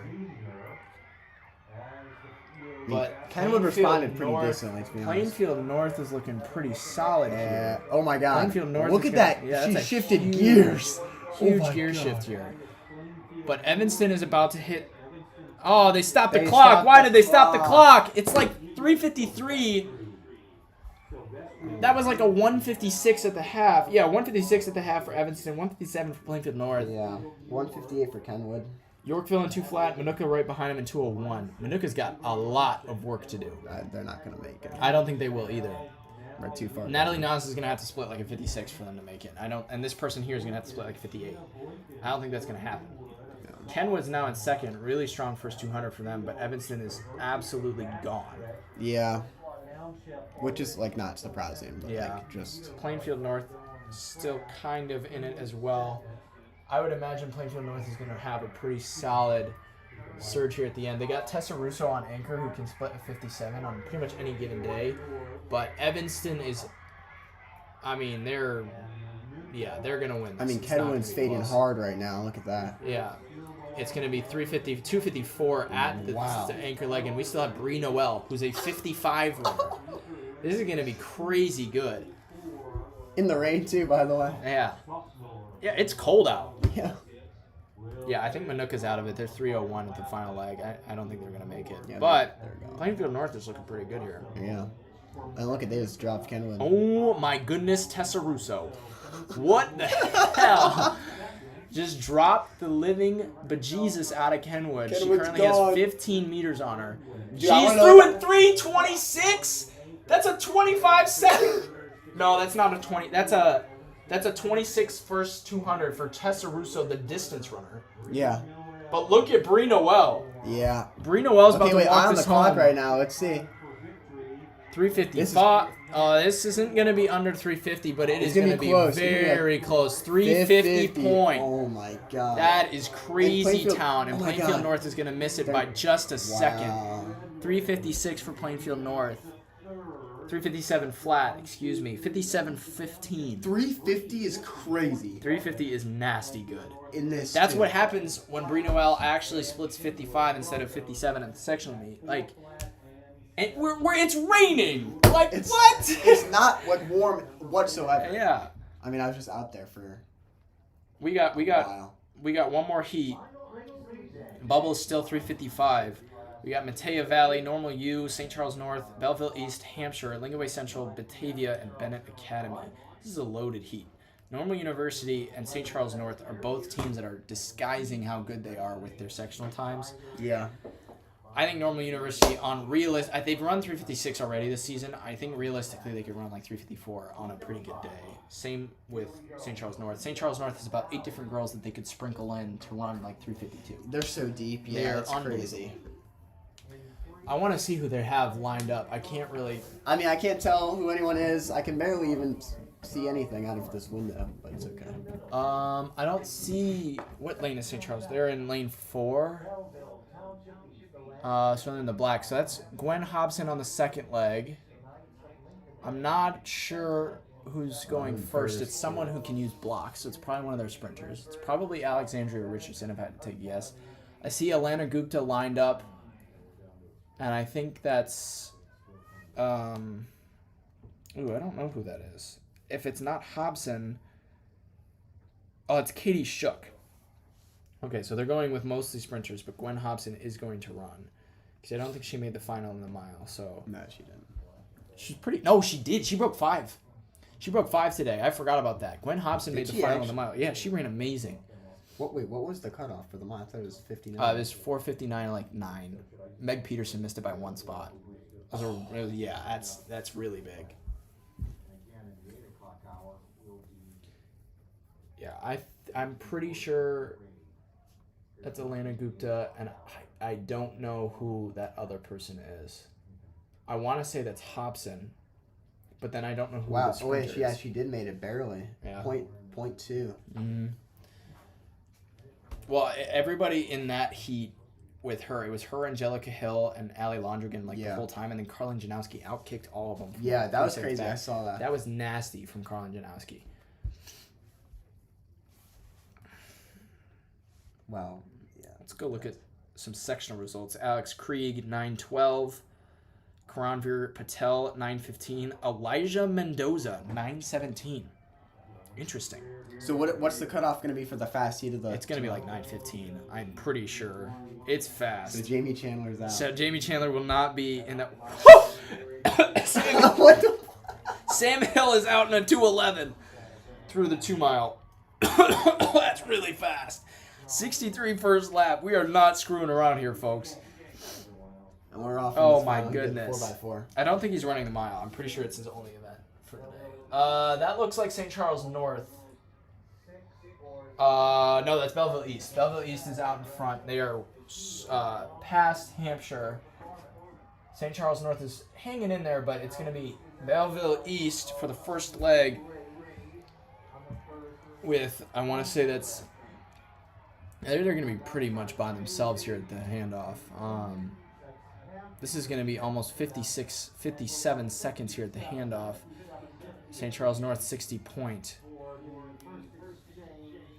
And Belleville East is going to hit the stagger, or the brake line, way in front. And then I think that's Hampshire, and then St. Charles North with Glenbard West. Wait, no, that's Normal University.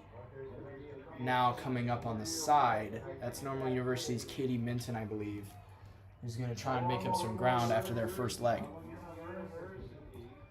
Belleville East is losing their lead a little bit here. But they also return every single runner from their 348 team last year. So, they're really... Or, no, they lost one. But they replaced it with a 60 point instead of a 57. So, it's how much did you really lose? Whoa, look at Normal, though. Normal looks good.